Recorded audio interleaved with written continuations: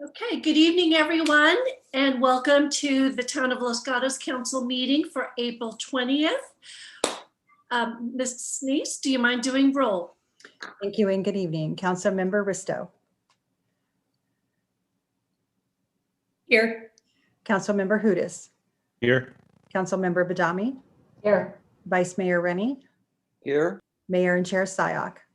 Here, thank you. We have a quorum, and so I now call this meeting to order. First off, as we always do, we try to celebrate April. Normally we do this in person, but today we're doing it live via Zoom. Arbor Day and Keep Los Gatos Beautiful Month. And we do have a proclamation. The council has seen it, but this is our annual month where we give attention to the beauty of our environment. We give attention to the beauty of Los Gatos, and we celebrate that we are Tree City, USA, and that we continue to honor Arbor Month. I know there are several events that PPW is putting forward this month. We invite all of you to participate in our story walk that will be featured on the Los Gatos Library's Facebook page on the 23rd. And we will be doing our annual tree planting on the 30th. Actually, council members, I know that this is going to be over Zoom, but if you would like to help, just dig and plant a tree and give away seedlings, please let Town Manager Pravetti know, and this opportunity is welcome to all. And it's just another way to celebrate the beauty that we have in our town. Not only the beauty in our people, but the beauty in our surrounding environment. So, okay, and Mr. Schultz, if we could move towards a closed session report. Yes, good evening. Prior to tonight's regular session, council met in closed session to discuss real property negotiations. No action was taken and requires reporting under the Brown Act. Thank you very much. And council, our council members are very busy representing the town of Los Gatos in not only internal town meetings as well as regional meetings. This is our opportunity to share with each other and with the public the work that we do on your behalf. And so if I can turn to Mr. Rennie, our Vice Mayor, to share. Okay, thank you, Mayor. On 4/7, I attended the Bay Area Quality Management Board meeting. On 4/8, I attended the VTA PAC meeting. I'll just give details on some of these rather than all of them, it'd be too much.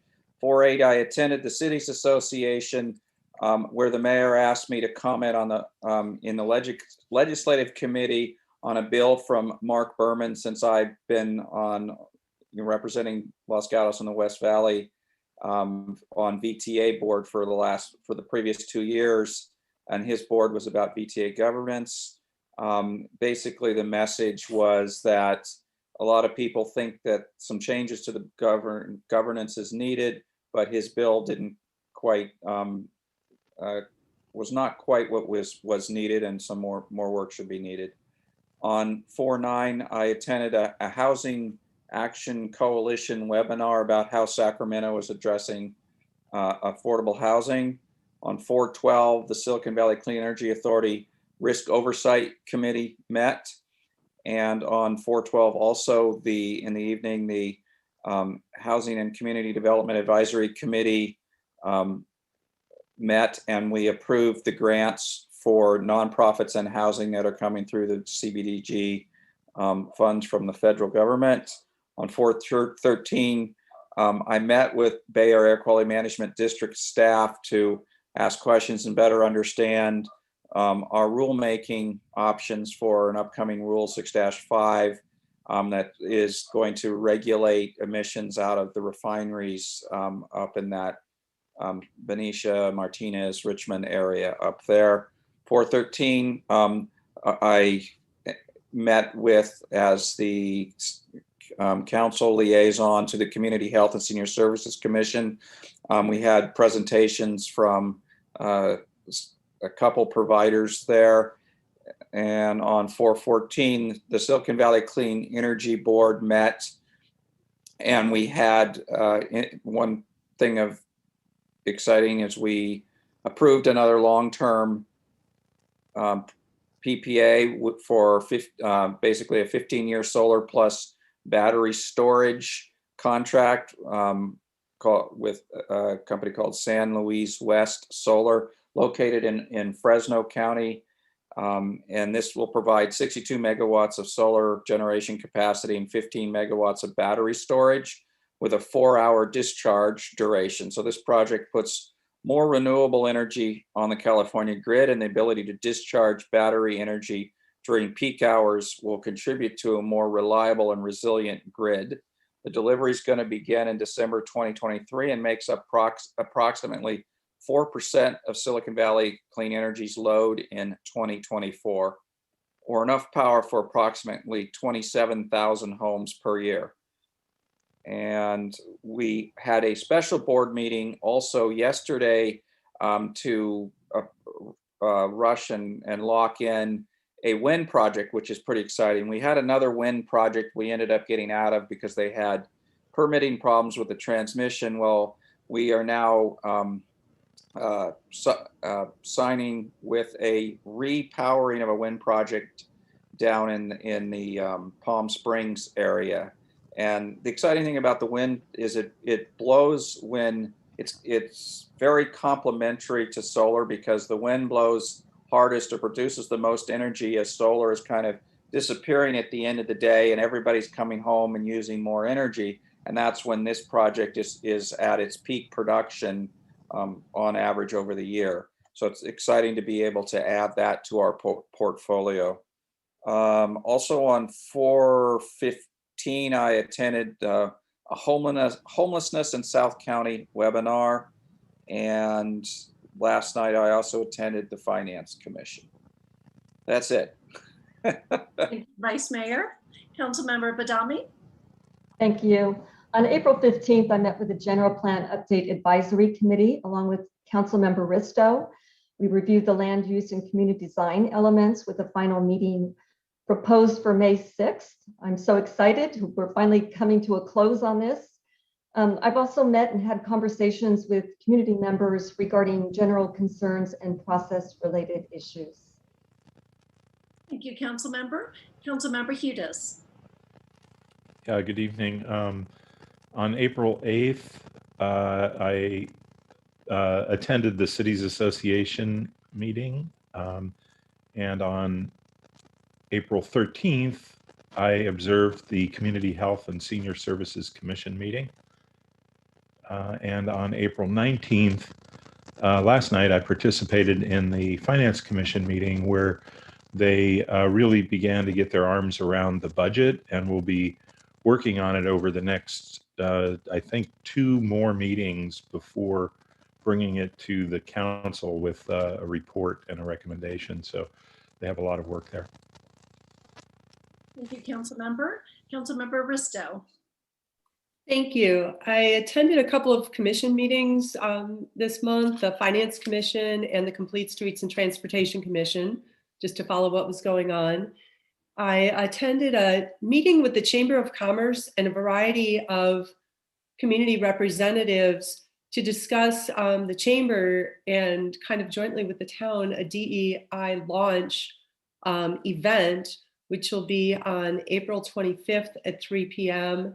And I'm sure people have noticed the new street pole banners around town with Listen, Learn, Change, Grow.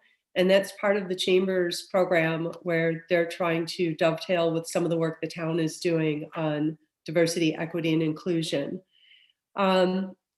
I periodically met with some downtown landlords and business owners to have various conversations about parklets and also parking issues. On the 14th, I had the Silicon Valley Water District meeting. I represent Los Gatos there. And the main discussion was there's a potential for a more than 9% rate increase for groundwater charges. And that would probably flow through to residents' water bills. Last year during COVID, there was a decision not to raise the water prices because of the impact economically on people. And there are members that were pushing to not have an increase in the upcoming year, or, made that recommendation. Some of us felt that you can only put it off for so long, and then there's going to be massive sticker shock when we have to make up that difference. The primary reason for a rate increase is to increase the storage and work that has to be done at Pacheco Reservoir and at Anderson Reservoir. In addition, I think thinking long-term, the most important investment is going to be in water recycling and water purification. Knowing that we have climate change occurring right now and knowing that our droughts will be more frequent and longer, I think it's going to be the most important thing to keep and reuse the water we're already getting. And so the decision hasn't been made yet, and people can certainly weigh in, but it'll be important to realize that we've got to think forward about where we're going to get our water and how we're going to create that infrastructure for a long-term point of view. I attended the West Valley Sanitation District Board, where we reviewed the proposed budget for 21-22, and that was the first of 2 meetings where the public could weigh in and we could view it. The next meeting will be on May 12th, where we'll look at that and then make a final decision. I attended an interesting discussion called Lessons from Mount Diablo, and it had to do with car and bicycle safety on the roads around Mount Diablo. And what is useful about that is we have a variety of roads in and around Los Gatos that are 2-lane mountain roads.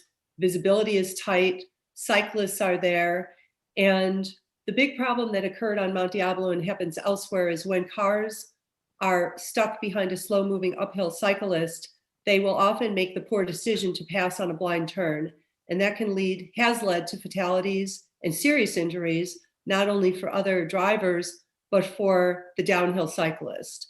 So what they looked at were a variety of signage changes, but most importantly, found areas where there could be kind of a bike pull-off area, kind of a parallel lane where the road was wide enough to have the bike ride over there and cars could pass them.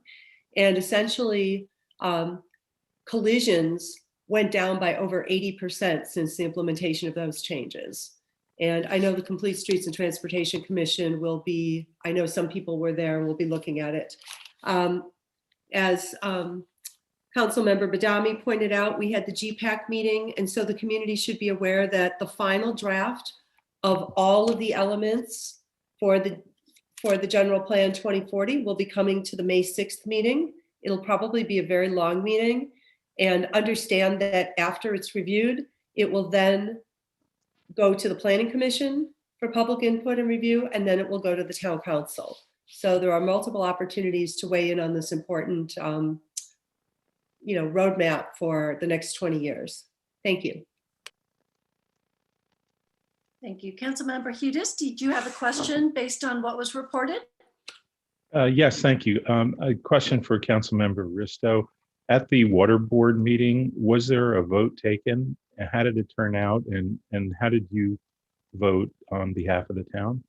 That's a great question. So we are advisory only, and it was just meant for us to give comments. However, a vote was actually taken, and it was, I think, 7-4-1 or something like that, where the recommendation was to not have an increase for the upcoming year, and it had a variety of other issues in it. I agreed with some of the measures, and that was sending a letter to local water distribution companies asking that there be tiered water fees, giving relief to low-income customers who needed relief from that. But I do not feel that it is correct to not have an increase this year, because it'll just stack up and then we'll be slamming everybody.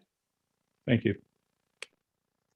And in addition to the meetings that have already been reported, just wanted to share that at the Cities Association board meeting, the only thing substantial was we did vote on the upcoming fiscal year's budget. There is no revenue change that will be requested of the town of Los Gatos. And also wanted to alert my colleagues that Cities Association usually has 2 what we call general meeting, and where all council members and town managers encouraged. That will occur in May over Zoom. The subject will be on race. and what cities can do to help with the social justice issues that we've all been discussing. And in December, we are planning for a holiday party celebration that we hope to do live. And because I am hosting the presidency this year, that will be in Los Gatos, and we hope to be able to showcase our wonderful town to our colleagues. And with that, I have no further council matters, and I ask for Town Manager Pravetti to share any manager concerns. Thank you. Just a reminder that April 30th is the deadline for youth commissioner applications. We still have a lot of slots to fill, so really encourage 8th graders through 12th graders to apply. We're really excited to see the new talent coming forward. In addition, we are doing a traffic calming meeting on Thursday night for Shannon Road.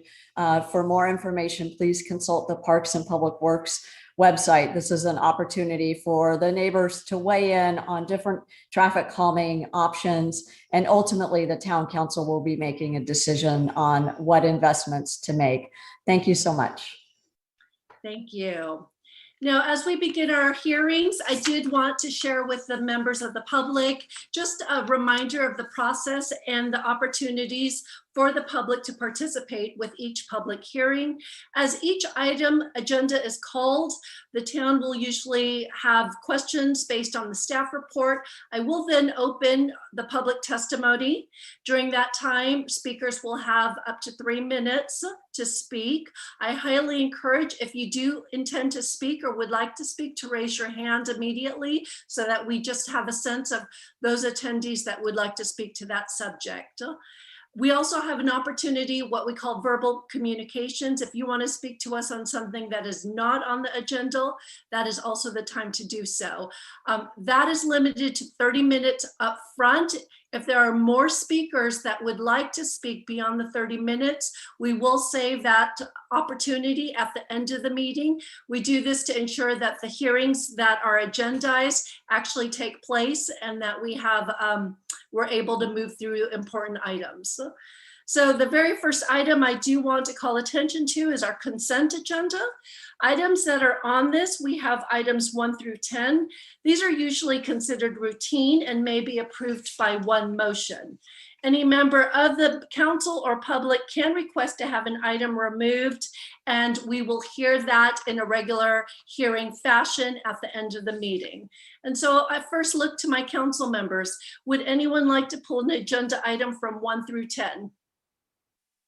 I see none, and so I go to members of the public. Would anyone like to pull an item? I see 3 hands raised. I will call on each of you individually. If you can just share with me which item you are pulling. We will not hear the matter, so no need to provide comment on it. Just please share which agenda item, and we will hear that after the item 16, and then just go in that order. So first speaker, Jonathan Friedland. Hi, everyone. Can you all hear me? Yes, welcome, Jonathan. Which item would you like to pull? I'm looking to talk about the ARPA funds. Okay, so that would be item number, I'm looking at ARPA funds. I'm going to rely on our staff. Which one is that? It may be the minutes because we don't have an ARPA item on tonight's agenda. Jonathan, could you just elaborate? Is of the items 1 through 10, which one? I'm not entirely sure where to find the items. Let me quickly pull it up.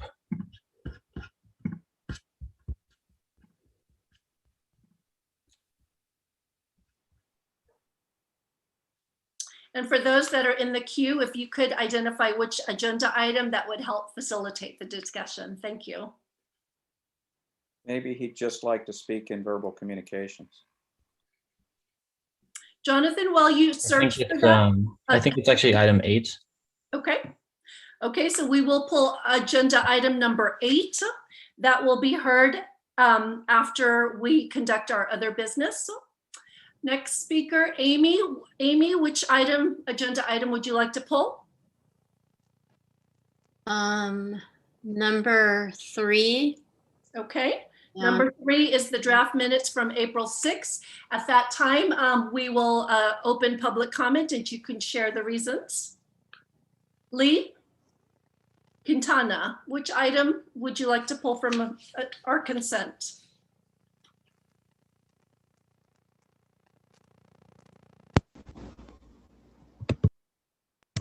I'd like to pull the minutes as well. Okay, number 3 is pulled. Jeff Suzuki? Number 7, please. Okay, number 7 is pulled. And I believe that is the last hand I see raised in our attendee list.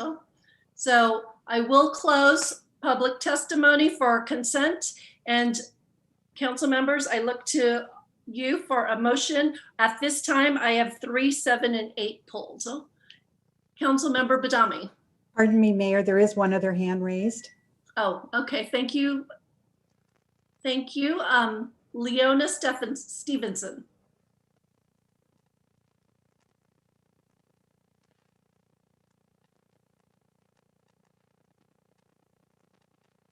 Hi, Leona. Which item would you like to pull? You're on mute right Sorry. now. Oh, sorry. Number 16, please. Okay, number 16 will be heard. So that will be occurring at the end immediately afterwards. There is a full Okay. hearing for that one. Great. Thank you. Okay. And so Councilmember Badami, do you have a Yes. motion ready for us? I do. I move to approve consent items 1 through 2, 4 through 6, and 9 through 10.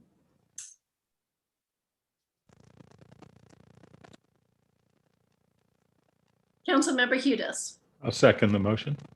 Okay, are there any questions to the motion?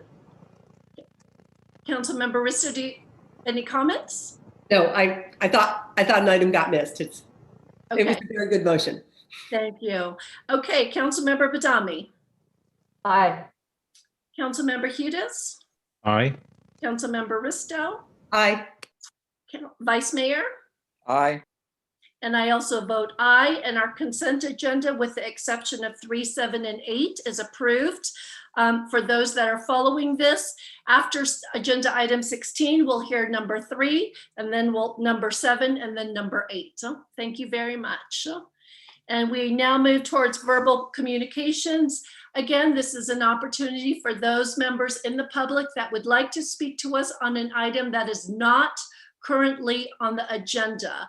You'll have 3 minutes to share information and or raise items of concern, but it is not an opportunity to engage in conversation or debate. It's something that we could possibly put on a future agenda. Okay, and so if we could welcome Randy Chen. Good evening, Council. I'm speaking on behalf of the Chamber tonight. I'm Randy Chen, you all know me. At the last council meeting, you discussed the ARPA funds and how they can best be used. In the Chamber proposal, we suggested that $250,000 of that money goes towards town events. That portion of our ask did not get addressed, so I'm circling back tonight in hopes you'll consider spending some of the ARPA funds on events. Events are an integral part of our recovery process and a perfect use for our ARPA funds. We've been discussing events with the mayor, the Parks Commission, and a few other council members. We've applied for special events permits for several of these. However, the Chamber needs help in order to make any of this happen. Some of the ideas we are considering are picnics in the park, Thursday promenades on North Santa Cruz Avenue, and a townwide celebration on Labor Day weekend. At this point, without your investment, we will not be able to do any of these. You'll hear about picnics in the park in more detail from the Parks Commission tonight, but I'd like to introduce our Thursday promenades and the townwide celebration. We urge you to give staff direction to set aside funds for these events and work with the Chamber on the details. Thursday promenades would be a closure of North Santa Cruz Avenue on Thursday evenings, June through August. The budget for this is roughly $100,000, which includes the closure for 14 weeks, porta potties, and some music. We've done initial outreach to University Avenue residents on this topic and have gotten mostly positive feedback. I'm sure you all know who we didn't get positive feedback from. The townwide celebration is slated for Saturday, September 4th in the Civic Center. Hopefully we will be celebrating the end of our pandemic with music, great food, and good friends. The budget for this is approximately $30,000. I have rough budgets for both of these events if you'd like more details. So in closing, we urge you to use a small portion of the ARPA funds for events to help with our recovery. Please let me know what the chamber can do to make this happen. Thank you. Thank you, Ms. Chen. And Councilmember Hughes, you have a question? I'm not sure if it's appropriate. I have a question for staff about this. Is it appropriate? Yes, go ahead. Is this something that could be considered this evening, or does it need to be noticed, or could it be considered on an urgency basis? This item is not currently on our council agenda, so we cannot consider it tonight. Could it be considered on an urgency basis at the next council meeting? If the mayor chooses, the mayor decides the agenda. Right. Okay, thank you. Next speaker, Jeff Summers.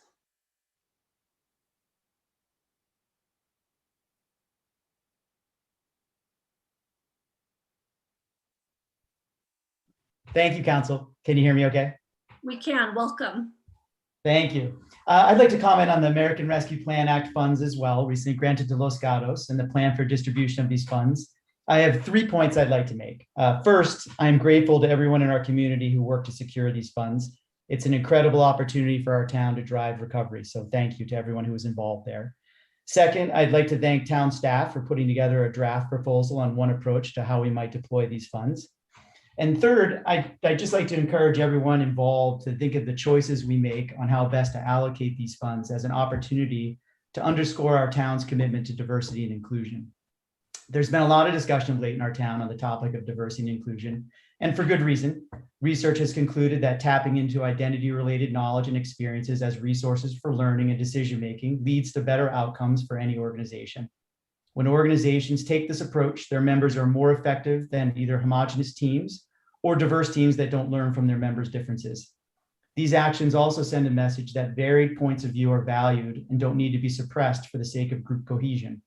This attitude encourages everyone to rethink how work gets done and how best to achieve their goals.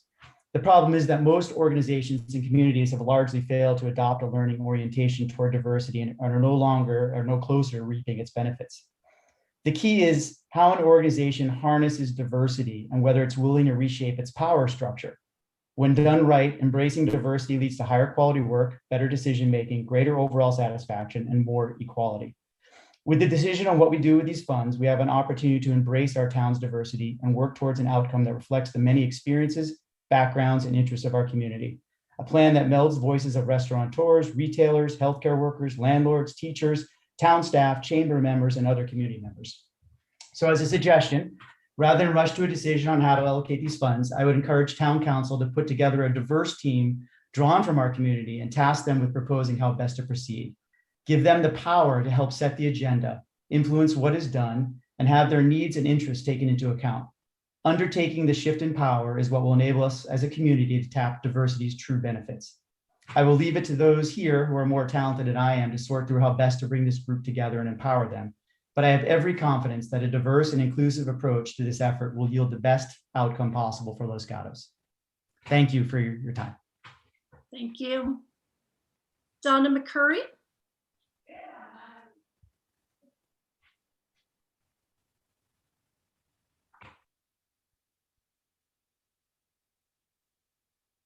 Speaking on behalf of the chamber this evening. I would just like to piggyback on an item that Councilmember Ristow mentioned in her report. The chamber would just like to take this opportunity to invite you and the members of the community to the launch of our DEI initiative, Listen, Learn, Change, Grow, this Sunday, April 25th at 3 p.m. At Town Plaza Park. Our speakers will include Catherine Summers, Chamber Executive Director, Mayor Syak, our Town Poet Laureate, and representatives from the anti-racism and interfaith coalitions. Just the purpose of our campaign is to help create a more welcoming town for all to enjoy. The new street pole banners are in place heralding this multifaceted, multi-year project involving many partners, including the town, Los Gatos Library, Anti-Racism Coalition, NUMU, town commissions, and many other stakeholders. The Chamber is very excited for this initiative, and we hope you can join us for this special event. Thank you. Thank you, Donna. Next speaker, Rob Hendricks.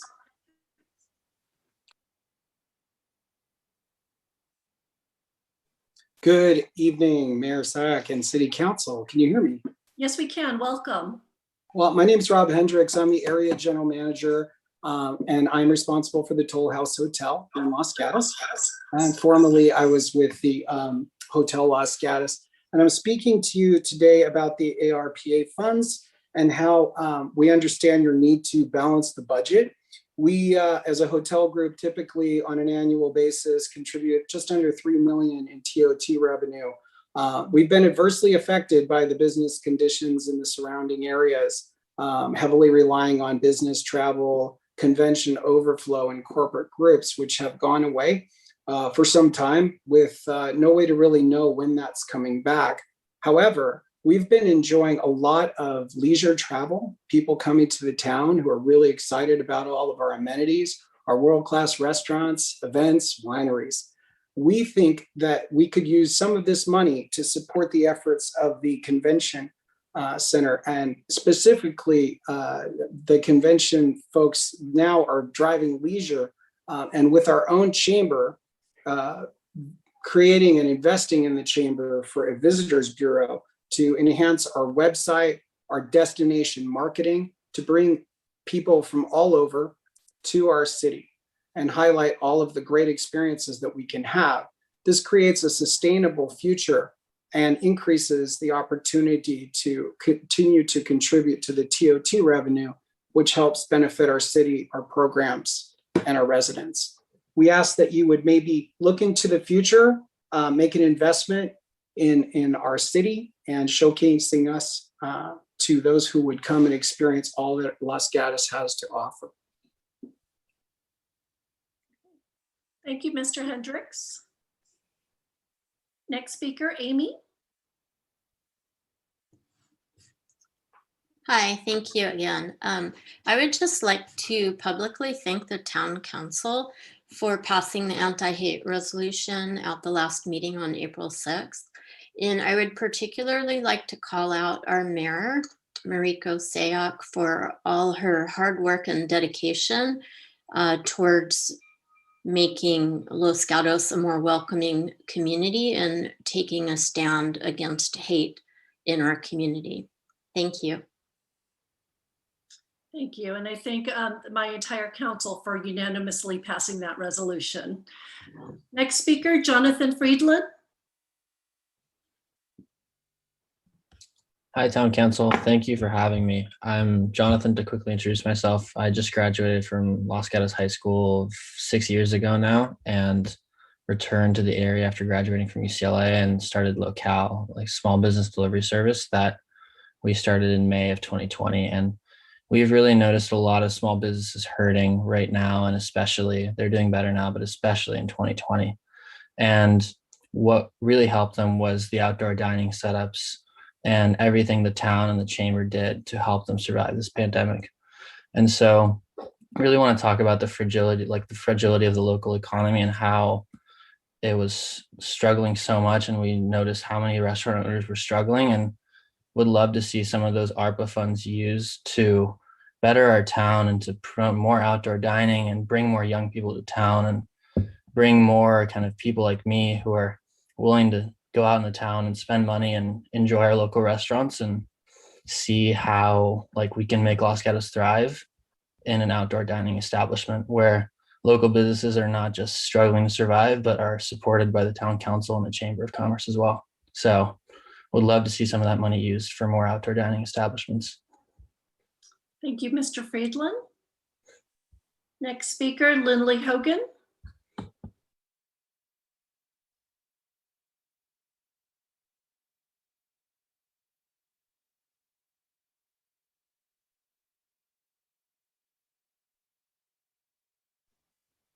Ms. Hogan, you're muted.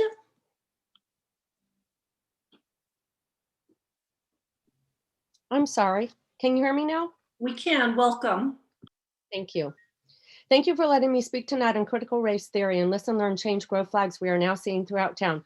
I do not consent to hiring a consultant to assist with the town's justice, equity, diversity, and inclusion work plan, and I do not consent to the implementation of a JEDI work plan within our community. We do not need the government to educate us on racial matters. It is none of the government's business to teach us values. The Bible and Jesus tell us to love thy neighbor. We need no other teacher. I believe that intelligent people investigate all the possibilities before coming to a conclusion. Of course, this is difficult when one side of the story is censored. And so those who know all will educate those who missed out on what the media never told you. I believe that useful idiots accept the excuse of a conspiracy theory to dismiss information that counters one's preferred hateful narrative, such as all Trump supporters and Q followers, all of whom love their country, flag, and constitution, are bad and must be punished as Newsom is trying to do so now. So communists. Much of what I have to say tonight I learned from Christopher Rufo, who is the director of Discovery Institute's Center on Wealth and Poverty and has written articles about critical race theory. Mayor Sayoc said last meeting that the Los Gatos town is racist. I beg to differ. The town has implemented a Listen, Learn, Change, Grow campaign, which is disguised as something uplifting. However, LLCG is nothing short of critical race theory, a political tool of control, which has slowly crept into our world since 9/11. Black Lives Matter, diversity, equity, and inclusion are other terms stemming from CRT. Trump tried to dismantle CRT, but it has been put back in place as of recently. In Cupertino, California, an elementary school forced first graders to deconstruct their racial and sexual identities and rank themselves according to their power and privilege. The town has already partnered with Epic Education, which blatantly sells itself as a critical race theory-based organization offering CRT bundle of classes. These classes claim white cultural values include denial, fear, blame, control, punishment, scarcity, and one-dimensional thinking, that whiteness perpetuates the system of injustices, and white teachers are encouraged to challenge the dominant ideology of whiteness and disrupt white culture. Christy Grasty seems more than willing to include this ideology in our children's hearts. Critical race theory is rooted in Marxism, which promotes division by class, race, and now sexual identity. CRT perpetuates concepts of systemic racism, unconscious bias, white privilege, and white fragility in American institutions, universities, schools, government agencies, and multinational corporations. CRT is a pro-Black, anti-white ideology. It says white male culture is analogous to the KKK, and executives are forced to renounce their white male privilege. Equity does not mean equality. UCLA law professor and CRT theorist proposes suspending private property rights, seizing land and wealth, and redistributing it along racial lines. CRT uses other terms such as actively anti-racist, implicit bias, microaggression, social justice, culturally responsive teaching, whiteness and racial mapping, disrupting text equity terms. You can find these terms on Los Gatos websites, including the high school. I vehemently challenge Mayor Sayoc's accusation that LG is racist. I do not believe it is too late to stop CRT from penetrating our families and children. If we educate ourselves and do something now, it is only because conservative voices have been beaten down and censored. CRT has been able to grow in our society like a virus. We will stop it. Thank you very much. What's wonderful is we have an ability to share during verbal communications to show that no one is being censored. And since I was brought up, I urge everyone to watch the video and see for yourself. I did not say Los Gatos High was racist. Jeff Suzuki.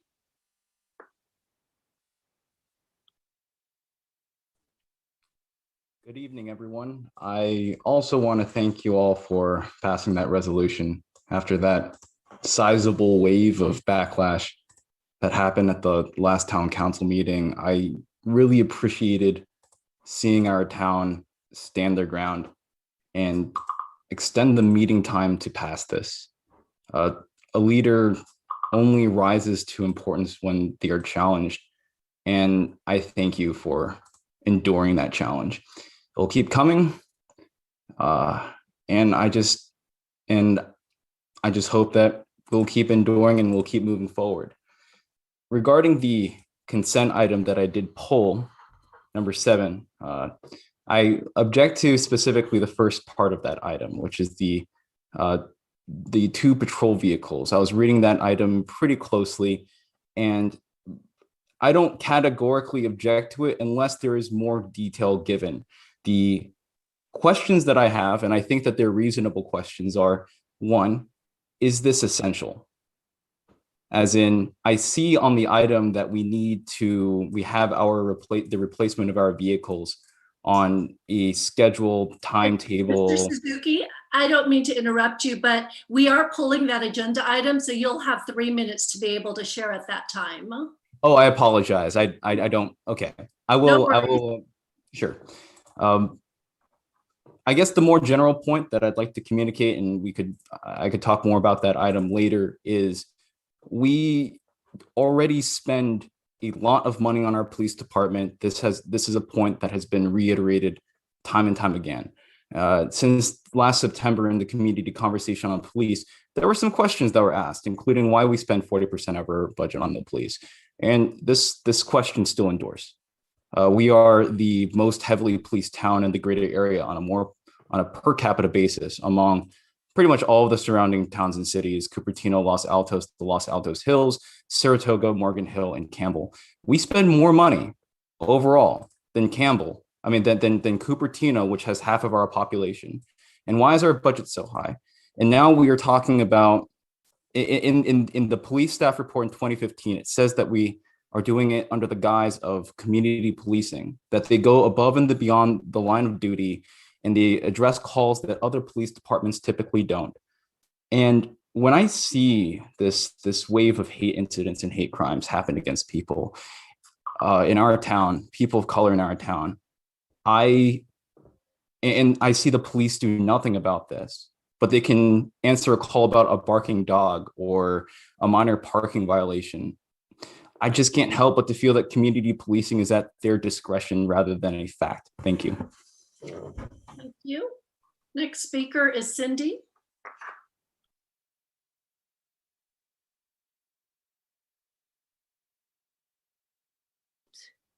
Unmute. Can you hear me? We can. Welcome. Okay.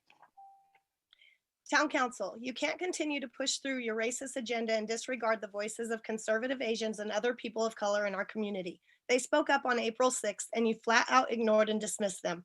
Unless you stole your election as well, Mariko, the community you call racist voted you in. Our Asian chief of police, Peter DeCina, was appointed by our previous white chief of police. According to federal and state statistics, and as mentioned in undercover video of CNN, Black on Asian attacks are soaring in the last year. The Los Gatos population of Blacks is less than 1.5%, while the Asian population in Los Gatos is over 14%. This alone proves Asians are not at risk in our community. Your arguments make no sense. Also, with 78% of Los Gatos being white, I'm curious to know the stats for white on Black crime in Los Gatos that would drive the need for a BLM movement. Again, your arguments make no sense and are clearly based on opinions rather than facts. People of all races come from out of town to Los Gatos to enjoy our fun, safe, and classy atmosphere that Los Gatos offers. The divisive agenda promoted by the town council is simply degrading and insulting to the people that live here. Their silence is out of fear, not agreement. Everything the Los Gatos Town Council represents is hate for our neighbors. Colorful signs won't change anything. They simply remind us that our mayor and town council think our community needs to change who they are instead of loving themselves, the exact opposite of what we are all taught as children. However, Los Gatos does have a real problem with hate. Our district's junior high and high schools are full of students that have a record of bullying others, especially in today's political climate. These young people are working with adults from Democrat hate groups to create fake news, fake screenshots, fake video footage to destroy fellow classmates and community members that don't align with them. But you aren't discussing any of that because you encourage that behavior and may even participate. As I've stated before, we don't have a racial divide in Los Gatos. We have a political divide. Our taxpayer-funded town council is trying to create problems that don't exist, and I can only assume it's for financial or political gain because it's not good for Los Gatos. Despite today's guilty verdict, I hope your invitation to BLM doesn't bring any more problems than the typical grab-and-go robberies at Apple and Lululemon, unlike what we are seeing across the nation today, incited by Maxine Waters and others. The enemy isn't racism. It's the elected officials who are choosing to obey unconstitutional and treasonous orders over protecting the people of our great communities from a political takeover. You guys should be ashamed of yourself. We're not a racist community. You got to stop. Thank you. Next speaker, Brian Bernasconi.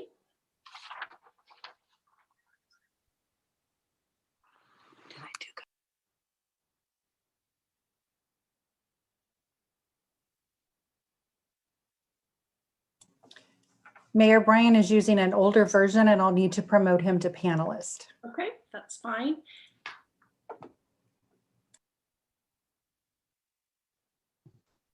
Does that mean I'm on now? Yes, you are. Welcome, Brian. Thank you. Good evening, Council. I would like to speak just to the point that Randy Chen made, especially. I know that the pandemic this past year has been very difficult for the businesses here locally and throughout the country and around the world. I know that the people that have been fighting the good fight to keep businesses afloat here in Los Gatos have been doing an amazing job. I want to give a shout out to Catherine Summers and Randy Chen for really supporting all of the local businesses here in Los Gatos through the Chamber of Commerce, and would like to just ask the council. I heard earlier that this is a decision that won't get made today, and what I would really like to be able to say is that I want the council to act as quickly as possible for supporting the chamber in its efforts to revitalize the community and to support the businesses here. This ARPA money, I don't know exactly how it's all going to wind up being allocated, but I would strongly request that the council support the chamber in its efforts to support the businesses here in this town, because I think that they're the lifeblood of this town. And I think that would come in the form of supporting outdoor dining and events, and helping to bring people back into the downtown area, into all of Los Gatos, and help to breathe some new life. And I want that to be done as quickly as possible if we can. Summer is upon us. It's right around the corner. And if we don't make decisions soon, planning will be difficult and things won't get done this summer, but will have to be pushed out to the following summer. I think that's all I have to say. Thank you very much. Thank you. Next speaker, Paul Soto.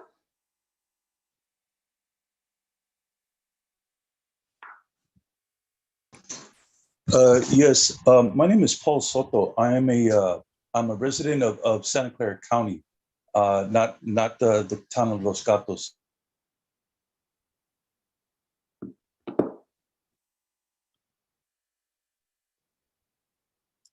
I believe we lost Paul. Paul, we can't hear you. Okay. City council meeting. I've been doing that for 2 years.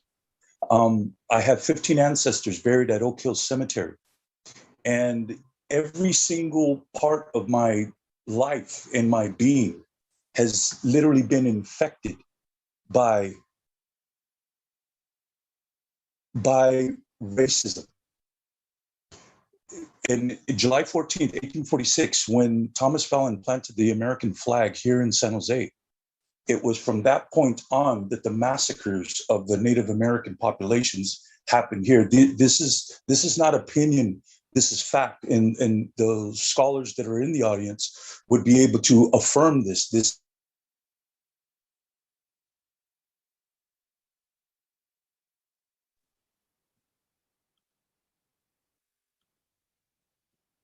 Unfortunately, we lost Mr. Soto again.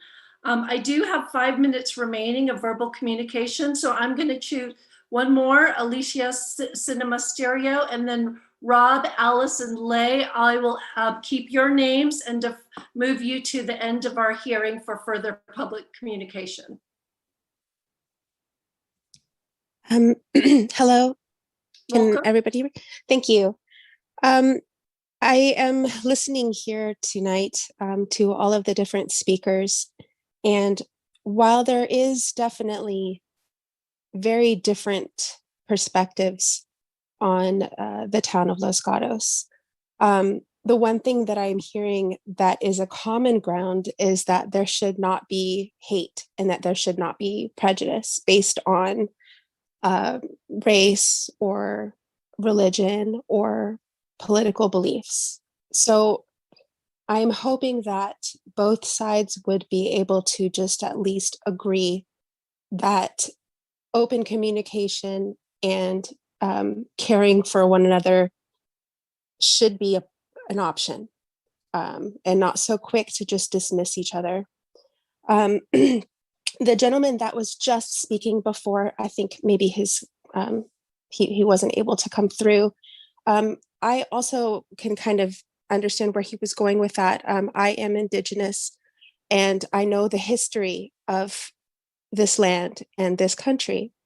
And I think if you just look at the history, it is very clear that racism has played a part in a lot of struggle and hurt from people who have been made a minority and people who have been excluded in opportunities that people who are considered white or European immigrants have been allowed to participate for generations to accrue wealth and to advance.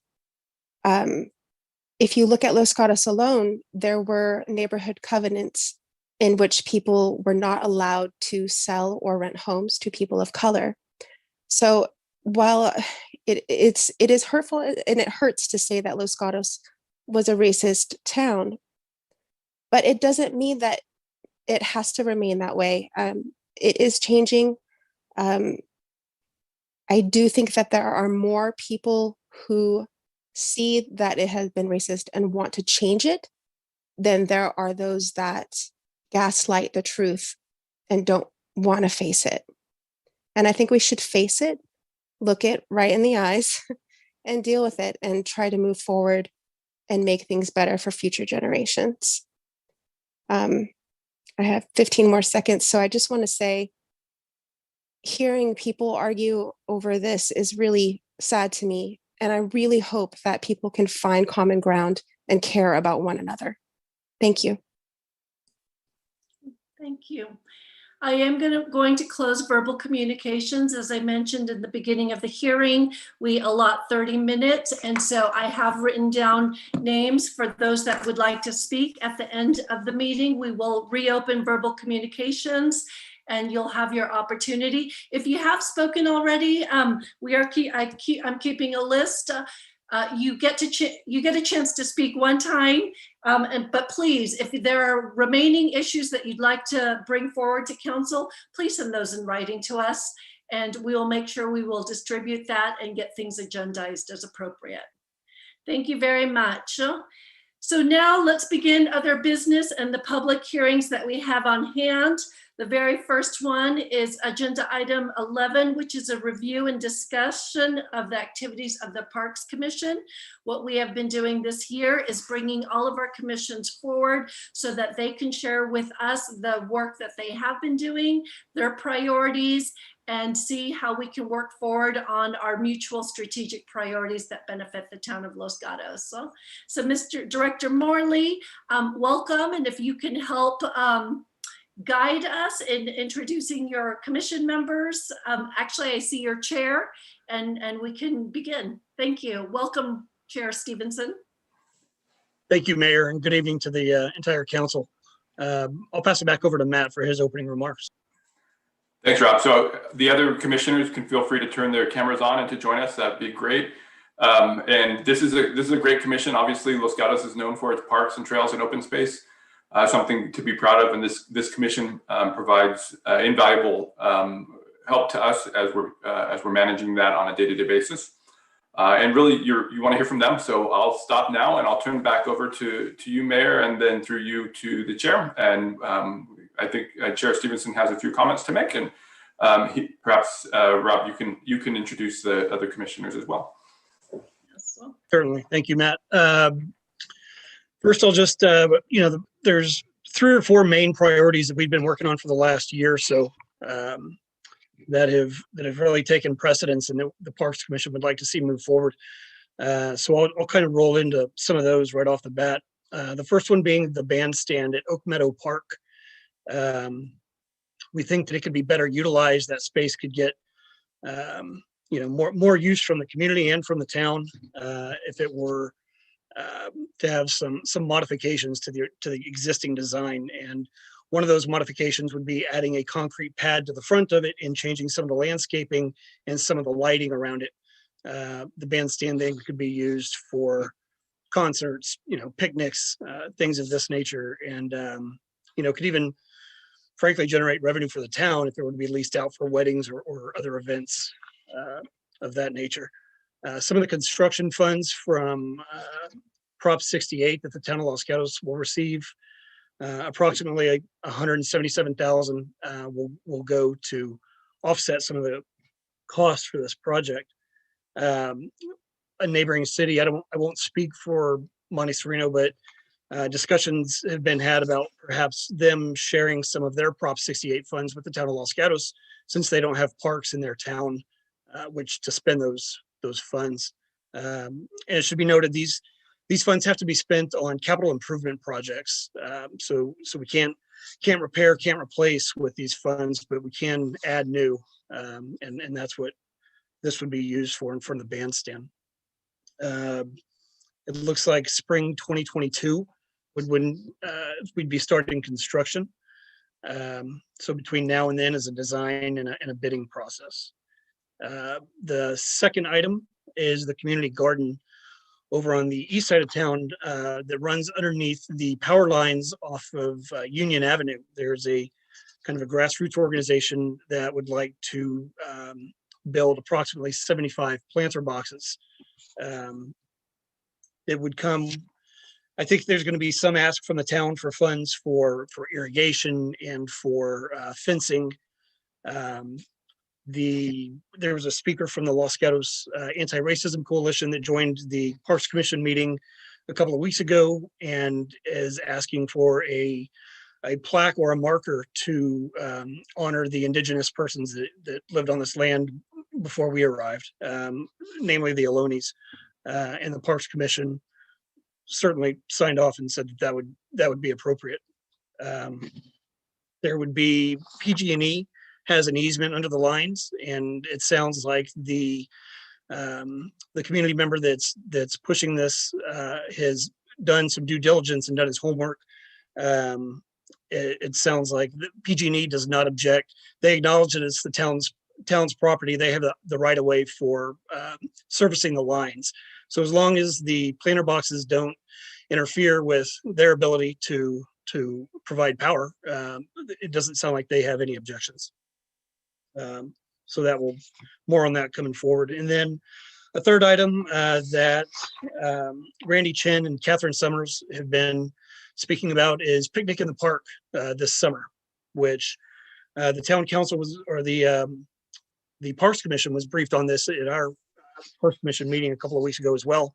Also well received. This will occur June through August, Wednesday evenings from 5 to 7. And the goal is to have smaller community gatherings at individual parks around the town, rather than hosting large events, which I think we can all agree that is not a great idea yet at this point. Like I said, June through August, 5 to 7 p.m. And the chamber will handle the food ordering and delivery from local restaurants to the parks. And there will be likely some cost incurred, maybe $1,000 to $1,500 per event for extra cleaning of the restrooms and porta potties provided to the parks that don't have restrooms. And with that, I will hand it back to Matt. Okay, thank you. Thank you. I wanted to introduce you to some of the other commissioners that are here tonight. So Cameron Imami is our youth commissioner, and Cameron's here. Hi, Cameron. Matt Ober is here as well. And Sandy Gordon is on as well, or was earlier. So one commissioner is absent and we have a vacancy. Otherwise, a good representation of our commission here. And with that, I'll turn it back to you, Mayor, for the rest of the discussion. Thank you. And so Chair Stevenson, Commissioners Ober, Amami, and Gordon, thank you for your service to your town. I think as we've all acknowledged, our parks are our jewels. And so the work that you do for its stewardship, we appreciate. And we just want to make sure that you understand that we appreciate the work and time that you're putting towards. So, council members, I look to you. We did include a staff report. So any immediate questions or comments based on what you have read and or heard tonight? Councilmember Badami. My question actually is for staff. I really like the idea of the community gardens. But if there were an ask to the town regarding irrigation and fencing, what amount of funds would be needed to accomplish this, if you have a general idea? So I think that you'll hear a little bit probably in the public comment portion about from our community member who's really pushing this along and doing a great job as a grassroots effort. And he's done some great outreach on costs.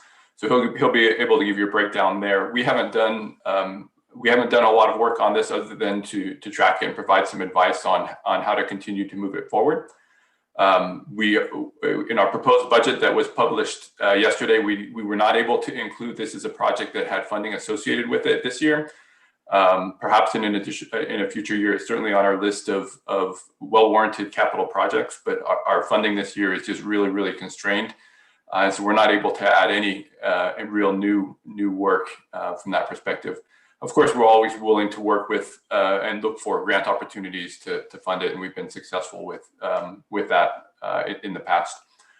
So I don't have a direct answer for your question, but certainly some additional work that would be coming. Thank you, Mr. Morley. And that's a great seg. I will take questions, and then we'll open up for public testimony. And I do see Mr. Arroyo is present, so we'll be able to ask those questions of him. Councilmember Risto? Thank you. I actually have a quick question for staff, and then I wanted to ask the park commissioner some questions.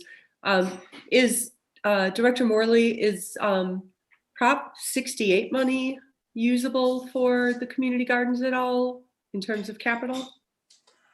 Potentially, we submitted our application for Prop 68 for the bandstand work. We can look to scale that project and see if there's an opportunity to adjust Prop 68, although our timeline is starting to narrow a little bit on that one. So changing direction or pivoting may be a little bit challenging, but we can take a peek at that. Okay, I think that would be interesting for the Parks Commission to discuss and see where their priorities fall and what's possible. But to the members of the Parks Commission, I know that one of your ongoing priorities has been park stewardship. And so I had some questions about that, how that has been rolling out, and how you think the work you've done or you'd like to do with park stewardship folds into or works with the picnic in parks. Like, is this something that works well with what you're trying to do with the parks? Is this a launching step? I don't know if any of you want to address that. I can go ahead and answer that. So kind of the idea that was presented, I'd say maybe a year and a half ago, was by Commissioner Sandy Gordon, who's, I think, was attending this meeting at one point. And she was really looking to kind of create a program in which we could have the name has generally been changing now that we're kind of developing the idea, but a park steward or a park docent, generally just someone from the local community surrounding the park that would be able to participate or kind of lead events in which people around that park can kind of come together. For lack of better words, kill two birds with one stone, bringing people together after COVID and bringing people into the parks. Of course, just generally both of those things would be good. I think we were also trying to factor in, there's been some programs going around at other parks to kind of have park cleanup days. I think we were also trying to factor that into the stewardship program, but generally just because of COVID, we kind of had to push our deadline back for a while. So it's really kind of becoming a movement now. We're about to do some outreach through Nextdoor just to general local communities surrounding the parks, just so we can kind of get an idea of how people feel about this idea. Go ahead, Councilmember Risto. Through the chair, one more question. So do you feel like maybe the picnic in parks would be a good event if the picnic is occurring at, I know it won't cover all the parks, but if your commission could pull something together and have information about what you're looking for, so as local residents participate in that event, you could maybe share that information or pull them in there? Yes, I absolutely. I think this is an opportunity to get people back outdoors, and as it deals with post COVID recovery, for the town visit, it'll be good for towns. It'll be good for the for the residents of the town. So I think all the way around, I think it's positive to that we get the picnic in the park up and off the ground. Great, thank you. Thank you. And I do have a question of the Parks Commission as well as Director Morley. At the last meeting that I attended, I wish I remembered his name. Our park ranger shared that the parks actually, which is a good thing, were quite full and at capacity. And so one of the things that I'm curious about is, are you seeing that continue as people are able to, partake in other establishments now? Yes, Mayor, thanks for the question. We have seen that, especially with, Los Gatos Recreation. Their classes are certainly filling back up, and at Blossom Hill Park, they utilize that park a lot, and there's certainly traffic there in the evenings and the afternoons. I think folks are certainly starting to come back outdoors and frequent the parks, the trails and the open spaces. Even the Jones Trail is crowded on the weekends. I think folks are certainly starting to repopulate the parks. Thank you. Okay, any other further questions at this time? We'll be able to revisit this discussion. Okay, Mayor. Yes, Director Moore. Thank you. If I can chime in on a couple things. So I think our Park Service Officer, Jarrett, did a nice job of reflecting how busy the parks are getting, and there is a lot going on in our parks. And then with respect to the events for the summer, there's been a couple of suggestions that have been put out there. I would ask that we consider a little bit of staff resource availability and sort of pulling, especially during the summer months, pulling in too many different directions at once. And really looking to focus on something more specific so that we can really contribute our time to something to be successful versus trying to move in too many directions at once. So as you're considering opportunities, if you could consider that would be great. Absolutely, absolutely. And I think with the town manager's approval, I think we'll engage in conversations on how do we bring this back at a future agenda so that, to your point, Director Morley, we're able to be a little bit more strategic and focused with town resources. So thank you for that reminder. Okay, so I will open public testimony, and this is an opportunity for the public to share their thoughts on the issue at hand. You will have 3 minutes. Again, I encourage anyone that would like to speak to raise your hand now. Our first speaker, Alice Southwell. Good evening, Mayor, and to all the council members. This is my first time attending one of these sessions, and I simply wanted to introduce myself. My name is Alice Southwell. I'm the general manager at the Best Western Inn of Los Gatos. I have been for a number of years, worked here in the town of Los Gatos. Love the town. And this past year, as my colleague Rob Hendricks had shared earlier this evening, it's been a tough year for us hoteliers. And we have noticed more recently, as things have opened up, the leisure market has increased. And that's something that, really wasn't our bread and butter. It was more, conventions, business travelers that came to Silicon Valley.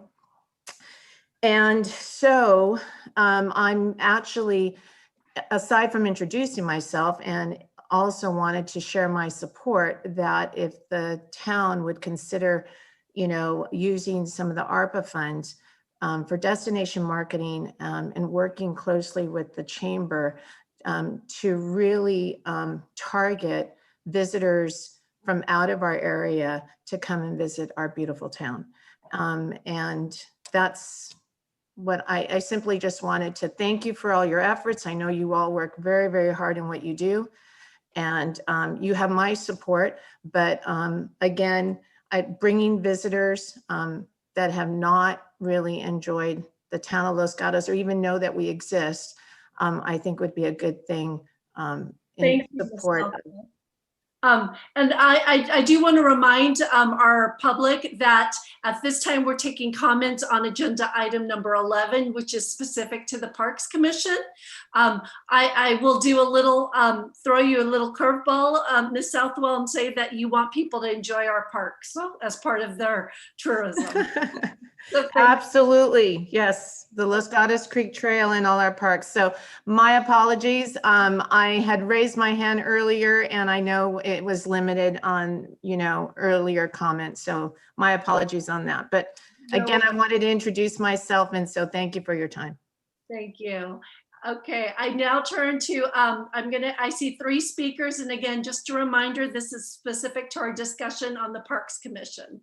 Mr. Arroyo, welcome. Thank you. Can you hear me, Town Council? We can, and welcome. Thank you very much. So before I dive into the financial questions from earlier, I'd just like to back up and provide an overview. My name's Kevin Arroyo, and together Heidi and I have been trying to start this community garden. So we've presented the last 3 Parks Commission meetings and reached out to you council members personally as well. So just to reiterate our progress, we do have massive support from the community. We've met with local residents and over 250 people signed our petition last December. We have support from local service organizations and businesses. We've recently partnered up with a local nonprofit to apply for a couple of grants for this project. We have a plan in place to continue pursuing this project so our families, our seniors, and our community members can have a place to garden and connect with each other. So the primary reason is what we need from the town council tonight, and why I joined, is really to reinforce this project's priority. I think this is a great opportunity for this town, and we need some clarity to reinforce this support to move this project forward. And I'll continue to answer your question, Councilwoman, about the financials. I provided a breakdown last meeting with the Parks Commission. And generally, based on the design, the request for irrigation and the construction budget ranged, depending on the design, from $200,000 that includes design and inspection and construction, all the way to $1.5 million. There, we gave 4 different construction options. And we did some research based off nearby community gardens in local towns. And those construction and overall project costs ranged from up to $1 million. However, community garden can get started from as little as $50,000 to $100,000. And it depends on how much irrigation, if it's raised or in-ground garden beds, how extensive a hose bibs. So it's really depending on the design and how much amenities. But we think a ballpark range, which it's a wide range, is between $200,000 up to a little over $1 million. And we're shooting for somewhere right in the middle for the overall project cost. And that includes the design, inspection, and construction cost. And that was provided to the Parks Commission over the last couple of meetings in more detail. Thank you. Thank you. And so council members, any questions of Mr. Arroyo? I do have one question for you, Kevin. As you heard, right now, we don't have this in our capital improvement plan, nor in our budget. What do you need at this point to put a stake in the ground to say we're moving forward? Do you actually need the irrigation before any further work can begin? Sorry, the question is if we need irrigation.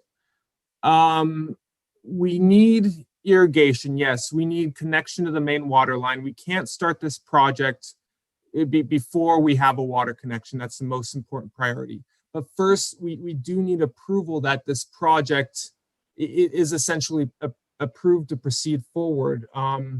We've met with the Parks Commission for 3 times, and it hasn't gotten recommended yet. And I'm just trying to, to reinforce that this is a priority. Yeah, to answer your question, I hope. Okay, that's helpful. Thank you. Councilmember Hudis and then Councilmember Risto. Yeah, thank you. And I think this is a terrific idea. I am a horrible gardener, but my mother participated in community gardens and got a tremendous amount of satisfaction out of it. And I think it would be the type of thing we should consider for the town.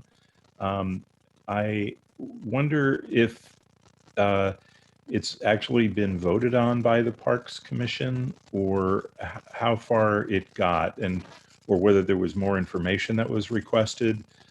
Just kind of interested in the process of how, how we're hearing about it now at the council and hasn't made it through the official Parks Commission process. Thank you for the question. We have not voted on this yet. We have, this is like Kevin said, this was his third appearance before the Parks Commission. I think during the last meeting is when he brought forth his proposed financials for the project. So to answer your question, no, it has not become before a vote yet. Okay, thank you. Councilmember Risto and then Vice Mayor. Thank you. Thank you, Kevin. I really want to extend my appreciation for how much work you've put into this. I mean, I think I've been talking to you for maybe 4 months, and I know that you've got a variety of other projects, getting native plants put in a variety of places in town. So, from that perspective, I just really appreciate the hard work you're doing to improve our community. The question I would have for you is kind of going along the lines of Mayor Sayak, because if we don't have the money right now, and it's not on the list for our capital improvements, we can't necessarily just knock the list over because a really great, amazing idea has come along. We can't knock things out of the way.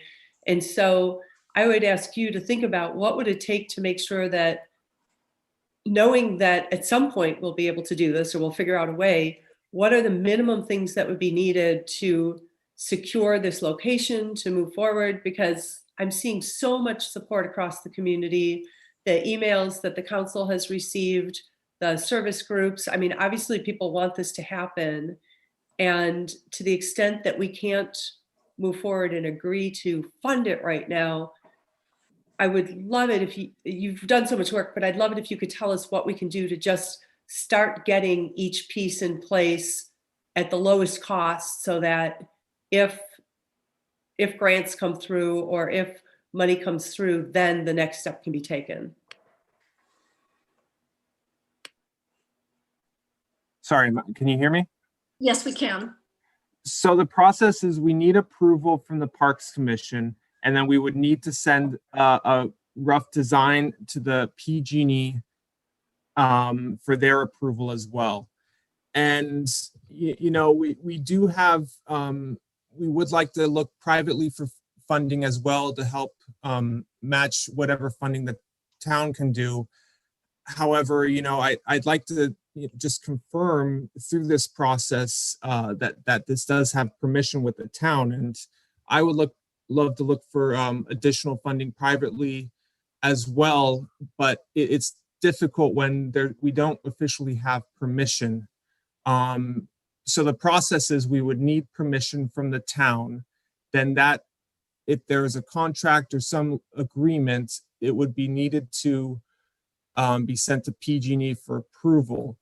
And there's two different options for this garden. Is either if the town takes it over personally and they hire, it's run through the town, or a service organization leases the land through the town and they either run it themselves and sign a lease. So it's just, I'd like to, it's difficult when there's no money in the budget, but I just like to see, we need to see if this project's recommended or approved in concept, because I would like to help with funding as well, or looking for funding. Thank you. Vice Mayor? Yeah, I think I'm trying to ask the same questions everybody else is. We're trying to understand why this isn't moving forward. Kevin, is there, let me ask you to be devil's advocate. What would be the reasons to not approve this? Is there any opposition to this? I've met with a lot of the nearby residents. There are some concerns with traffic, with privacy, and homelessness. Those are the three main concerns when I've spoken to a couple neighbors. Now I've submitted a project mitigation plan to address those three concerns with the Parks Commission. And that includes planting privacy hedges, extending the fence for neighbors who are directly nearby the garden, because a lot that fence is all 5 feet tall in places, against people's a couple of the neighbors' backyards. We've gathered traffic data from nearby community gardens, about 7 or 8 around here, with what would be the potential impact, and to project what the foot traffic will be in this space. So we have provided a project mitigation impact plan to address those three concerns, speaking with a couple of residents. Thank you for that. You may have mentioned it and I missed it. What do we think the cost is for the total project? You know, the cost can range from $200,000 for 75 plots in ground, all the way to over $1 million if we do raised beds with more irrigation, with more site amenities. And the raised beds would allow our seniors and disabled people access to the garden plots as well. Now, I've submitted a couple designs, and that's up to the town to review. That the cost can vary. You can get a garden essentially started for $50,000, or you can install raised beds, have hose bibs at every other garden plot, have and depending on the walking path material, it can go up to $1.2 million. But that it's a wide range. But we've projected, from 200,000 up to 1 million. So have you submitted kind of a stepped plan where we can afford part and then plan to add to it later, kind of thing? Is there any way we can do that? No, that's a great idea. I can submit that. I have not submitted it yet. At a minimum, we do need irrigation from the city, and that's about $10,000 for a water connection plus the cost of site irrigation, which would potentially run $10,000 or $20,000 more. Plus, it would likely need to be fenced off. But I can submit a plan on a step basis as well for review. And if I could ask Mr. Morley a question, what concerns me is we're talking about not having money in the budget, except we're 1 month away from doing the budget for the whole next year. So if you don't get anything in the budget in a month, you're now at a year and a month before you get another budget, right? So the question for Mr. Morley is, is there any way we can put some placeholders in our CIP budget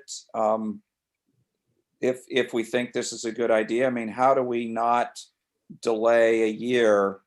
I'm assuming it won't get through the Parks Commission and won't get to us to decide, yes, we want to do it.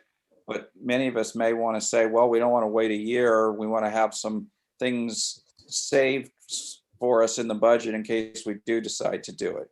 And maybe the town manager prefers to answer that question. Let me take a first crack at it, and then Mr. Betty can cover behind me. So I wanted to hit a little bit on the process to date and the work that Mr. Arroyo has done, because I think it's been marvelous. He's done a very nice job of putting together, doing a ton of legwork on creating this project and really putting a lot more substance behind a project, much more so than what we typically have. So it's been amazing work, very well thought out, and very nice to have what I think are probably realistic budget numbers. We don't often get those. Thank you. This has gone to the Parks Commission a couple of times for discussion, and I think those were good discussions. The Parks Commission really held back a little bit at the last meeting, mainly because this conversation was coming up, and so it was a great opportunity for the council and the commission to bat the idea back and forth a little bit and talk about how it could fit into to the town programs. With respect specifically to capital funding, we've really struggled this year with our capital, with our capital as we created our proposed capital budget for next year. We really struggled with funding, when you review that, you'll see that there's some hard decisions and there's not a lot of money to play with, and so it becomes a maintain the existing infrastructure, and as opposed to really adding new infrastructure. And it's a hard place to be in. It's where we're at, I think, unfortunately, this year. There is potentially some opportunities to advance this project on the lower dollar side. So I think Mr. Arroyo has said that a firm commitment from the Parks Commission and the council would help him on the fundraising side. We could also work at very little cost, I think, with just basically staff effort to help, as Councilmember Risto said, to secure the site. So make sure that we have the rights with PG&E and to work through that element, so that the paperwork is behind it. So we get some of the lengthy, difficult process that doesn't cost a lot, but takes a lot of patience and time sort of out of the way, as we look hopefully to more money. And if we end up with funds at mid-year, we can look at an opportunity to make a change at that point, or just be ready to go for the next fiscal year. Thank you. Ms. Pravetti, do you want to add anything to that? I would just add that one way to put a placeholder on would be just to acknowledge this as an unfunded project in our parks list for the budget. But otherwise, I think everything that Director Morley said are really great next steps to advance. And clearly this discussion is demonstrating the council's interest and support. So for that, we. Okay, thank you. Councilmember Hudas. Thank you. And again, thank you for the work that's been done on this. I just wanted to point out that while we're discussing budget constraints and things like that, to be clear, the whole council hasn't voted on a budget yet. And so we're not at a point where we're saying we don't have the money to do this.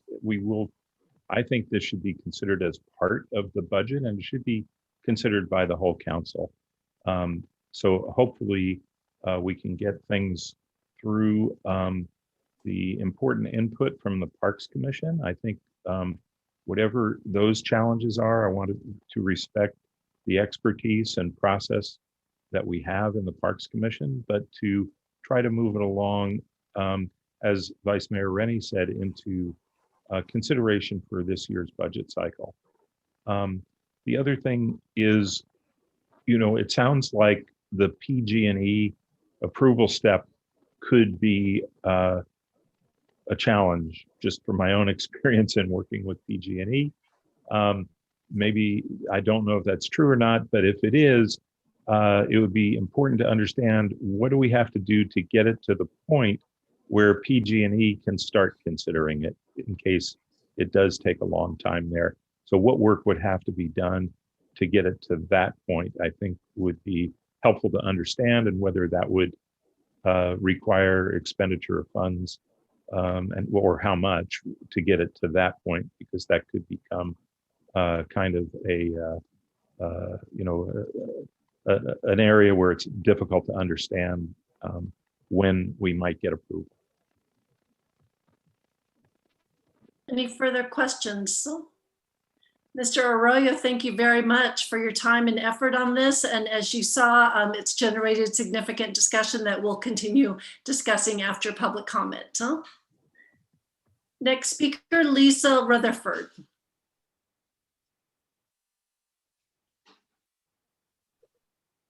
Hi there, can you hear me? Yes, we can. Welcome. Thank you so much. I'm a resident of Los Gatos, formerly of Los Altos and Palo Alto, where as a young mother, I enjoyed their vibrant community gardens, playgrounds, and parks. And I'm very always struck in Los Gatos that we have families of vastly different means, at the same time as living in a town where land is at a premium. And it seems a shame to me that that entire PG&E easement corridor is so underutilized, when we've seen examples of them being transformed into parks, being utilized for gardens, for nurseries, in other towns around us, something that could be beneficial to the entire community. And so I was calling it tonight just to urge the Parks Commission to prioritize using these easements. I think it's something that merits further study. And then after listening tonight, I would just comment that it sounds to me like giving Mr. Arroyo and his team permission to go forward at the low end of the proposal, try to secure the site, allowing them to fundraise, and then seeing if money can be allocated. If it comes up, I think would be a wonderful next step, and something that I know I would have appreciated if I were living in this community as one of the residents who would have utilized this tremendously when I was a young mother as well. Thank you so much. Thank you. I see no questions. Next speaker, Ali Miano.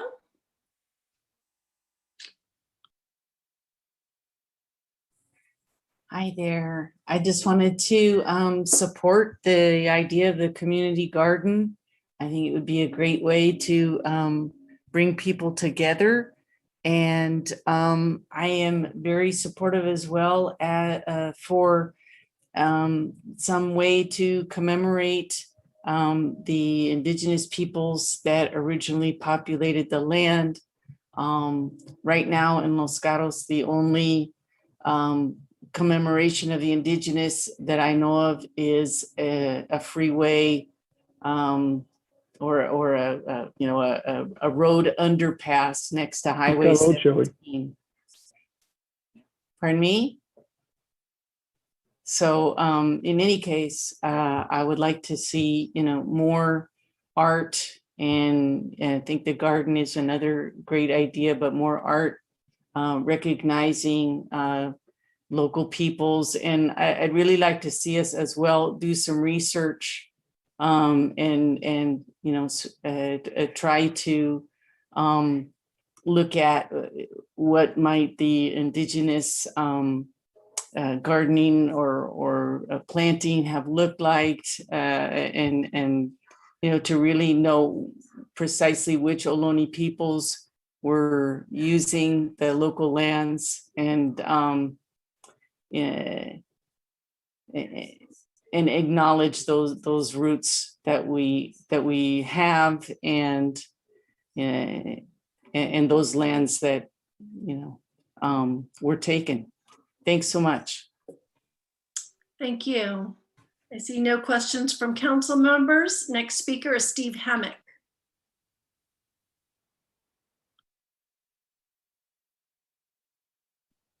Hi, council. Can you hear me? We can. Welcome. Hi. Yeah, my name is Steve Hammock. I'm a longtime resident of Los Gatos. My family moved here back in 1964 when I was 8, and I've lived here most of my life. I recently retired after teaching for 35 years in the science department at Los Gatos High School. And what I've loved about living here all these years is the small town community atmosphere. And one of the things I noticed when I was a member of the science department was how wonderful the school's garden was. It was used by both the students in our agroecology class and also by members of the community. It was great for our kids. They really thrived in the agroecology course, and it was great for the community. However, what always made me sad was the fact that the community members could only use the garden during the summer vacation. So when I heard about Kevin's efforts to start a year-round community garden for the town of Los Gatos, I was so pleased to see that this missing element was being pursued, a garden that community members could use all year long. I did a little research and discovered that we are one of the only communities in Santa Clara County that doesn't have a year-round community garden. It turns out there is a year-round community garden in Saratoga, Cupertino, Sunnyvale, Campbell, Santa Clara, Mountain View, Palo Alto, Morgan Hill, Gilroy, and San Jose actually has 18 community gardens. If most of our neighboring communities can provide a year-round community garden for their residents, it seems reasonable that we should be able to do so too. So I want to encourage the Parks Commission and the Town Council to consider making this a priority and support Kevin Arroyo's effort to establish this community garden. Thank you very much. Thank you. I see no hands raised. And so, oh, actually, Miss Councilmember Risto. Thank you. I just wanted to thank Mr. Hammock. Both of my now 20-something children took agroecology at the high school, and it led to some really great gardening projects at home. So thank you. Wonderful. And next speaker is Sandy Hammock.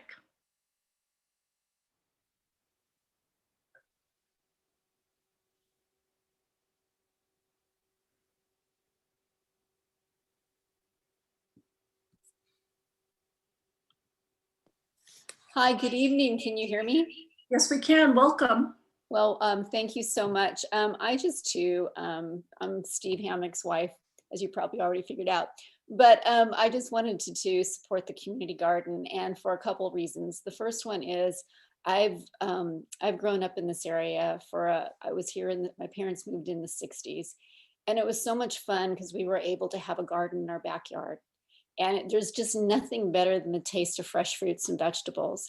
But as I walk around or I drive around Los Gatos, I see people who live in places like apartments or condos or townhomes who might not have the room for a community garden. And that's one of the reasons I think it'd be so great to pursue this, because it would give all the citizens of the town of Los Gatos an opportunity to garden. And I think that would be wonderful.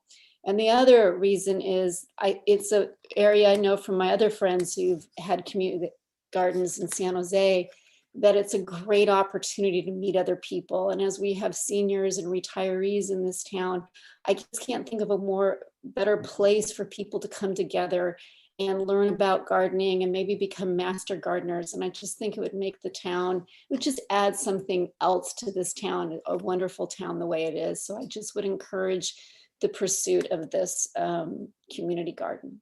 Thank you so much. Thank you. I see no council members with their hands raised. And so the next speaker is Dan Pinchmit, and I apologize if I'm saying that incorrectly. That's just fine. Can you hear me? Yes, we can. Welcome. Okay, I've been in town since 1958. My kids have gone through the school system. I've had 3 homes in town, currently one on Edelin. And my brother and I put together a community garden in Carborough, North Carolina. Now, they don't have a problem with water because it rains a lot there, but they do have a problem with weather. And for about 10 years now, they've had no water hookup. They've been just rainwater. But what happens is the town doesn't support them at all except for the land. And what they do is they drop by clippings from the industrial yard. They'll drop by extra lumber. They'll drop by extra pipes. They'll drop by tanks. Anything that the town has a little extra of that they don't want to store, they drop it by the garden, and then people from the garden, they put their sweat equity into it and they make it happen. So nothing really has to be purchased, but they're in conjunction with the industrial part of the town. And that's how they get their funding and their help from bits and pieces that they need to do their projects and their raised gardens. But every time I'm out there, we always work on the community garden. It's a great thing. It's a great community gathering place. Vegetables are great, but the camaraderie of everyone is just wonderful. There's about 60 people that work there, and at a time there's usually 2 or 3 people in attendance, but 7 days a week there's a gate. Now there's something that Los Gatos doesn't have a problem with, and that's deer. They've got fence to keep out the deer in North Carolina, but they have their different things. But the main thing is that community does come together, great camaraderie, and the town doesn't really have to support it financially. They support it with extra things that they have. That's my only comment. Thank you. Thank you. No hands are raised. Next speaker is C. Roy.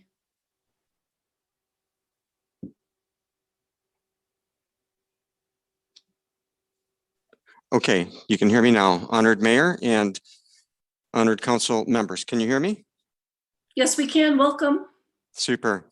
So regarding parks and recreation, I would like to address the issue of of hatred and the consulting contract that you voted on previously, and the fact that whether there's community gardens, whether there's people in parks, on the bike trail, there's still that issue of hatred. So want to address that briefly. The overwhelming evidence in the last town council meeting was that there really is a very small amount of any kind of racial hatred, if any at all, just very small. And what the real issue and the problem was political and groupthink. And that's a problem. I come from a city where I was raised that is the most segregated city in America. It's not Little Rock, Arkansas, or Birmingham, Alabama. Actually, it's the end of the Underground Railroad. Joy, similar to the last speaker, please relay your comments specific to parks, the Parks Commission. Okay, so again, this deals with parks and the hatred, and there's going to be issues with people, residents being in community gardens, in parks, in park areas. So I think it's relevant, Madam Mayor. Anyway, the bottom line is we respectfully request you to withdraw your last decision on the consultant for this fake racism issue in order to gain money, to create division in the community, which does not exist. And a failure to do that will mean that a colleague and a dedicated group of people will then seek your recall. Thank you very much. Thank you. Any other speakers?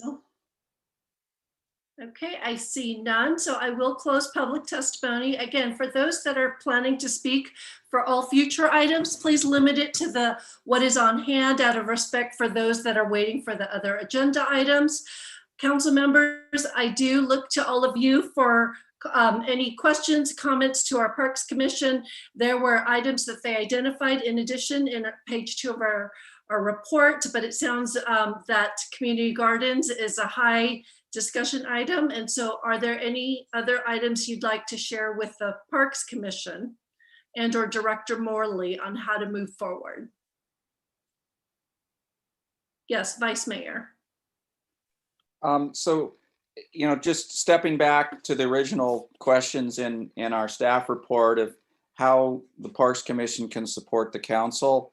As you know, I like to throw in wild ideas. So we'll see if this is not too wild. We do have the phase 2 of the North 40 coming forward, and I expect there's going to be some decisions about what open space should look like there. We've had them before. There's been questions, should it be an open orchard? Should it be a ball field? Should it be something else? And it's not going to be a town-owned park, but I thought that it might be something that the Parks Commission could chew over and give some recommendations to the council. The expectation is we may end up with some sort of development agreement there. And I thought the Parks Commission could give some inputs on that potentially. Thank you. Councilmember Risto and then Councilmember Hughes. Thank you. I think there's so many things, and I realize the Parks Commission, you only meet every other month, right? And so, in terms of a workload, I realize you probably do work in between meetings, but having too many priorities can just lead to wheels spinning and frustration. So I like the idea of narrowing in on a few things. It looks like the community gardens is kind of something that sounded important to some of the members when I listened to your last Parks Commission meeting. And to the extent that you feel like you want to support it, I would love to see that move forward with your support and, whatever is needed from the parks to get that going. I don't know if that would become a new community park or just a concept, but it feels like Los Gatos should have community gardens. The other thing is, it sounded like there was interest and buy-in on the picnic in parks activity proposed for the summer. And it sounds like members of your commission would be participating in that, working on it. And, I fully support that to the extent that you want to move forward with that. Councilmember Hudis, did you have your hand raised? Yes, thank you. I'm not sure of all of the history, but we have faced some droughts before that have, resulted in decisions about how to maintain the parks. And I just wanted to suggest that I think the Parks Commission would be an ideal forum to take community input should we be having to make some tough decisions about our parks. It just looks like we haven't had a lot of rain this year, and we've had problems before. And I would just encourage the Parks Commission to work with our town staff to try to get some public input to the measures that we might have to take due to the drought conditions. Thank you. Any other council members? And so Chair Stevenson and Commissioners Ober and Amami, I think what we'd love to do is if you could work with Director Morley, it does sound like there's consensus on the community gardens on how to bring that forward. We don't want to overstep your authority, and so want to respect the process that that you may want to work forward. And we'll see if we can agendize this at a future meeting or incorporate it into any other budgetary discussion items. But we definitely appreciate your time and support on this. With regard to the picnic in the parks, I know that one of the main priorities was getting people to our parks. It sounds like that's happening. And so maybe in the next agendized meeting where we talk about events, we can see what other things we can help strategize and target resources so that to Councilmember Risto's point, we're not asking you to be spreading yourself thin on too many priorities. So Chair Stevenson, I want to just see, and Commissioner Ober Namami, was that helpful? Are there any last questions that you have of us? And please share that with us now. No, Mayor, I don't have any questions. Thanks for your comments and to the other council members as well. I think going forward, looking into how the drought's going to affect the parks and the open spaces and our brush mitigation up near our hillside residents, all of this will rate further discussion, certainly as we get in closer to fire season and our drought worsens. With regards to the picnic in the park, I know I had spoken with Catherine Summers earlier this afternoon, and it sounds like they're ready to move forward with the planning process for this. They just need some commitment from staff that they can get support where they need it. And I'll wrap that up with them. And to the Vice Chair, Matt. Yeah, thank you, Mayor. I'm definitely on board with the picnic in the park, and also willing to work and try to fast track the community garden. I think there still needs to be a little bit more discussion on that, but I think it's a great idea. Seems like there's a lot of loose ends to wrap it up, but I will be putting a call into Randy Chan, Catherine Summers in regards to seeing possibly how we could help or move forward in regards to the picnic in the park. As I mentioned at our commissioners meeting, the town and the residents are itching to have something or get out. So looking forward to help provide anything help I can provide to that. Thank you. Thank you. I appreciate that, Vice Mayor. And Commissioner Amami? Yeah, I was just going to thank everyone for the comments, just the general discussion, kind of helping us narrow down the plan for what we're gonna see in the next year. Again, I'm just going to reiterate that kind of from what I believe the picnic in the parks kind of idea was, it was not just to bring people into the parks, but also, kind of foster community, following the fallout that was COVID, kind of bring people together in a sense. So, just because there was some comments saying that more people are attending our parks, I don't think we should scrap the idea necessarily. I think it was also going to support local businesses. I think we had some ideas of having local businesses supply food that we could, give off on a reservation basis through the town. So I'm also ready to move forward with that. And just once again, thank everyone. Well, thank you all for your time, and we appreciate your service to the town. So thank you very much. And if there are any other items that that should be coming forward, please work with Director Morley, and we'll make sure we get those agendized. Thank you. Thank you. Okay, so council members, we now move to item number 12, which is a land use decision approval for a zone change for property at 246 Almendra Avenue, APN 510-14-019. And I'm going to look to Mr. Safdie. Welcome. Thank you. Good afternoon, Mayor and Town Council. I do want to start, there are 2 recusals that I believe need to be made for this item. Both Councilmember Badami and Vice Chair Rennie, due to conflict of interest due to the location of their property and in relation to this one. Okay. Councilmember Badami and Vice Mayor Rennie, as customary, we will ask you to leave and we will text you as soon as this portion of the meeting is over. I just want to check. I didn't get a warning that I was 500 feet from this. Is that correct, Town Attorney? Or Mr. Safdie? Yeah, I did check our conflict of interest maps today, and you were located within the 500-foot radius. And it would be 1,000 feet, not 500. Oh, sorry. With the change. So I didn't check the maps, but if Ryan's it's easily confirmed, 1,000. I didn't think it was 500, so that would make sense. the new regulations is 1,000 now. Okay, so we will sign off or just turn our camera off or what? Mr. Schultz, sign off is what I understand, correct? We'll sign you out and then we'll text you when you can log back on. Okay, thank you. Thank you.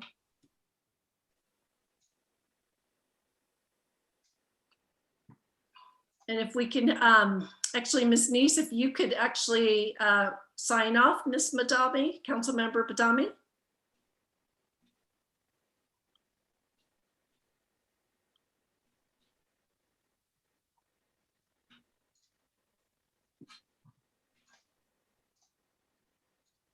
Okay, thank you. Thank you. Okay, Mr. Safdie, go ahead. Okay, thank you. Good evening, Mayor and Town Council. Before you tonight is a request for a zone change from office to single-family residential downtown at 246 Almendra Avenue. The landmark and historic preservation overlay would remain. The proposed zone change is consistent with the existing medium-density residential general plan land use designation and is compatible with the pattern of land use and zoning on this block of Almendra Avenue. The site is currently vacant from structures and is developed as an overflow parking lot for the restaurant to the north.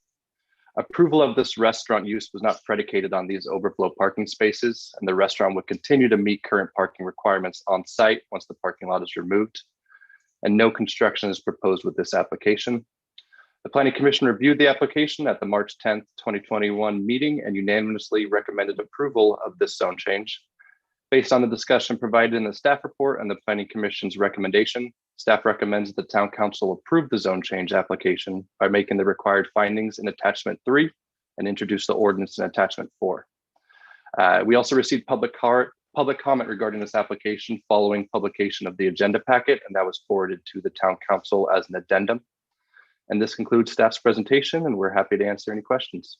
Thank you very much. And council members, because this is a land use, if you could also provide disclosures. I'll begin. I have no questions of Mr. Safdie, but I and have had no conversation with regard to this application, but have visited the site. Councilmember Hudis? Yes, I visited the site and no conversations. And Councilmember Risto? Same as both of you. I've seen the site. I haven't talked to anyone. Okay, wonderful. So I will open public testimony. The applicant will have 5 minutes to speak to the council about the application. Those in attendance that would like to speak to it, you will have 3 minutes. And then should the applicant like to make closing comments or rebut what has heard, you will have an additional 3 minutes at the end. And so if I could just have Miss Brett Brankwitz. I apologize if I'm misspelling that.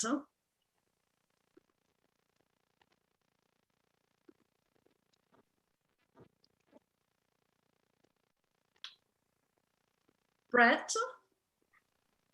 Yes, I'm here. Okay, welcome. You have 5 minutes. Good evening, Mayor and council members. You did a great job with my name, Mayor Brankwitz. Before you tonight is a request for a zoning change to allow us to pursue a single family dwelling with the possibility of a garage and an ADU in the back of the property. As Ryan mentioned, the current parking lot has about 18 parking spaces, none of which are dependent or being utilized or dependent on the existing businesses nearby. So we feel like that is something that can be taken away without any negative effect. The existing neighborhood is fairly eclectic, as you all know, but with a mix of commercial and residential. So we feel this will ultimately be a good fit for the neighborhood. In our minds, approval of the zoning change will allow the town to pick up some additional housing while also getting rid of, in our opinion, a not so great looking parking lot. So that's my brief presentation. I'm here for any questions and answers, and appreciate your time. Very much. Council members, any questions of the applicant? Yes, Council Member Hudis? Yeah, thank you. Is the Children's Eye Care, does that share the parking at all? I am not certain whether they use that parking lot, but that business does not depend on those spaces for their parking. Is that not correct, Ryan?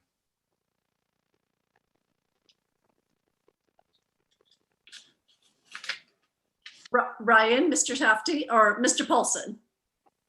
So thank you, Mayor. To the council member Hudis, the parking required for the individual businesses on adjacent parcels are required to provide that parking on their individual site or through parking credits through the parking assessment district.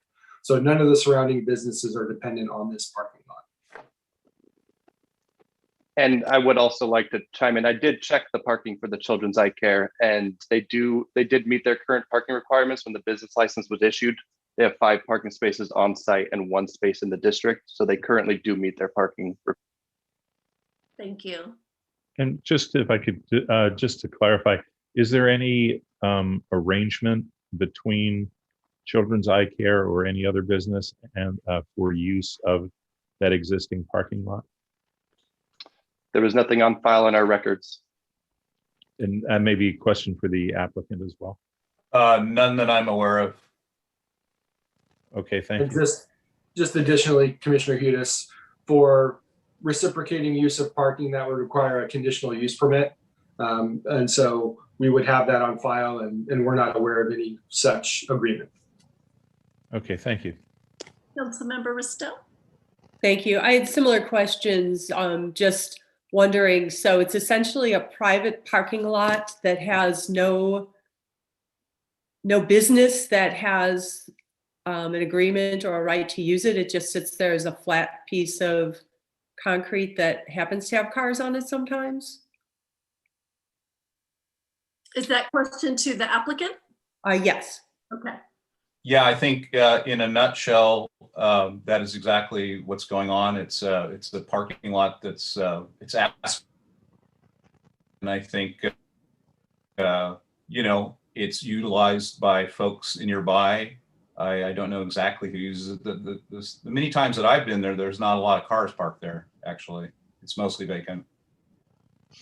Okay, thank you. Councilmember Hudis? Yeah, again for the applicant. I believe there's 9 spaces there. Is that correct? I believe there's 18 actually. I'm sorry, in the parking lot for the diner, which is the same owner. Is that correct? Yeah, same owner. Yeah, that sounds about right. Around 8 or 9 spaces, right? And is 9 spaces sufficient? I understand the town's parking requirements, but from a practical matter, with the loss of this parking lot, will the 9 spaces be sufficient?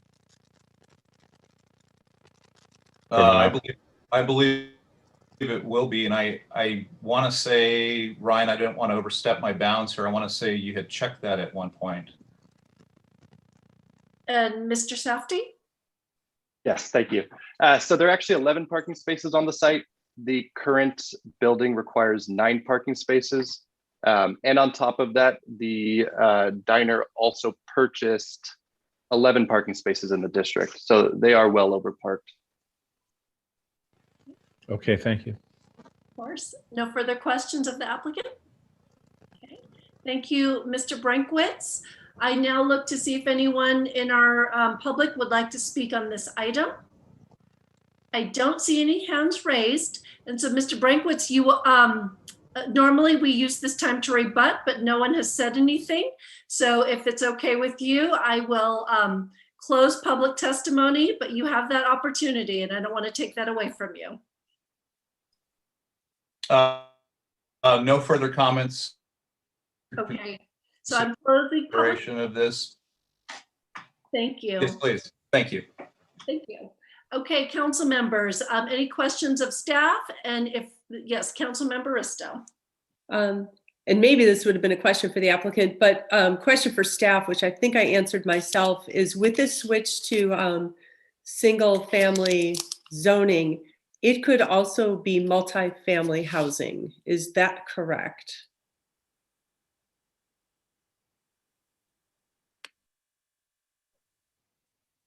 So I'll start if Mr. Safdie has any additional information. So technically the existing general plan designation is medium density residential. So currently 5 to 12 dwelling units per acre. So there is the possibility based on the lot size that they might be able to have 3 or more units. I'll just also remind applicants and those who are watching that every single family residential property in town can now technically have 3 units on it when you consider an ADU and the potential for a junior ADU, which we allow. Doesn't have to be in a multifamily, single structure, but that's already permitted on every single family property in town. Thank you. Any further questions? I'd be willing to entertain a motion. Councilmember Hudis? Yeah, first a comment. I think any opportunity to convert a parking lot to residential use, given the housing issues that we have, is a good one. I understand that the project will probably present some additional parking pressure, but it sounds like it's been mitigated. So I would support this application, and so I'm prepared to make a motion. Wonderful, thank you. So I move to approve the zone change to an amendment to the zoning as described in the staff report, and that to change it from office with a landmark historic preservation overlay to R1D single family residential downtown with a landmark and historic preservation overlay for property located at 246 Almendra Avenue, APN 510-14019, zone change application Z20001. And I can make the required findings that there is no possibility the project will have a significant impact on the environment, and it's not subject to CEQA 15061B3. And I can also make the required finding that the proposed zone change is consistent with the general plan and its elements, in that the proposed zoning is consistent with the existing general plan land use designation. And I can also make the finding that we must introduce an ordinance of the town of Los Gatos affecting a zone change from 0 LHP office with a landmark and historic preservation overlay to R1D LHP single family residential downtown with a landmark historic preservation overlay for this property. Thank you. Can I have a second? Second. Okay, any questions to the motion? Seeing none, I'll call it. Councilmember Hudis. Yes. Councilmember Risto. Aye. I also vote aye. The motion passes unanimously. And if I could have Ms. Neese share the ordinance by title only. An ordinance of the Town of Council of the Town of Los Gatos amending the zoning code from OLHP Office with a Landmark and Historic Preservation Overlay to R1D LHP Single Family Residential Downtown with a Landmark and Historic Preservation Overlay for property located at 246 Almendra Avenue. Thank you very much. Okay, so we will call back Vice Mayor Rennie and Councilmember Badami. Meanwhile, while we do that, if we could just take a 5-minute break. Councilmember Risto? Yes, and I'll be recusing myself for the next item. So if you'll text me when we're through with that. Wonderful. Thank you for all of these shifts, and we will see everyone back here at 9:10. Thanks.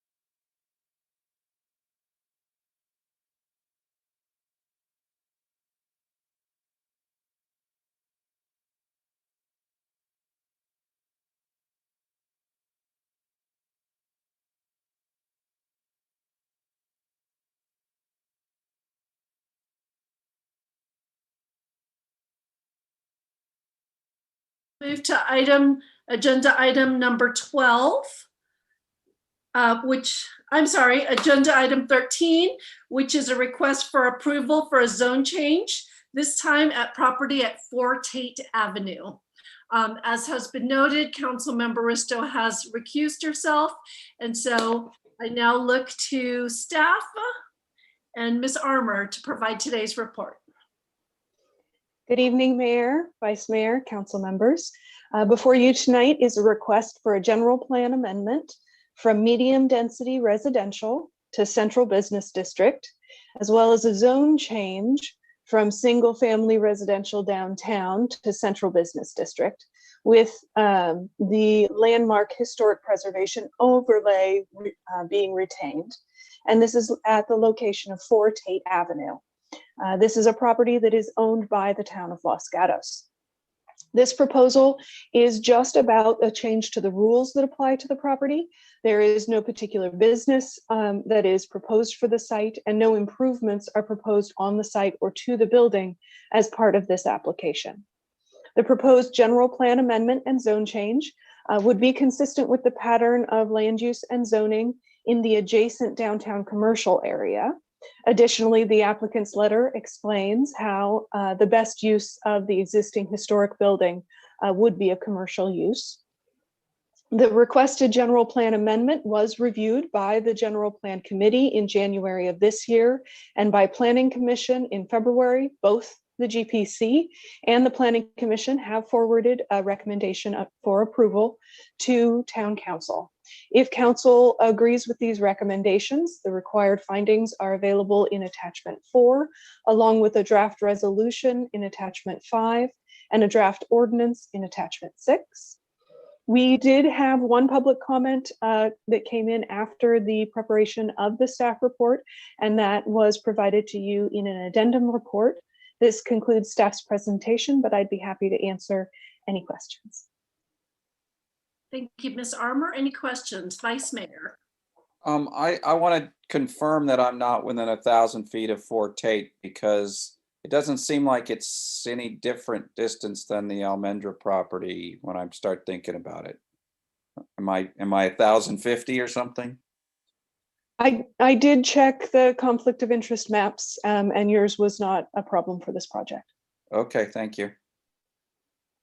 Any questions of staff? Yes, Councilmember Hudis.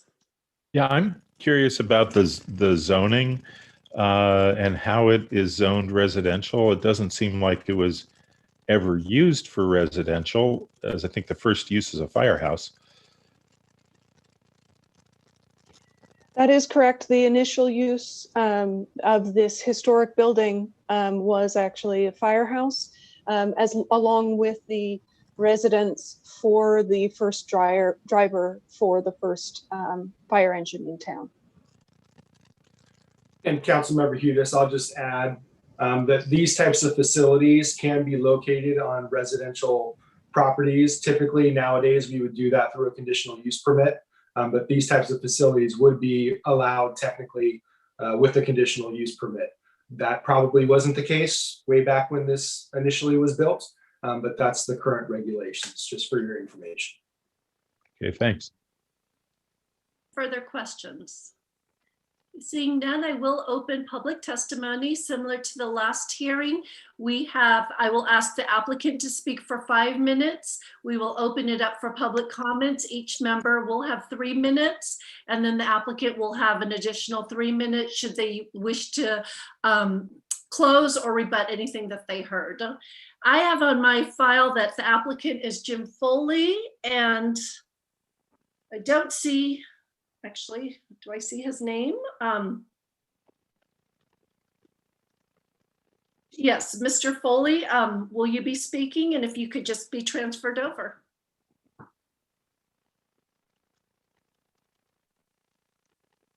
Can you hear me? Yes, we can. Welcome. Good evening, Honorable Mayor and Vice Mayor and Honorable Council members. Jim Foley, Tate Firehouse LLC, Pennant Properties, and Imwali Properties. We're excited to be here before you tonight. It's been a long road. A lot of time and effort has gone into the project. Some of you sat on the last council and are familiar with the master leases that we have executed with the town for the restoration, renovation, and revival of the 2 museum properties, 4 Tate Avenue being one of them. For the new council members that may be unfamiliar with the project, we were awarded the RFP for this effort several years ago and have been working with town staff on the master lease, which we executed last year. This rezoning and general plan amendment that we are proposing are necessary in order for the uses contemplated in the master lease agreement to be allowed at the property. We've reached out to the neighborhood through this process that also included a general plan committee hearing and a planning commission hearing. And by and large, there has not been any major concern with the project. Both the general plan committee and the planning commission have recommended approval for the zone change and general plan amendment as written in the staff report. We've heard from a few neighbors that parking and traffic are an issue on Tate Avenue, which we're all aware of and experience regularly. Hopefully some of the new measures with the parking study and other ideas that have been discussed can help alleviate that, but we don't believe that this project will not likely degrade the situation any further than the existing condition. Most neighbors, including both St. Mary's School and the Parent Teacher Nursery School, are supportive of the project. As in its current condition, it is a blighted property that attracts vagrants and vandals. We're excited to breathe new life into the property and provide a renewed sense of security for the neighbors. There was also some discussion at the Planning Commission hearing about using the site for affordable housing. This is not something that was contemplated in the master lease or the request for proposals and would be a dramatic departure from what the town's goals are for this project. I'm hopeful there will be many other housing opportunities on the way coinciding with the general plan update, but that's not something that I think was our goal for this particular project. We appreciate your support and swift approval of the zone change and general plan amendment so we can continue our efforts to deliver the project and attract a first-class tenant for the property. To remind you, this is a necessary administrative step in the process. We do not have an application or pending project at this time. Any project will be brought back before the town council for approval when that time comes. Again, we're thrilled with this truly public-private partnership. We are here to answer any questions you may have. Thank you. Thank you, Mr. Foley. Council members, any questions? I see no, oh yes, Councilmember Hudas. Thank you. In the staff report, it references the recommendation of the general plan committee, and that information wasn't contained in the package, but I understand there was discussion about ideas about placemaking.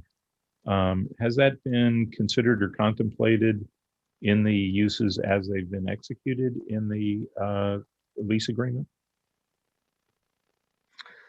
I do remember what you're talking about. The lease agreement is fairly broad in nature. It's contemplating commercial uses for the property. We are not opposed to considering something like that. It's still very early. We have been doing some preliminary marketing efforts for the site that went on during the pandemic by and large. So we have not had a lot of interest thus far, but I remember, part of that discussion, and we were open to suggestions. The project is really restoration in nature. We're not adding square footage. We're not adding, additional structure or anything like that. So if you can picture the property, there is a parking lot, there is some outdoor area. To the extent that either a separate placemaking piece to the project could be added, we'd be open to that, or depending upon what use we wind up with at the project, maybe it inherently fits that category. So I don't know if that helps you. It's a little preliminary for us to know what that looks like, but I think we conveyed that we're open to those kinds of suggestions. Thank you. A quick follow-up, if I may. Yes, please. This property really is an epitome of a historic structure. And you can recognize the purpose of the original structure, and it is one of our treasures that lets you know about the early days of the town. in terms of renovating or doing work, is that part of the plan of what's being considered to try to really emphasize the sort of the repurposing of this firehouse? Yes, absolutely. You know, we want to preserve and maintain the specific history and the nature of the architecture, right? So there's really not a lot that can be done. We've talked about, you know, what could it look like, what would it look like, and part of that's going to certainly depend on the tenant that we attract. But from the exterior, you know, portion of it, you know, is it able to be painted? Are we able to replicate some of the original windows with updated glazing, but still matches the original look and feel of it? You know, there's really not a lot to do. It's actually been preserved quite well. Some of the landscaping, maybe that would change a little bit. It seems to be, you know, working for its purposes right now. I think largely the interior of the building is what we're contemplating making modifications to. And that's really going to depend on the user that we have there. You know, again, the interior configuration can only go so far. I think, you know, I'm certainly not familiar with the original construction and architecture of firehouses of this nature, but I don't know that there's too much even on the interior, aside from cleaning it up and maybe reconfiguring a few rooms, that would really change the interior of the structure all that much. Somebody might be able to come in and recognize this was a garage area and this was a living area or whatever, if that ends up being the intent. So, you know, there's been some discussion of returning, you know, one or more of the garage doors that used to house the fire trucks. Something like that could be a really neat feature if it's compatible. You know, we'd like to see something like that occur, but again, it's really going to depend on the user. Thank you. Any other questions? Okay, thank you, Mr. Foley. I'll open it up now to others to speak. Jim Pappas, you have 3 minutes and welcome. Thank you, Mayor and Town Council. I did speak at the Planning Commission meeting, and I think Jim Foley hit it off pretty well. I would want to clarify a couple things, though. My letter of February 23rd is attached to the agenda, as are 3 other letters. In that as well, Lisa Mammal had spoken and kind of pointed out the fact that the road does narrow on Tate Avenue at that location, that there are parking needs concerns. I am definitely not opposed to development. I would love to see that building updated and cleaned up to bring back that historic look. I think the thing that concerns most all of the neighbors, and I think a couple of them are supposed to chime in as well, is that is really a buffer from a heavy commercial area as you go into residential. And it's noted on a bunch of the letters that 3 of the 4 sides of that site are all residential.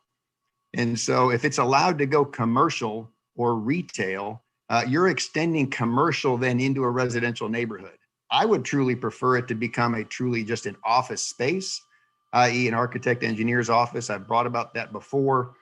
I understand we're probably past that, but I think there is that opportunity when you work out a lease contract with whoever might lease that, that it would limit that space to not become a commercial location. For instance, just a block, half a block down is the Happy Dragon. And every morning there's a line outside the Happy Dragon. That does not make sense for Tate Avenue in a residential neighborhood to have a line of people waiting outside for service, nor does a loud restaurant with noise. So again, I understand that the town needs to lease that facility out, wants to see it refurbished. That's fantastic. The concern is it literally in a very narrow street is buffering itself or bordering itself on a very residential neighborhood with kids that play. And so that's our concern, is the management of what happens when some customer does come in to lease that facility. I would truly prefer it to be a pure office site, just like what we talked about at Almendra, right? That's a very different designation. It's purely just for office. I think that makes the most sense for that particular location. I know that makes it tougher for Jim to be able to get it leased out, but as a neighbor, I'm at 5 Tate Avenue, directly across the street. That would be my preference. Then just as a quick side note, on the first warm weekend, the no right turn at Main and Santa Cruz seemed to work on Saturday. It'd be awesome to make that no right turn be Saturday and Sunday on Main to Santa Cruz. Thank you for your time. Thank you. Any questions, council? Seeing none. Next speaker, Ali Miano. Thank you. Yes, as I've said before, I am a resident of Tate Avenue. And like many other speakers tonight, a very long time resident of Los Gatos. And I'm sorry, I don't think we need, and I hate to be pessimistic, another vacant business in town. I wouldn't want to see a vacant business on the corner. And I also agree with the previous speaker that since the road narrows right there, it's not the best place to locate a commercial enterprise. However, rather than another potentially vacant office building, I would like to see more affordable housing in town. I think that would be a great location for it and potentially a really effective property where you could have a couple of units, a duplex or a triplex or something of that sort. As a resident, I do feel safe on Tate Avenue. So thanks to the town council and everything you're doing to keep us safe here in Los Gatos. So I don't think a business is going to increase our safety. What would be great is to have more housing for people who work in town, as I've said before. Whether you're talking manicurists or hairstylists or restaurant workers or teachers or police, firefighters. So many people who work in this town can't afford to live here. And I think that's something we need to correct, both just for the justice of it, not to mention the ecological benefits of having people live near where they work, especially when we have virtually no public transportation in this town. So I would like to see us move forward with a really positive proposal, such as affordable housing. Thank you. Thank you. I see no hands raised. Next speaker, Amy.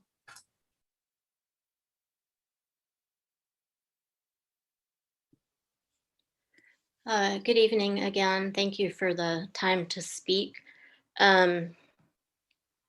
While I respect what Mr. Foley said and that this is a historic building, I think I've seen enough empty commercial space in town to believe that we don't need another empty commercial space with, as Mr. Foley said, no specified use or interested tenants. We do have a dearth of housing, especially affordable housing. So I would like to propose that this be turned into housing of any kind, either converted into a single home or perhaps a duplex or a triplex. Make it affordable housing so somebody who works in town, such as a teacher or a retail worker, could actually afford to live there and perhaps walk to work, not contribute to further traffic. So I really urge the council to not approve the zoning change to commercial. Thank you. I see no hands raised. Next speaker, Alicia Cinema Stereo. Hello, everybody. Can you hear me? Yes, we can. Welcome. Okay, thank you. I also would like to see this become affordable housing. The fact that it is a historical site, in a way, it's kind of poetic. To allow people to participate in Los Gatos that in the past historically was not allowed to participate. It would be kind of fitting to then use that building to amend past injustices. And And also another point that the last speaker had just said was another person that wouldn't have to drive into work. We are always talking about traffic in that area, and it would just be one less person that would have to drive in, and they could just walk to work and live close to where they work. I think that would be really amazing and great. So yeah, I just wanted to call in and echo that I think that affordable housing is extremely important, and I would like for this to be considered. The gentleman that spoke on the property, he said that it would be a different, like they hadn't thought of that as being for affordable housing, but then at the same time, he said that he wasn't really sure what it would be used for. So that was kind of confusing. But I think that it would be really great if he considered it. Thank you so much. Thank you. No hands raised. Lee Quintana, next speaker.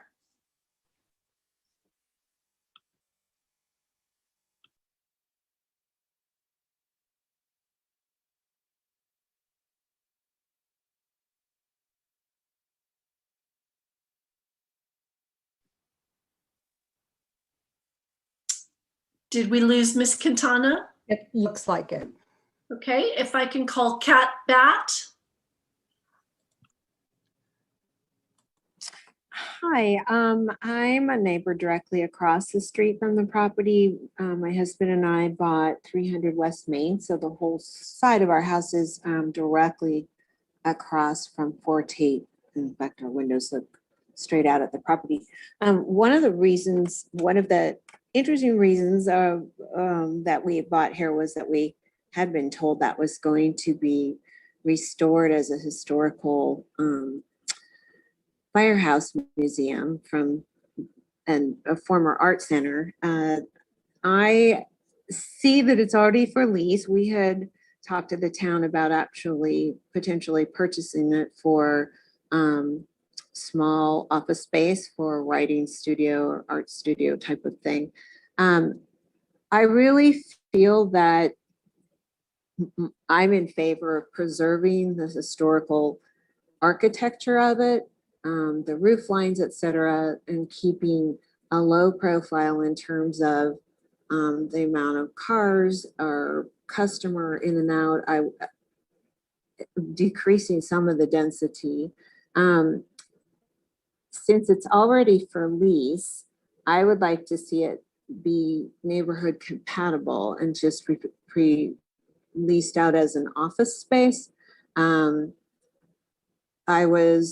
heard a rumor, was told that they had considered after the fact potential restaurants. I don't think that would be compatible with our neighborhood here with the parking and the nighttime foot traffic, et cetera, weekend. So my preference, since it looks like it is going forward, would be a small office of some sort, engineer, architect, that kind of a thing, where they don't have a lot of people in and out on a daily basis, needing to park, et cetera. And we do have a narrow area of street at this point on Tate. So I'm concerned about all of that, and I hope that you consider the neighboring views as well. Thank you. Thank you. Seeing no hands raised, next speaker is Lindley Hogan. Mayor, Lee is back. Did you want to do her before Lindley? Actually, let's do that since she was next in queue. Thank you.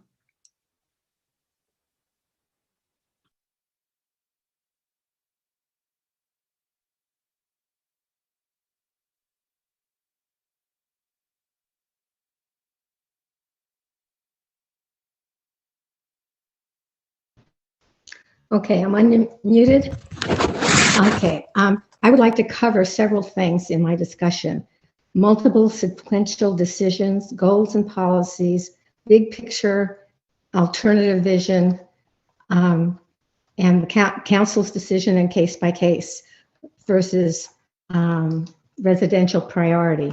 But in case I don't get to the very end, I would like to state first that while I'm opposed to the proposal as it's currently stated, and that I wish that the council, if it chooses to approve this project, includes the concerns of the local residents for the uses that could be allowed by amending the master lease to limit uses, and also to require that the historic fire bell be maintained, and at least the small public space that currently exists there is also maintained. So with that, I'll go on to my first topic. When multiple decisions are needed to reach a desired objective, each decision that follows the first has the effect of narrowing choices available to subsequent decisions, makes it harder to alter the final outcome. In this case, the applicant is requesting approval of a general plan and zoning changes from residential to CBC based on a lease previously approved by the council. Secondly, goals and policies. I found many more policies in the general plan that were relevant to this application than were in the staff report. Many, if not most, of these goals and policies could be paired as two sides of a coin. One side that supports the approval, and on the flip side, those that support denial. So there is no clear and unambiguous direction from the general plan. Thirdly, thinking outside the box or bigger vision.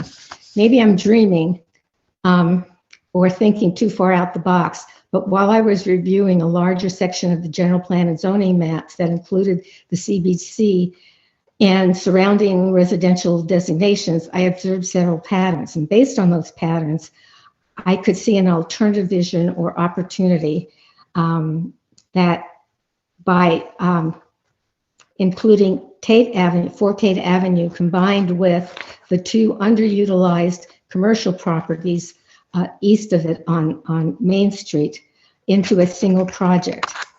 You would have to keep the zoning for the general plan and zoning on Tate Avenue and change the designations for the two adjacent parcels, which are now currently CBD and C2. Using a public-private partnership. Ms. Katana, your time is up. I'll see if council members have any questions. Jesus. Okay, Council Member Hudas, you have a question? Yeah, thank you. Ms. Quintana, when you were talking about limiting uses in the master lease agreement, did you have any specific ones in mind that you thought were appropriate within the sphere of commercial?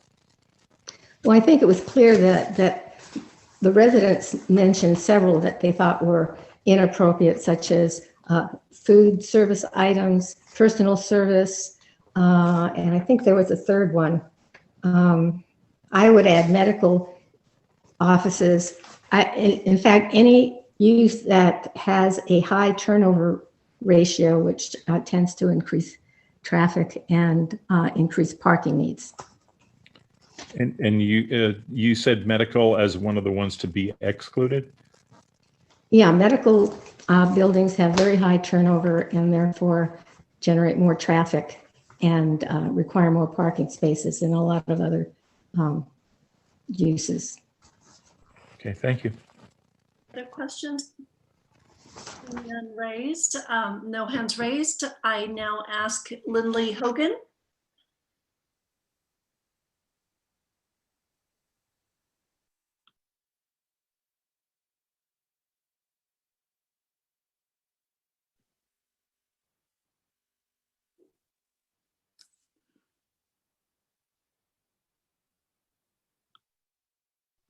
Ms. Hogan, you're still muted. Oh, I did it again. Thank you for listening to me tonight speak on this topic. I feel privileged as an American to be able to tell you what I think about 4 Tate Avenue.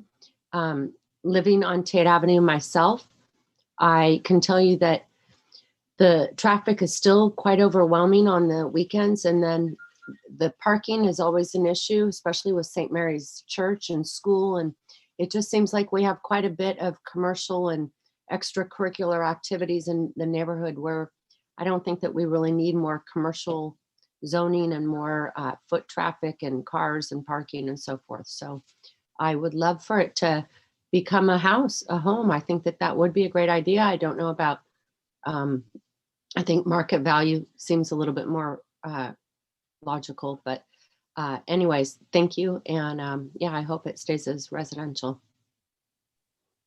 Thank you. I see no hands raised. And our next speaker is Jeff Suzuki. Good evening, everyone. I just prefacing this, I'm speaking as a member of the public, not as a planning commissioner. I wanted to, because I saw that the minutes did not include this discussion that did happen within the planning commission, and Commissioner Thomas asked that it would be included, but unfortunately it wasn't. And the discussion was regarding the potential use of this property instead of being commercially zoned. The main arguments that were made, that I made, were as follows, which was, one, it's not really clear what this land is going to be used for. If we're going to make a cost-benefit analysis, we're going to compare the opportunity cost of meeting a demand that already exists, which is housing, and the potential benefits of this property, which is some vague commercial use that we don't really know what it's going to be used for. How are you supposed to make that call? How are we going to compare if there was a real large boon to the community by making this a commercial property and the use was known, perhaps there could be a different evaluation, but I don't think that this call could be made.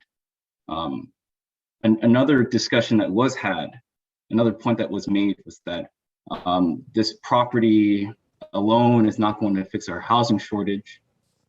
But I think that, well, I thought during that meeting that we should be using everything at our disposal to meet our housing quotas. And while this piece alone won't fix our shortage, we have to change the way that we approach all available land. One thing that we often hear in this community is that there's not enough land. There's not enough land to build more housing or to meet our housing shortage. That's always a problem. But I see a piece of land right here. And there are other plots of land that the town of Los Gatos owns as well. And if we don't change our mentality towards all of the available resources we have at our disposal to tackle this crisis, I don't know what else could be done. So I just ask you all to very strongly consider the opportunity cost of not having a residential application for this property. Thank you. I see no hands raised. Next speaker is Mike Wasserman.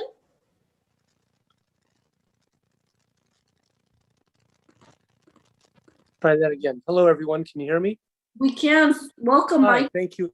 Thank you all very much. It took us old people a little longer to find out how to get online. I just wanted to call up and say that, yes, I wish the commercial zoning wasn't coming into the residential, that it's got on 3 out of 4 sides. That seems to be what's inevitable. That seems to be what's happening. The point that I'll make is asking that neighborhood compatibility, it be conditioned for neighborhood compatible use of some sort. And to me, that means low traffic. I'm not saying a traffic study, I'm not saying anything like that at all, but there are low traffic businesses and there are high traffic businesses. There are businesses that are open till 10, 11, 12, 1 o'clock at night, businesses that have music, businesses that have alcohol. I don't think those are appropriate in a neighborhood environment.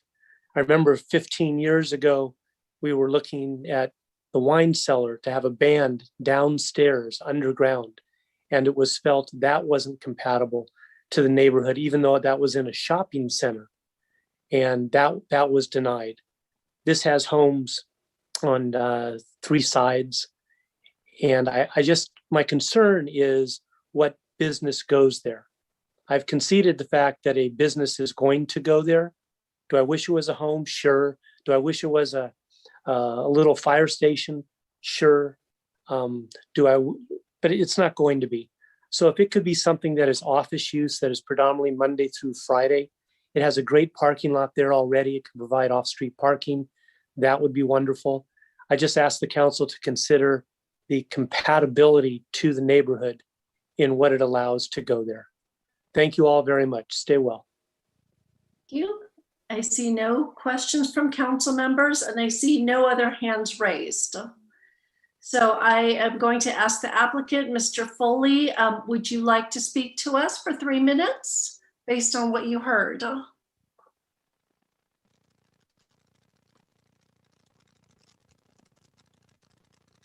Thank you. Yeah, I definitely would like to try to respond to, some of these neighbors who we've spoke with a little bit with just some thoughts, because we appreciate that you're there and we want to make sure that we bring a compatible project to the neighborhood. If I don't have enough time, I apologize and hope to discuss with you further. But Mr. Pappas was bringing up kind of the marketing and what it was going to be. We really need to cast a wide net here. We just don't really know. We got into this with the town. The idea was to preserve it as a structure that needed something, and it wasn't going to be residential because residential would likely require demolishing the building and building something else. So really, we're left with commercial, and we just need to cast our net and see what kind of uses we can bring back. Amy was bringing up concerns about vacancy in town. I think Lisa and some of the others. There's really not a lot of vacancy. It just takes a lot of time to fill the vacancies. It's a perception issue. I wish it was better, but you're going to see a lot of vacancies filled up. There is definitely demand for office and commercial in the town. Lee, you brought up the bell a couple of times. I think it's been moved somewhere. We're happy to incorporate that into the project in one way or another. I don't know. Maybe you know more about it. And I think you talked about the other adjacent properties. We would love to purchase properties adjacent and do other things, for the neighborhood and compatible to the downtown, but that's just totally out of our control. We don't know how to, I don't know how that would work. It's really disheartening to hear suggestions to amend the master lease. These types of comments probably would have been more appropriate when we were doing the lease a year ago. A lot of people talk about office. Office is on the table. It totally makes sense to have and this be occupied with an office space. But again, I can't wave my magic wand and put an architect in there. It's, has to do with their business and timing and a whole bunch of other things. And then Ms. Hoken, talking about residential, also Mr. Suzuki. I mean, the housing shortage is real. We know it. You guys are taking massive steps to solve for that. There's a lot of other areas in town where I think you're going to bite off huge chunks of that. And I hear what you're saying, why don't contemplate everything? But if this was another blighted building of some kind, sure, I'd be all about supporting that, but it's not. It's the original firehouse for town. So the goal was to preserve it. And how can we best do that? You've got some smart people, some longtime residents, stakeholders in the town for generations. We think we're very equipped to be able to handle this and preserve it. And Mr. Wasserman too, I know you're right there and have been involved forever. Just be assured that whenever we have a project or we know what it's going to look like, this is all going to come back before the town council for evaluation and approval. Thank you. Thank you. And I see a hand raised by other members of the public. Unfortunately, I did close the public opportunity to share. Mr. Foley, as the applicant, had his last 3 minutes. So I am going to close public testimony. I'm going to bring us back to our council. Before you ask questions, if we could just provide disclosures. Again, similar to last, I visited the site. I had a conversation with the applicant and some members of the community. Nothing that was not already shared. Councilmember Hudis? Visited the site, no disclosures. Councilmember Badami? I visited the site and I also was on the general plan update committee that saw this application. And Vice Mayor? I didn't do any special visiting of the site. I've been there many, many times. I walk by it almost every day with my dog. Okay, thank you. And so I open it up to questions of staff. Councilmember Badami. Thank you. For staff, without a zone change, how many housing units can the site accommodate? I do not know that off the top of my head, but I can take a look at it. So thank you, Councilmember Badami. Given the size of this site, the maximum number of units looks like it would be 3. There are other configurations, as you're probably aware, we don't count affordable units as density. So there may be some other opportunities, but given the base general plan designation of medium density residential, it looks like approximately 3. Okay, thank you for that. And I have a follow-up question, if I may. Okay, so if we approve a zone change without restrictions, what process would be involved if the occupancy was for a bar or a restaurant, which seems to concern the neighbors? Thank you, and I can start, and then maybe Mr. Schultz might have some additional. So the agreement that was signed with the town, with Mr. Foley and then Wally's, has a list of uses, and basically it probably is very close to what is allowed in the C2 zone. There's been a lot of comments, whether that was a GPC, Planning Commission, and I assume we'll hear those tonight, this evening, potentially from council members about some of those uses that may not be compatible. And so the typical for a restaurant would be a conditional use permit, but given our current COVID requirements for processing, those are currently being done at DRC. The last thing I will do is step back, and ultimately the town as the landlord has to approve whatever the use is. So that's in the agreement. So that will go to Ms. Privetti, and then depending on the type of use, that likely will get forwarded to town council unless it's a what's determined to be a compatible use with that surrounding residential neighborhood. Thank you. Councilmember Hudis. As a follow-up to that, there were some ideas that were suggested about exclusions. And what my question is, are those things that would have to be specified in the lease agreement that's been signed, or are those things that could be specified in the zoning as we're dealing with that tonight? So I can start on that. Typically you set the designation, and it's going to be 2 things that would dictate that. One would be the agreement that's currently in place, and the other would be the permitted or conditionally permitted uses from the zoning code. And then I would defer to the town attorney to see if he has additional comments on that. Yeah, if you put conditions on the zoning, it would be in contradiction to the lease agreement. So we would have to go back and negotiate changes with the lease agreement that were consistent with the zoning. And going back to Councilmember Badami's question is, I think the way to look at it differently is that whatever use it is, it would go through a certain process. Maybe it could be done just by a business license if it was a certain type of use in the commercial district, or it might need a conditional use permit, as you mentioned, with alcohol service requires another level. That's your normal process. And as you remember, when you were on Planning Commission, you had to make findings, and those findings have to be supported by the evidence, and you can't be arbitrary and capricious. That's different in this situation because you are the landowner, you are the owner of the property. You have sole discretion to decide at the end what lessee will be in this property, and that is in the lease. So when a use comes back, if it's determined to be controversial, which as I hear tonight would be probably pretty much anything but office, but maybe there might be another one that all the neighbors are just fine with it. But chances are I can't see a scenario where it wouldn't come back to council for approval for that neighborhood compatibility issue and a full discussion on whether this lessee is going to work in that situation, which is quite different than any other restaurant or bar that has to go through, and you do have to make those findings that are based on the evidence in order to support that and hold up to a court action. So that's the difference between this scenario and a typical land use decision that you make. Vice Mayor?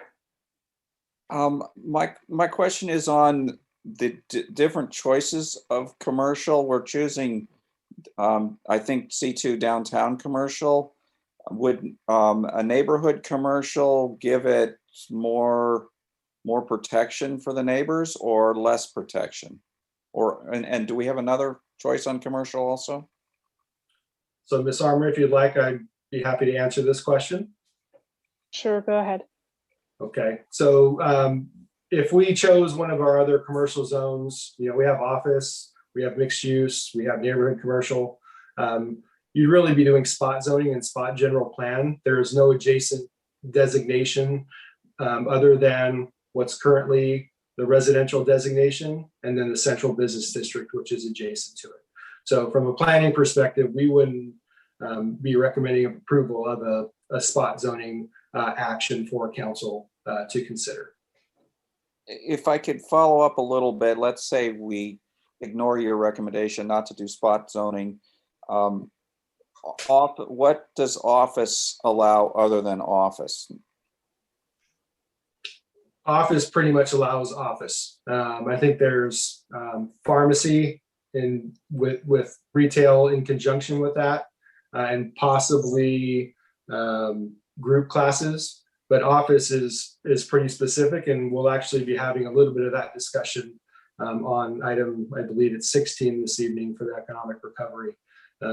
So that would limit it to office, but that does not exclude medical office. So again, you end up going back, as Mr. Schultz mentioned, having to go back to the master agreement and modifying that with the current master tenant. Okay, thank you. Councilmember Hudas? So I think we have a little bit of a cart before the horse issue here in that we executed an agreement without simultaneously doing a zoning change. And so we're kind of, down the path of, having to, in breach of contract if we don't create a zone that matches what we've signed. So I guess, yeah, and Mr. Schultz wanted to respond. Yeah, that's not correct. The lease specifically states that you're withholding, you're having the capability to reject or approve this zone change. So you can deny this zone change and the agreement is gone, and there's no agreement whatsoever. So you do have the ability to back out. We gave that complete discretion, and it's completely clear in the lease agreement that you have that ability to do so. Okay, thank you for clarifying. But I guess we are down the path of commercial, as Mr. Wasserman pointed out, and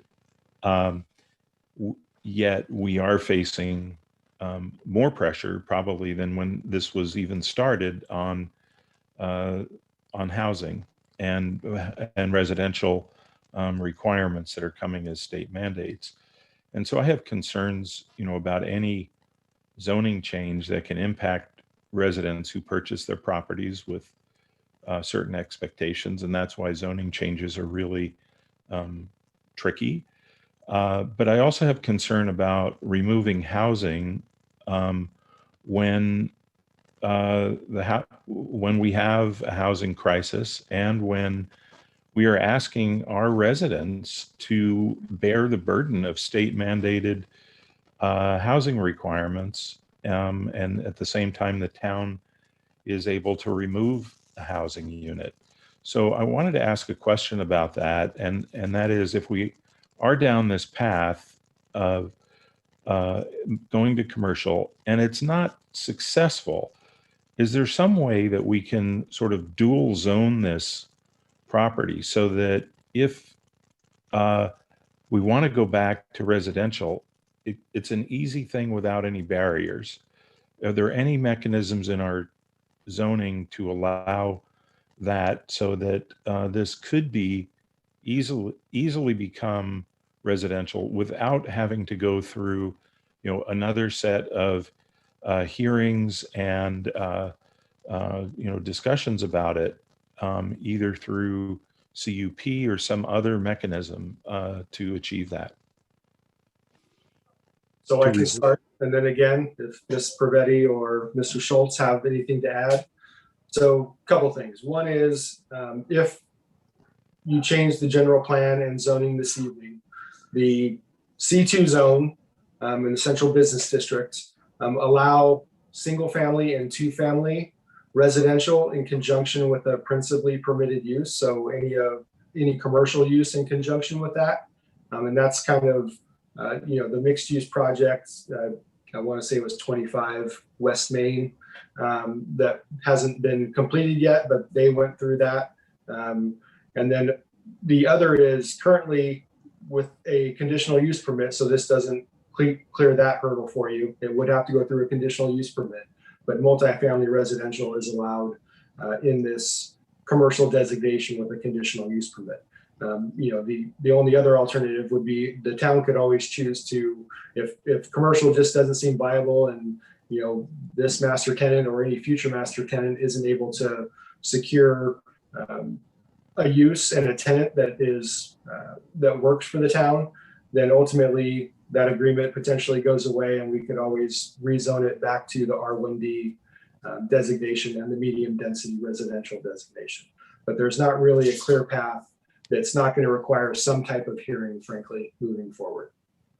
So as a follow-up, is it possible to sort of prospectively issue a CUP at this time for residential? So I'm not, well, a few things. One is we would have to have an application before you for a conditional use permit right now, or a subsequent conditional use permit. So that's possible. The town could process that if it's the town's property, but typically with any other application, we want to see what's going to be going there because you're going to have an architecture and site application in conjunction with that CUP. So you need to know a little bit more of the details of what's actually going to be there. I can only think of one since I've been here who attempted to do a blanket CUP, and it was a blanket CUP for a restaurant. And ultimately the feedback that was provided at the Planning Commission, the applicant said, okay, I'm going to withdraw that because clearly this isn't going to work because I don't have enough information or details to get you to a point where you can make those findings in good faith. So basically you're saying that maybe it's technically possible, but it's not wise to do that? Well, I wouldn't say it's not wise. It's not typical. But that is something that could be done if that's the direction of the council. And then we would work through Mr. Schultz and Ms. Pravetti because we would have to bring that blanket application forward, I would presume, as the town. Okay, thank you. Vice Mayor? Thank you. Mr. Hudis made me think of something, where he said we're removing a housing unit. Well, it hasn't really been a housing unit except for in the beginning when it was a live-work housing unit. It was a fireman and his fire truck. And under this new, so the question is, under this new zoning we're proposing, could it be a live-work solution also? Because it is actually a perfect live-work with the garage part works great, like as an artist studio or something like that with the house next door. So if we switch it to this C2 zone, can it be a live-work or does it need a fancy CUP? Is that CUP possible with this zone change? So the live work unit is a conditionally permitted use, so it would need a CUP in that location, but it is feasible. And I would just add from a technicality perspective, if you didn't call it live work, but you had a unit and then you had another principally permitted use in the C2, then you would not have to go through the CUP. We just wouldn't call it live work because again, the C2 allows a single family or two family unit in conjunction with a principally permitted use. So it already potentially contemplates that in our current code. We did add this live work piece, and I think that's one of those ones we missed where it's already allowed by the current code. So you're saying it could be a mixed, what we've been calling mixed use effectively? Correct. Okay. Any other questions? Seeing no questions, comments, and ultimately I'll entertain a motion.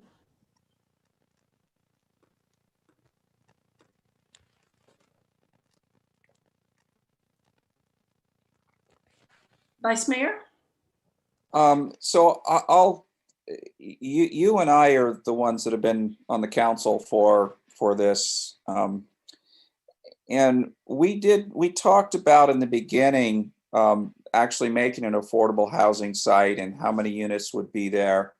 And I know we both really like the idea of affordable housing, but in the end, and I'm talking, meaning the mayor, in the end, we thought it was, or I recall the council finding it more important to preserve the historical aspect of it. Mr. Foley was obviously paying attention very carefully because what he said matches quite well the process and thought process we went through as a council, that ultimately we did want to preserve the history of Los Gatos as the firehouse, and going with the affordable, we couldn't make that, preserve that history, and we really felt like that was going to be a loss. And the fact that we could really only get 3 units on the lot also kind of said, again, it's not really worth trying to cram affordable housing there for the loss of the historical aspect to it. And so that's how we've ended up where we are. And Mr. Hudis started mentioning also that, we are down the road, we've been negotiated a lease. So, I'm not really in favor of making a U-turn at this point, for both of those reasons. We have a leasee that, has been working hard on this now and put their effort into it. And there is a lot of negatives to going back that direction also. It's not clear what the best, that would be, affordable housing at this site would be a better solution on that. So I'm thinking that it is better to go ahead with the zone change. I hadn't realized we really were opening it up to so many possibilities. When we were, I know we put options in the lease, but I also think when we started down this road, we were thinking that it really was going to be neighborhood compatible kinds of uses. And as has been mentioned, it really has to come back to the council for us to agree that yes, it is going to be compatible with the neighborhood, and the neighbors are going to be there at that time to also help us make sure that's the case. So I'm in favor of moving ahead with the zone change, which seems to be necessary for the progress that we're on. Okay. I see Councilmember Adami wants to say something, so we'll take a break. Real quick though, in interest of time, I'd like for you to make that into a motion so we can begin this discussion and deliberation. Yeah, I'll make the motion to, what do I need to say in my motion here?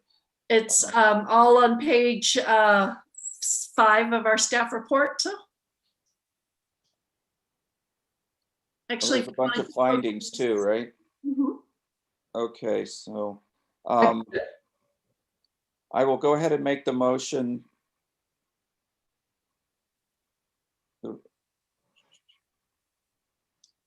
Would you like Councilmember Badami to go? Well, we have Councilmember Badami save that spot, and I'm just trying to. And I plan my motion, or she can make it better than I? Let's see what she has to say. Councilmember Badami.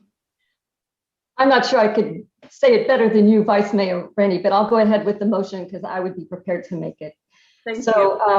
I move to approve General Plan Amendment Application GP-20-001 and Zone Change Application Z-20-002, considering a request for approval for a zone change from R-1D LHP residential downtown with the landmark and historic preservation overlay to C2-LHP, and a general plan amendment to change the land use designation from medium density residential to central business district for property located at 4 Tate Avenue. I can make the required findings for CEQA. I can make the required consistency with the town's general plan. I can find that the general plan amendment is consistent with the existing goals and policies of the general plan and the corresponding elements, and that the proposed zone change is consistent with the general plan and its elements, and that the proposed zoning is consistent with the proposed general plan land use designation. That was really good. I'll second that. Thank you, Vice Mayor. Any questions to the motion? Councilmember Hudes? Not a question, a comment. Yes, please.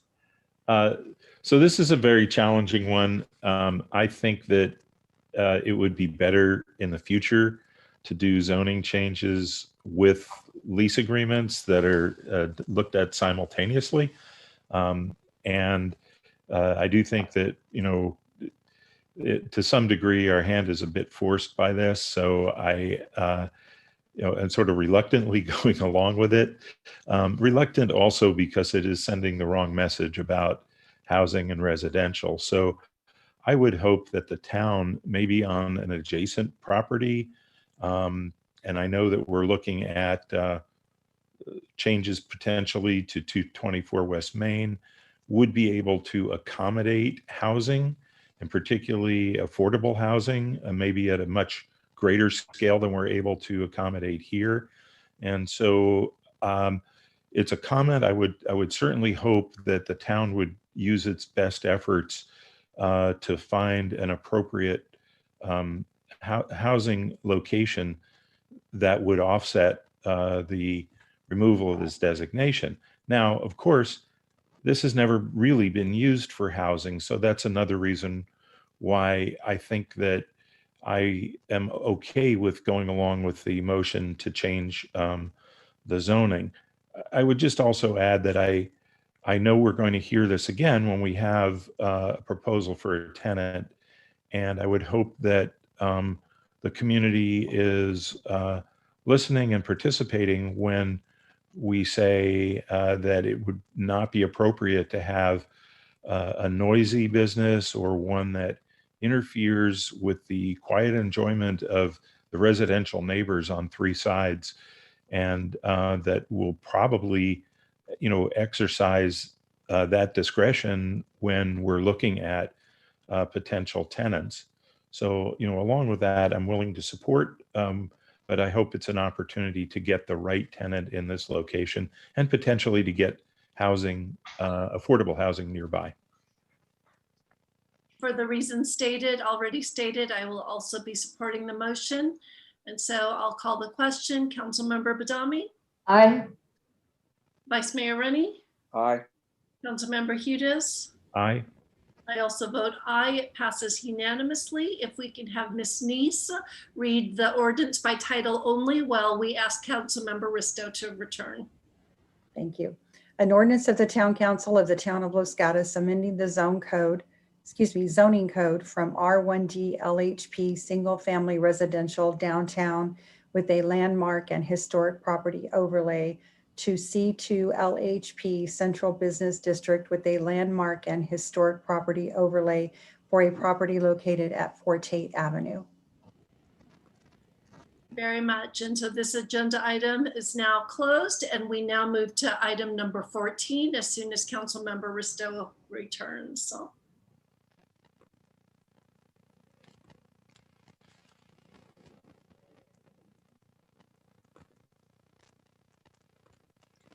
Council members and staff, I'm looking at those on the screen. Are we okay to keep going?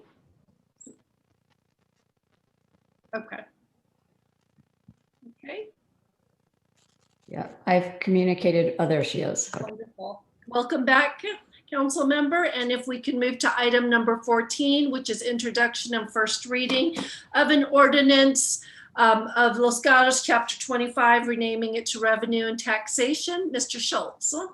Yes, good evening again, Mayor and Council. In January of 2016, the Town Council approved the Arts and Cultural Commission strategic plan, which identified public art, funding, and community engagement as their three major goals. In April of 2017, the Town Council meeting, the Commission presented the possibility of a public art funding or a percentage of art funding in alignment with that strategic plan. Then in June of 2018, the Commission returned to Council again with a report and recommendations to pursue an ordinance to fund public arts program. At that meeting in June of 2018, Council directed staff to obtain further information, and so the town hired a consultant to produce a report, and that report is attached to the staff report. At the September 2019 meeting, Council reviewed the consultant report and directed staff to prepare an ordinance for public art funding. That ordinance draft is now in front of you. With input from the Arts Commission and the consultant's report, the draft ordinance recommends that a 1% of construction valuation for art funding requirement attached to all commercial and mixed-use development, both new construction and reconstruction, remodeling, that has more than 50% square footage, and all residential development of 3 or more units, not including any ADUs or junior ADUs. The draft ordinance also addresses the implementation of the fee during the development review process and the maintenance requirements for the art. It also allows that instead of being able to install the art on a project, it could pay in lieu amount, which would be equal to the amount of the construction valuation. I've placed the effective ordinance date of July 1st, 2021. That could be changed if you'd like a different date. I picked that date because of the reason why this has taken so long to come in front of council is because it was delayed because of the COVID-19 and not wanting to put new fees in place until a later date. So you could discuss that date. And I'm also available for any other questions or comments that you have. Council members, any questions? I see no questions. So I open our public testimony. For anyone that would like to speak on item number 14, please raise your hand. I do see Dr. Weaker, and welcome. Hello. So I wanted to thank everyone for their patience with what has been probably the longest process I've ever been involved with in my entire life. And I've been on hospital boards and all sorts of things, but it's taken a long, long time for us to get to this moment. It's amazing to see what other communities right around us have done.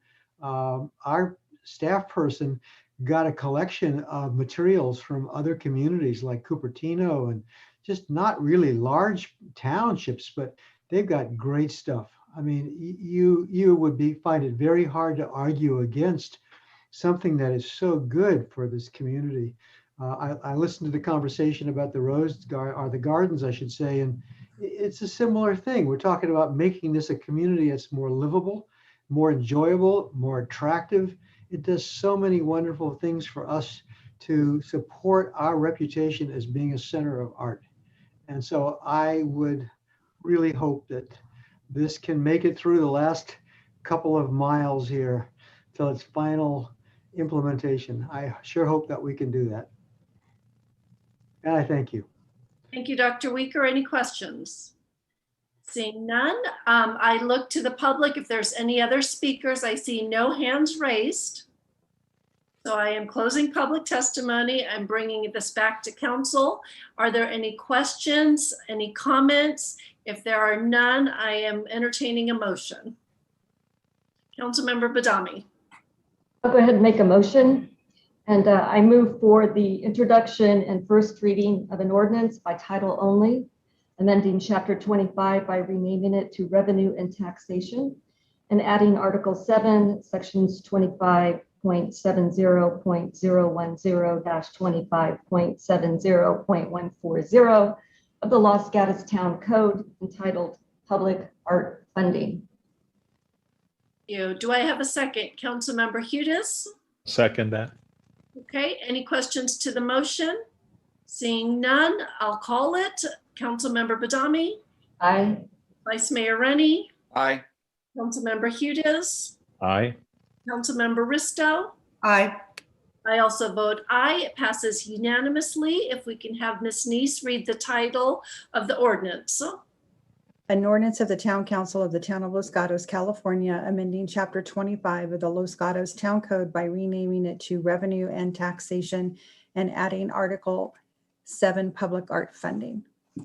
Thank you very much. And we finally got this through. So congratulations, everyone. We now move to agenda item 15, which is advancement of the downtown employee parking pilot and the issuance of a request for proposals for consultant services for wayfinding signage. Tonight, we get to welcome Sergeant Borromeo to tonight's council meeting and staff report. Thank you. Good evening, thank you. If I could start by asking the Assistant Town Manager to share my presentation, please.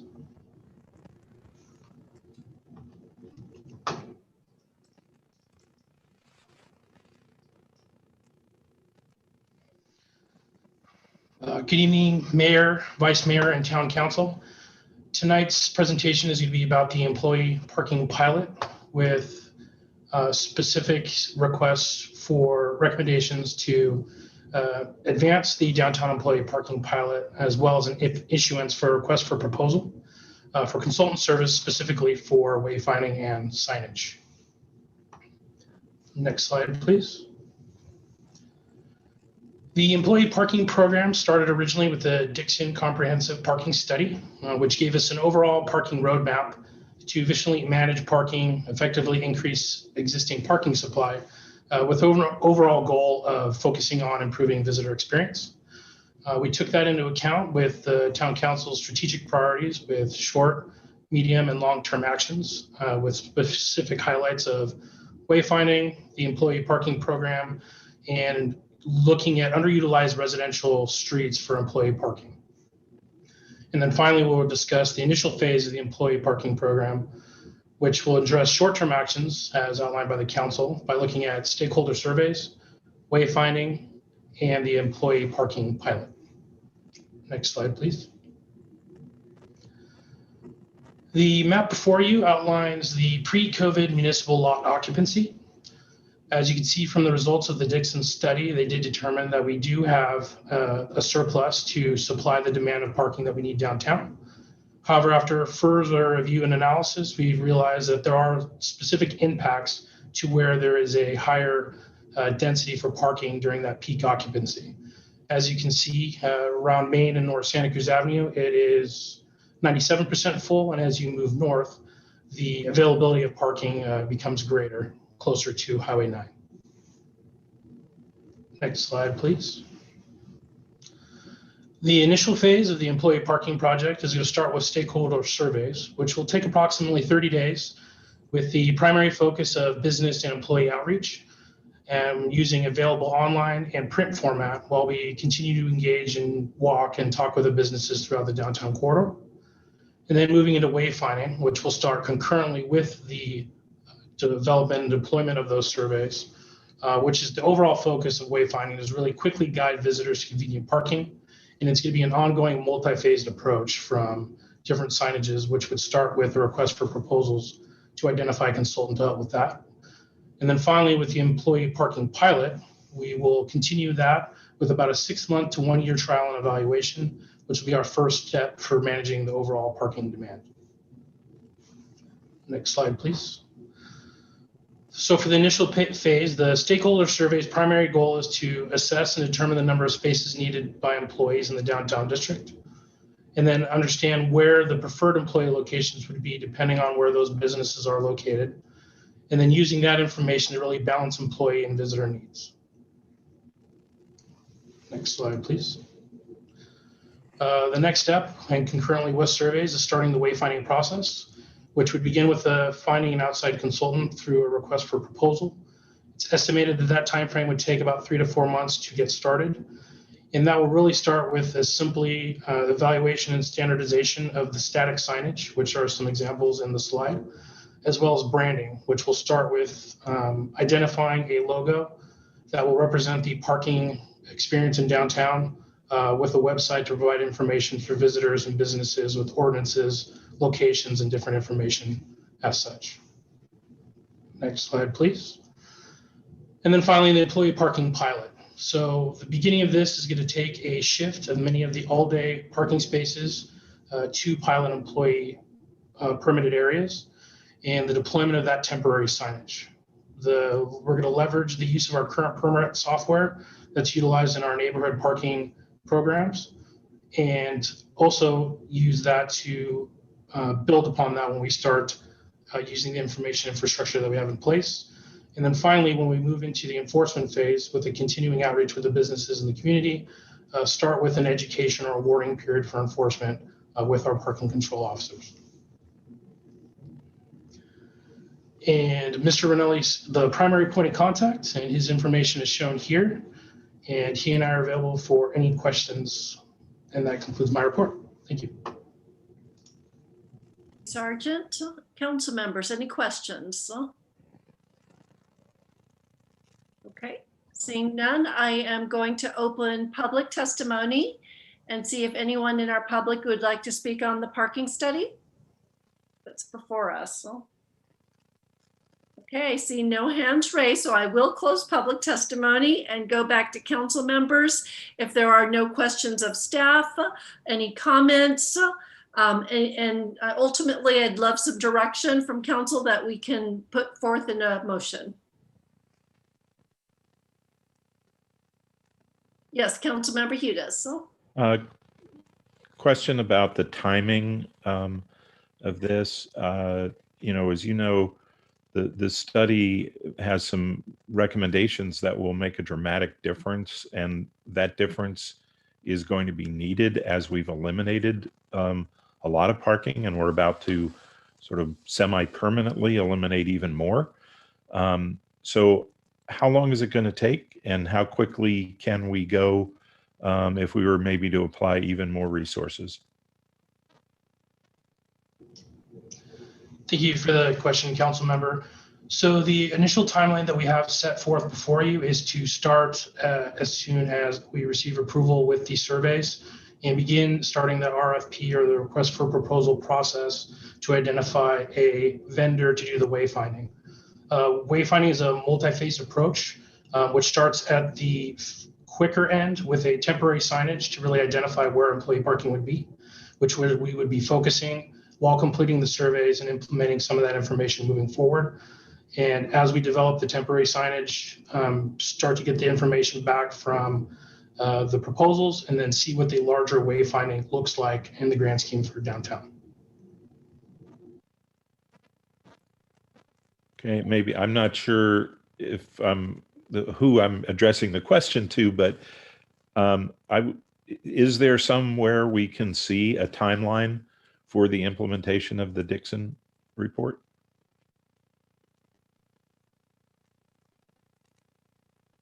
I'll start, and perhaps Director Morley will jump in as well. As you recall, the Dixon study had layers of recommendations for council consideration. Some of them were short, intermediate, and long-term. And the value of the Dixon study was really doing things in the right sequence and learning as we go and adapting. And so the two recommendations that are before you are ones that the council chose previously upon the recommendation of our consultant, and really help to advance and give us this foundation. So we really need to build success here first, and then we'll be able to go on and continue with this process. It's going to be a long-term process, and there's many steps, but these are two really critical areas in terms of managing existing supply, because the report found that we had plenty of supply. We just really needed to manage behavior in order to leverage that supply to the maximum extent.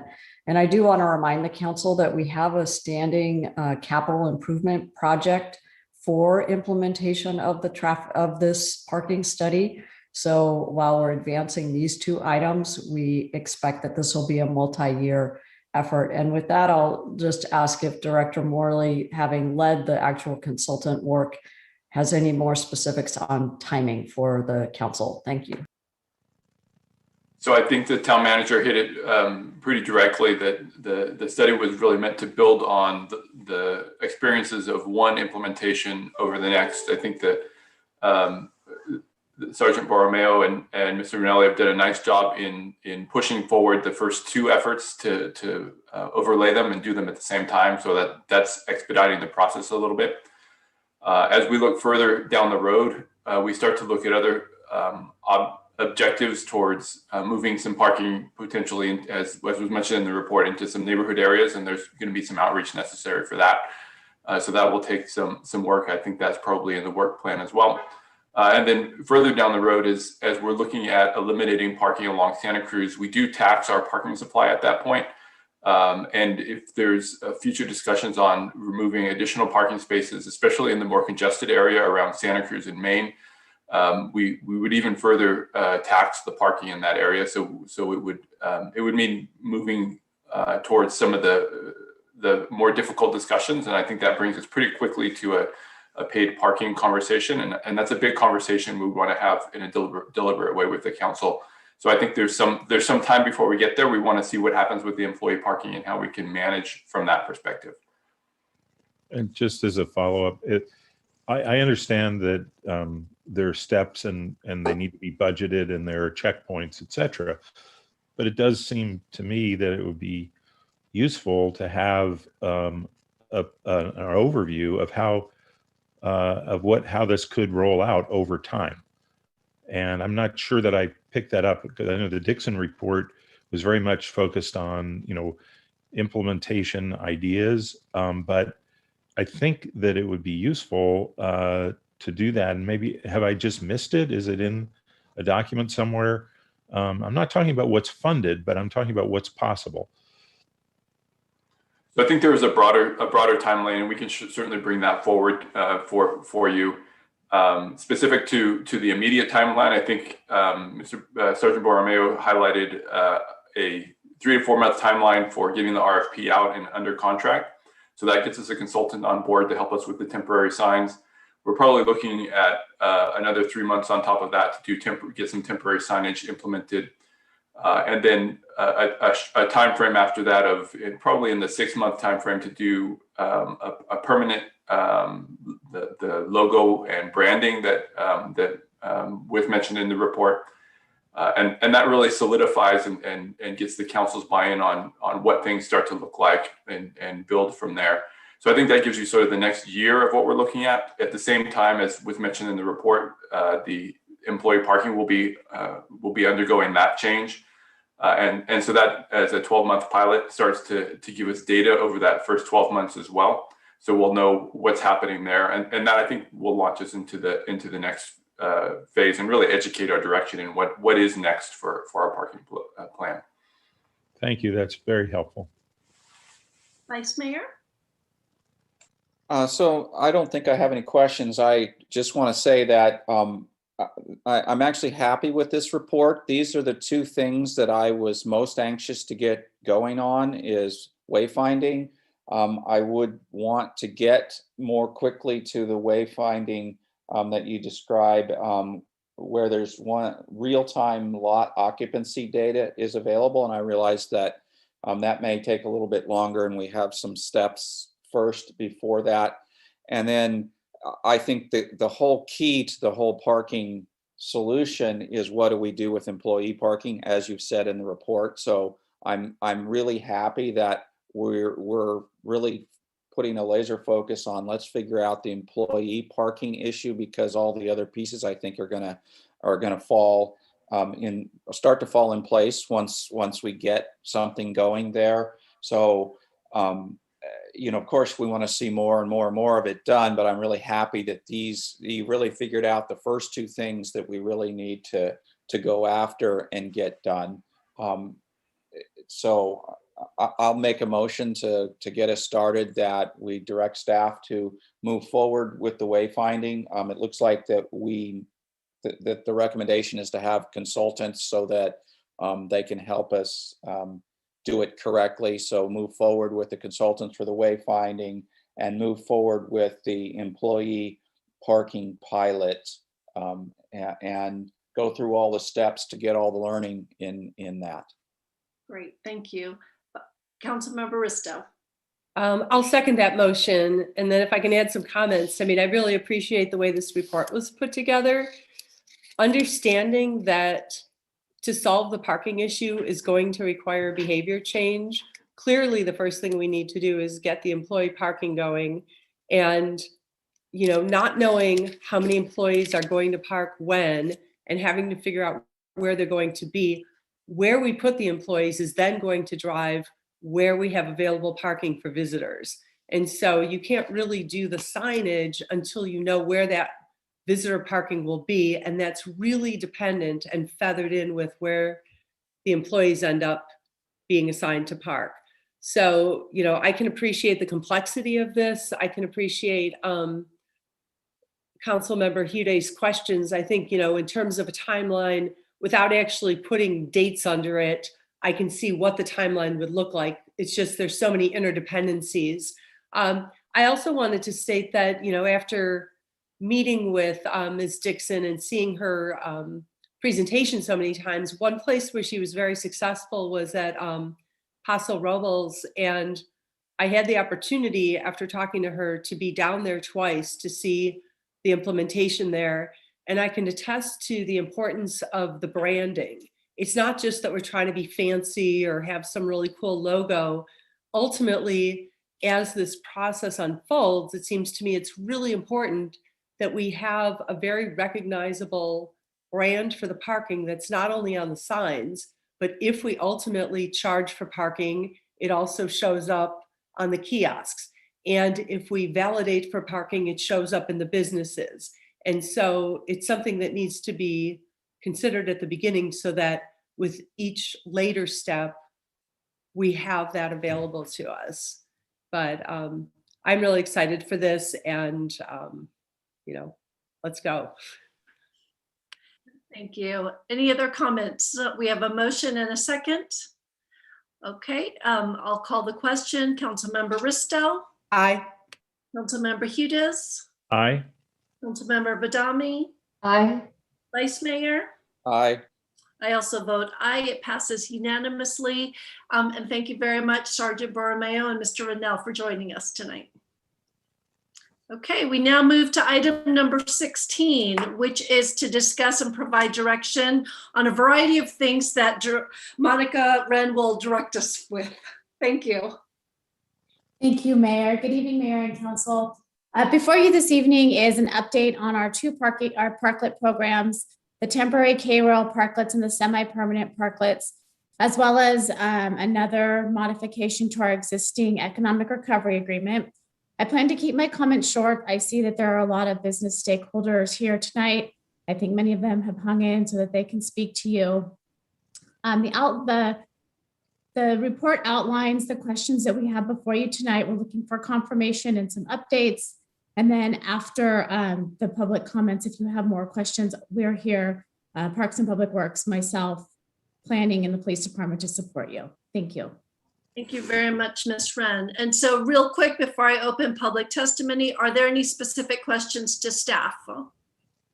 Seeing none, I will open public testimony and everyone will have 3 minutes to share their comments. I go to Kevin Youkilis first.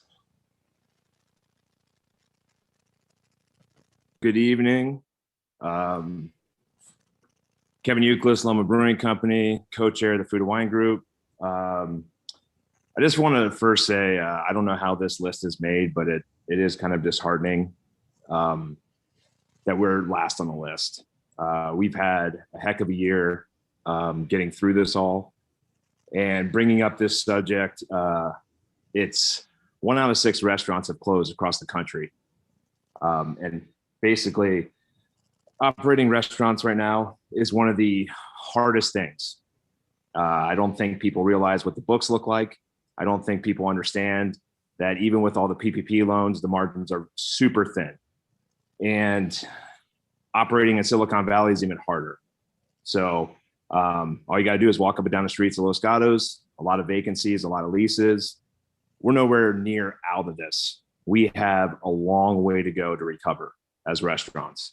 And right now we need these parklets. We need help with these parklets. There are so many restaurants that need the help and the money for these parklets. We were forced into this.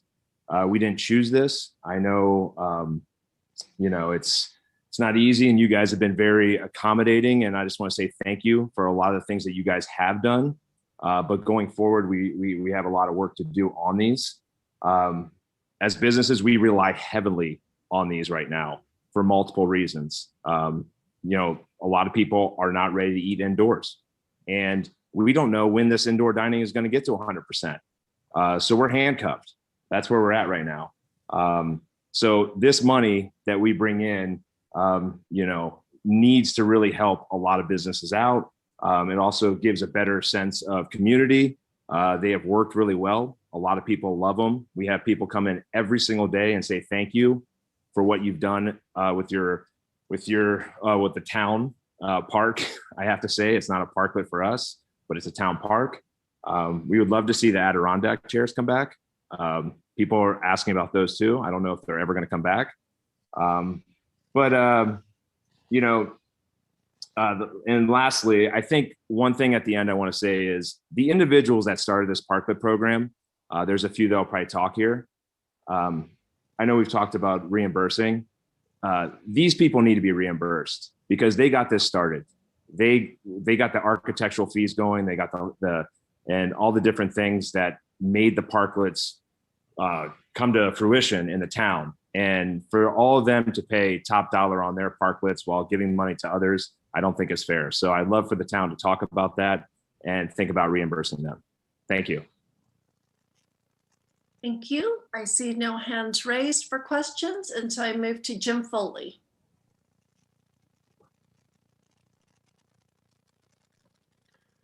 Thank you, Madam Mayor and Vice Mayor and Honorable Council. Again, appreciate the time. It's a long one.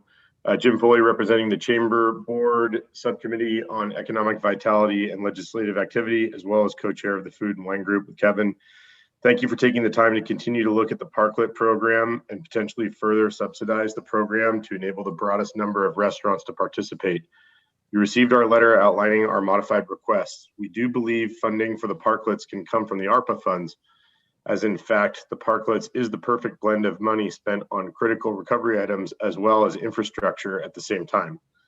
At this time, though, our ask is that you allocate the funds from the recovery fund you established about a year ago that was originally reallocated from the Downtown Streetscape Fund. This fund was originally meant for downtown enhancements and to further the potential streetscape project. I believe the Chamber, town staff, and businesses believe the streetscape project is more like a 7 to 10 year away project at this time. There's no way the businesses could recover properly in the short term with the streetscape project impacting their businesses. The semi-permanent parklet program is really the short-term streetscape project that has and will continue to bring vibrancy to downtown, which in turn benefits the whole town. The silver lining during the pandemic is some restaurants that were hesitant to make the investment in the semi-permanent parklet program got a free trial run, and we all saw how successful it was for everyone. People flock to Los Gatos now for the outdoor dining in its current makeshift form. Imagine having first-class parklets instead. Our proposal will get the hesitant owners to the finish line to actually commit to building the parklets. It makes sense that the requested funding comes from the old streetscape project reserves, because this is basically a new streetscape. This investment will bring commerce to town and add revenue generating square footage, both of which will increase sales taxes, which is a long-term benefit to the health of town finances. Please consider our revised proposal. We can get these parklets built quickly and with little impact to the businesses, and we can be a regional leader in recovery efforts. Time and time again, we got compliments on how well Los Gatos did, how quickly we sprung into action when we originally closed down the parking spaces and put parklets in. So I think we're ahead of the game, and if we can continue to move quickly in this direction, we can really help our businesses recover, and it's all the businesses. with the restaurants taking the lead on the parklets, it still brings people to town to shop and supports the merchants and the personal services businesses and everything else located downtown. So appreciate your continued consideration, and we look forward to doing the best that we can and helping out wherever we can. Happy to answer questions if you have them. Thank you. I see no hands raised, and so I move to redemption. Hi, can you hear me? Yes, we can. Welcome. My name is David McGregor Scholes. My wife Tammy and I own Redemption in the downtown, and I'm also the current president of the Chamber of Commerce. I would just like to add my comments.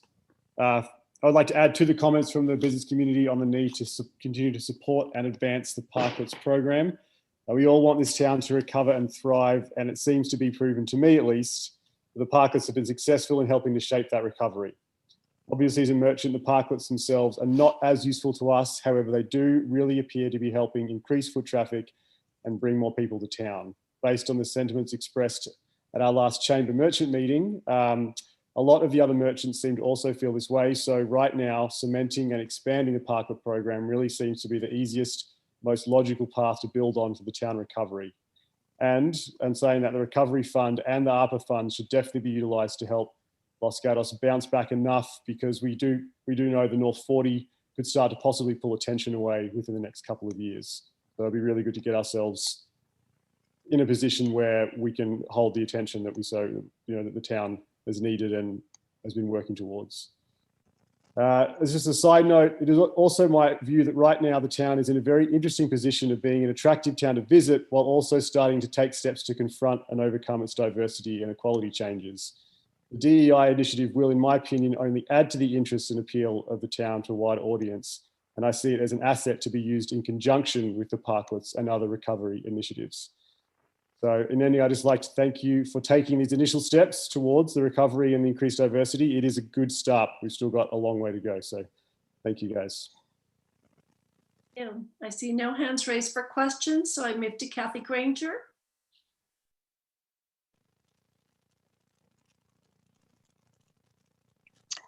Hi, I'm Kathy Granger, and I'm speaking on behalf of some of the restaurants. The extending of the existing K-Rail Parklet program to beyond the end of this year would be beneficial. Businesses need to have the spaces to continue to realize revenue loss due to restrictions and shutdown. Restaurants are still operating with restrictions, and most don't have the internal space to allow the maximum capacities currently outlined by the tiers we are in, and to maintain the spaces between tables. Also allow semi-permanent Parklet members the flexibility to cover and weatherproof their spaces. The restaurants have submitted several letters requesting that those who are ahead in the outdoor dining and paid for Parklet should get the same grant as the new Parklet owners are or may be eligible for. Additionally, the businesses that paid the $2,500 to have their temporary Parklets made ADA compliant should also be reimbursed. Finally, we encourage the town to meet with business owners to discuss how to equitably distribute the recovery funds that are many other factors that are beyond outdoor dining. The chamber would be happy to coordinate. That's all. Thank you. Thank you. I see no council members raising their hand for questions. So Tyler Thompson.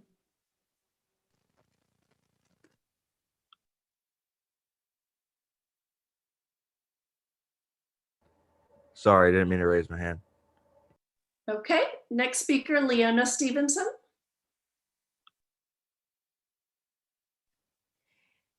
Is this the appropriate time to talk about the extension of personal services into office, or do I need to wait?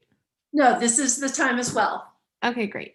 My name is Leona Stevenson, and I am the owner of a small business called Vivid Brows and Skin. I am currently working inside Vidia, which is a wellness center located at 15066 Los Gatos Almaden Road.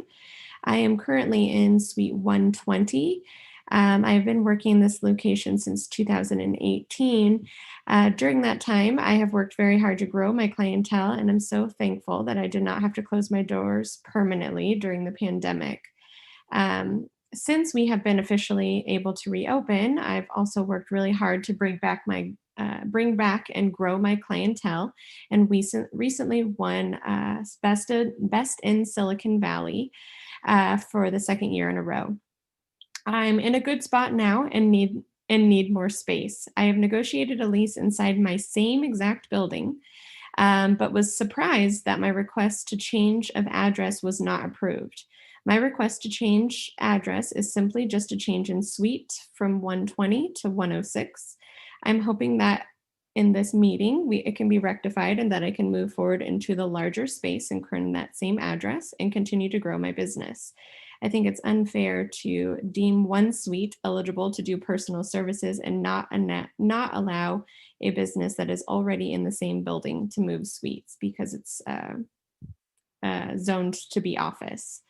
To add to that, medical offices, such as a dermatologist or plastic surgeon, often hire estheticians like myself to perform personal services in their offices and typically don't have any issues getting business licenses for their spaces. After everything last year brought, and with businesses similar to mine trying to come back from this pandemic, I hope that the council will understand that a skincare and waxing business can ultimately occupy office space and not interfere with the surrounding businesses. Thank you so much for your time. Thank you. No hands raised. Next speaker is, oh, I'm sorry. If you could just hold on. A smarter hybrid. Councilmember Risto, you had a question? Yeah, I actually have a question for staff because I don't quite understand this issue. I'm assuming this is a matter of zoning where if something's zoned office, we can't have personal service there, and we temporarily alleviated that during COVID. So before you tonight is a modification to the economic recovery resolution that would indeed allow personal service to occupy office space or office zones. Currently, the code does allow for a medical office to have an ancillary use as a personal service, like the speaker stated, where an esthetician may be in a doctor's office. But there is not the availability for personal service to stand alone in an office zone. And what the modification in the resolution that's attached is asking is, let's give this a try as a part of the economic recovery efforts. Through the end of the year with an agreement, can we allow some of these expansions to happen to see if it works, to see if it provides that opportunity for personal service. Much like the speaker said, some are looking to expand and some are looking to kind of bifurcate out because there can't be so many people in one space any longer, or there isn't a level of comfort with it. So that's the intent behind the modification that you're seeing on the draft resolution. And then I'll open it up. I don't know if the Director Paulson has any other comments on the zoning. I don't know that I have any other comments. Ms. Wren covered it pretty well. What I will say is that in the office zone, personal service uses by themselves are not permitted, and they're not in the permitted use category. So that's the issue that Ms. Stevenson ran into, and we actually have at least one other one that has a similar issue. Where there's other personal service businesses in an office building, but some of those are grandfathered in. And so ultimately looking for that flexibility through this potential modification to the resolution. If I may, Chair. Yes.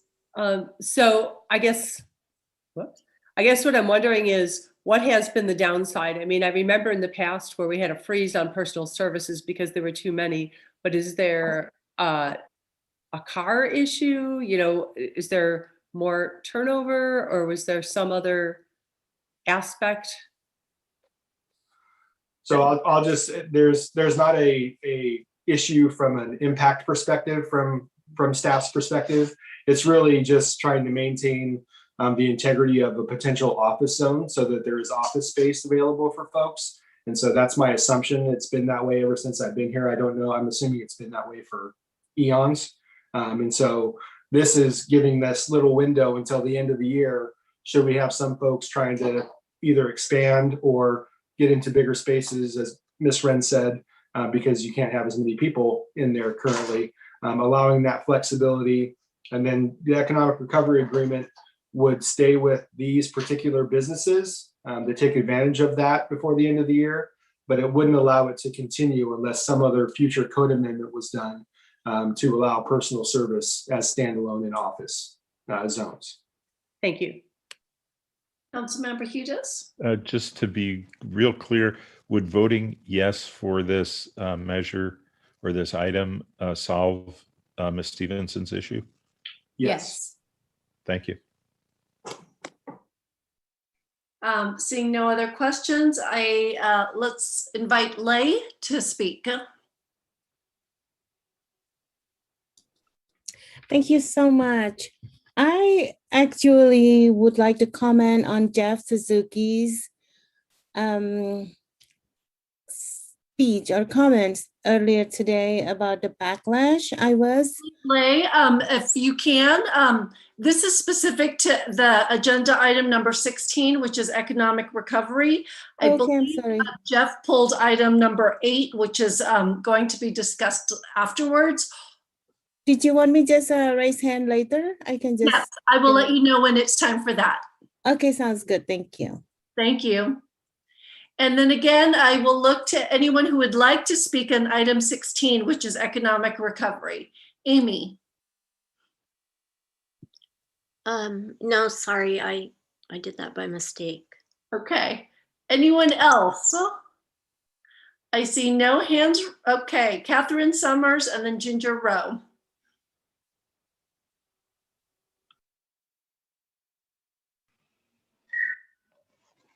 Good evening, Council. Thanks for hanging in there for this long. I do want to just bring to your attention that I did have about 5 or 6 other speakers who were some merchants from downtown that wanted to talk on this subject, and they were all very in favor of the Parklet program and the advancement of it. But a lot of them could not really hang in there for this long. So I think we have to appreciate the fact that they were going to be here. I did want to make it a little bit lighter. I wanted to just bring up an old movie, which you might all remember, called Field of Dreams with Kevin Costner. And the point of that movie was, build it and they will come. And I think that this is really our opportunity. There is money there now, believe it or not. Heaven sort of opened up and we had this ARPA windfall that came down. And I know we have to balance the budget and we have some other things to do with that money. But we also have the money that was set aside by Steve Leonardis and some of you about a couple of years ago for a streetscape program. There was 1.9 million that was set aside. We used some of that, obviously, to start this great Parklet program, which we have found has been very successful and has actually, saved our restaurants and saved our small businesses and saved our town. There's still, I think, 1.5 or close to that still available. If you choose to not use ARPA funding for the Parklet program, I think that it would be wise to look at that money. I remember back when Marcia Jensen actually said that, we were putting it into that fund and it was to be used for downtown streetscape. It was clear that we needed to use it or lose it, frankly. And we don't want to lose that. And I think that it is our best shot right now as we move forward. We talk a little bit about skin in the game. We all have skin in the game. You do, the restaurants do, the residents do, all of property owners do. I think this is really a joint project, and this is our best chance. It's an investment into the future. We're going to find out a lot, and I think it's a risk that we really all should take. So thank you. I see no questions, and so next speaker is Ginger Rowe.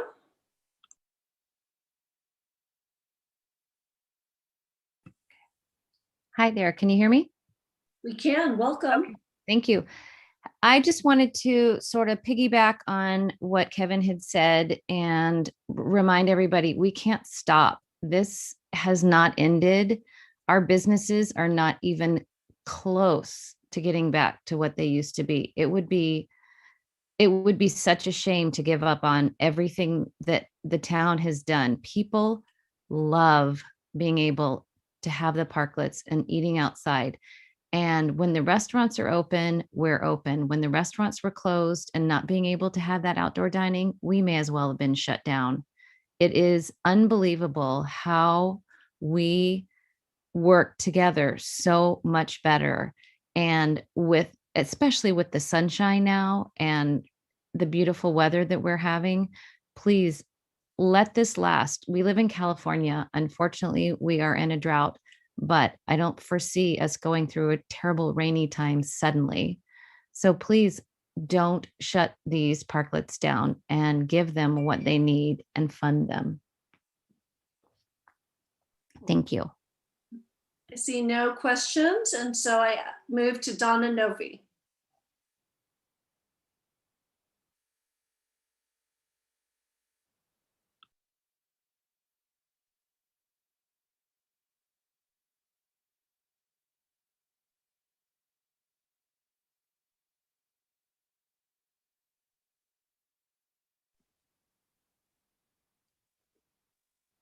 Donna, you're still muted.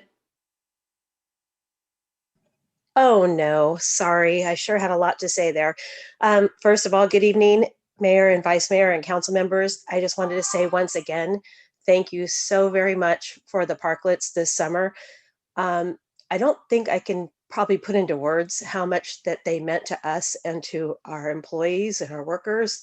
I think it was really evident when we got shut down in December, and then we got reopened back up January 29th. It was like January was the hardest month out of all of this. And you could really see how the outdoor dining was helping us. And then when it suddenly stopped and we were in slow season, it was like, I don't know how many more months we could have endured like that. So the parklets have been key to that. But also, I want to say the parklets have been the answer to a lot of things that we've all worked on. The last 4 or 5 years, I've worked on tons of committees where we were trying to bring business back to Los Gatos. And then suddenly now we're vibrant again. There's people outside, they're all loving it. It's been the answer to a lot of things, and it's made people realize and us realize just how important this outdoor dining piece is. I know that the parklets we have are temporary, and I understand that. I just would hope, I'm echoing pretty much what Kevin and Jim Foley have said. If we could just keep them a little longer, it would be fantastic. We don't want to miss out on our beautiful fall weather that we have. And I don't want to be in the middle of construction. I did get a bid on the parklets, so it's not that we didn't want to have skin in the game. It was March, just before the shutdown, I got my bid, and it was about $70,000, which was a lot. And then the pandemic happened. I think at that point, we were the only ones with the skin in the game because our landlords, at least my landlord, not other landlords, was not putting into this project, which was going to benefit his property, as well as the town. We were going to be building a parklet that's on town property. So I feel like we were going to have skin in the game. Now it's really cool because the town is putting in money. So it's kind of like a big joint effort for us to have this beautiful townscape, or land, what do we call it? Town beautification and townscape. I think like Jim said, the parklets are just kind of part of that now. So I just want to say that also, we were talking about beauty earlier with flowers and planting. I think another thing that's beautiful is when the tents come down. I've said this before, and we see a restaurant or bar on the other side that has survived this big mess. That's beautiful to me too. And so I once again just want to thank you and echo the sentiments of pretty much every person that spoke before me. Thank you again. Thank you. I see no hands raised, and so Randy Chen.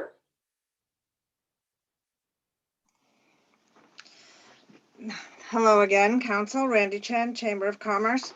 So just wrapping up what everybody has said, that we are in favor of the parklets. What we are actually asking for is money. And so we would ask you to increase the grant from the $20,000 per parklet, semi-permanent parklet, to either a percentage, say 75%, or to $40,000. And we believe that money should be taken out of the remaining 1.5 million that was set aside first for streetscape and then for economic recovery. In addition, we need to do this quickly, or we will be looking at those K-rails for longer than September 19th. And then one last thing, you had asked about the K-rails for all the parklets to make them ADA compliant. Not very many people did it. The ones that did had already done it beforehand. We do believe you should reimburse them for the $2,500 that you agreed to give to people to make them ADA compliant. I know there are lots of people who did, but they all did it before your $2,500 grant. So that's it. The restaurants really need more money to get these semi-permanent parklets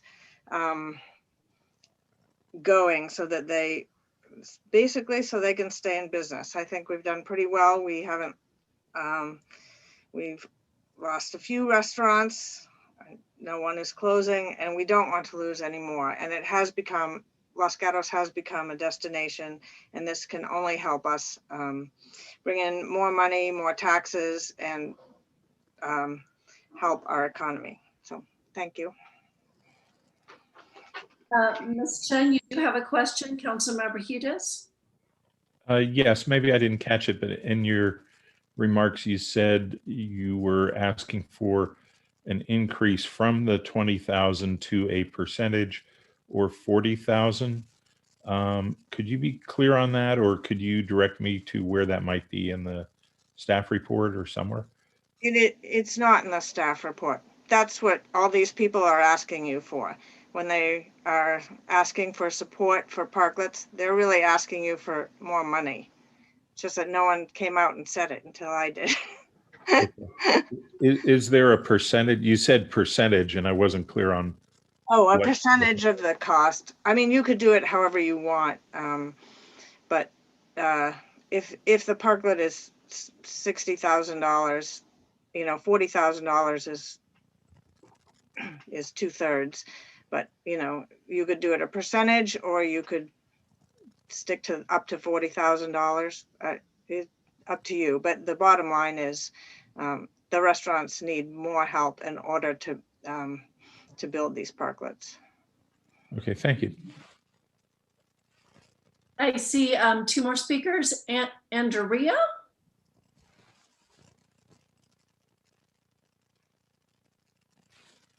Andrea Romano. My name's Andrea, and I'm from Centonove. I'm also the treasurer of the Board of Chamber of Commerce. Can you hear me? Yes, we can. Well, just very quickly, I know there was a question about the funding for the parklets, and I want to point out that there were several letters sent by Jim Foley to the town council regarding funding for the parklets. And I would just ask that you refer back to that regarding how the parklets should, and we would request that they be funded. I think that would address the question that was asked, I believe, by Honorable Hudis about the funding for the parklets. Thank you. Thank you. And I see no other hands raised, actually. So I am closing public testimony. I'm turning to council. Council, any questions of staff? And as Ms. Wren had said, there is itemized questions that staff has prepared for us in our staff report, and let's make sure that we answer those questions. And so first speaker, Councilmember Badami. Thank you. Two of our three action items relate to the parklets. And to streamline the meeting, because it's getting late, I'm going to address the easy one on our plate. And that is there's no reason not to approve the extension of personal service businesses in commercial zones with an economic recovery agreement through December 31st of 2021. So with that, I move to adopt the modified economic recovery resolution contained in attachment 4. Second. Okay, and any questions? Seeing none, I'll call the question. Vice Mayor, Aye. Councilmember Hudas, Aye. Councilmember Badami, Aye. Councilmember Risto, Aye. and I also vote aye. So item C of the staff report is approved unanimously. Thank you very much, Councilmember Badami, for getting this started. Okay, who else would like to go with motions? Vice Mayor, I see your hand up. I want to ask a couple questions first, and then I have a few ones that I would like to make too. First question is, I want to clarify if this agenda item looks like it's written pretty narrowly, so we cannot talk about other kinds of support such as the event support that was mentioned or the destination marketing or any of those things. Is that correct? That's correct. Okay. And as I mentioned earlier, Vice Mayor, I'll work with the manager to get those agendized. Thank you. That was my follow-on question, is when could we do that? Okay. Next question is, has the status of the parklet applications changed any as time has gone by? I know before you said, oh, we were expecting lots of interest, but are we actually getting any, and are they happening? And you're recommending still keeping the June deadline, but we heard from staff, yeah, they're coming, and I hear from the other side lots of hesitation. So I'm wondering, are they really coming? Is there any kind of evidence that they're coming? Thank you for that question. So we have received 2 partial applications. We have not received a whole application yet. As Mr. Euclid pointed out, and I think it's in the report briefly, I've had some conversations with folks over the last couple of weeks, and it seems that many are truly concerned about the debt that they're carrying from reduced rent or other things that happened during COVID. And so I think it's trying to manage some of that. I do still have folks showing interest, but as far as the number of applications fully received, we have not received any new complete applications. Okay, thank you. Mayor, I see Mr. Hudas wanted to ask. Well, I'll let him ask a question, then I'll come back. Okay, are you done with your questions then, Vice Mayor? I am. I was going to go into another subject with a motion, but we'll go to Mr. So Hudas. let's go to Councilmember Hudas. On the semi-permanent parklets, I think they are really key to our next step in recovery. And so I voted against the proposal in the last council meeting because I didn't think it was big enough. I think we have to go bigger. But the one thing that's remaining in my mind about it is that, is there a way to configure the semi-permanent parklets in a way that allows us to migrate to a new streetscape, a continuous sidewalk with interior seating and awnings? Is there something in the engineering or in the way that these are constructed or done that would allow us to move more easily to a real world-class downtown configuration to kind of minimize the effort, so that we go beyond just recovery and we start moving to reinvention and revitalization at some point? It might be 6-7 years down the line, but that we don't have to bring in backhoes and destroy everything in order to get there. Can we think through the construction details of these parklets so that they could be a part of the eventual solution? Thank you for the question, Council Member. So it takes a little bit of hypothetical thinking about what the design is going to look like for the downtown in the future. And I think there's a lot of work to be done, collaborative work to be done on that. If you take it as widening the sidewalks and taking away parking to do that, I really think that you're looking at a major reconstruction of some of the key infrastructure, like the storm drain, the slope of the street, utilities that are underground. So I really think you're looking at a bigger project, and I don't know that these semi-permanent parklets are going to lend themselves to being repurposed in a future project if it's at that magnitude. If you go to a lesser magnitude project, then I think you retain the seating against the travel lane in the parklets. So these are all things that warrant a lot of discussion, and I think a lot of brainstorming through a visioning plan that we'll need to get to. Okay, well, I was just making that suggestion now because we're about to eliminate parking, which is going to put pressure on our retail businesses who may be more difficult to recover. So, and I really think that the developing a real world-class downtown configuration is something we ought to aspire to. So I just would urge us to use the talent in our engineering and our partners to think through about whether there's any possibility in the way that we do this construction where maybe we don't have to, rip out steel poles or other things so that it would be a little bit easier to get to a revitalized downtown.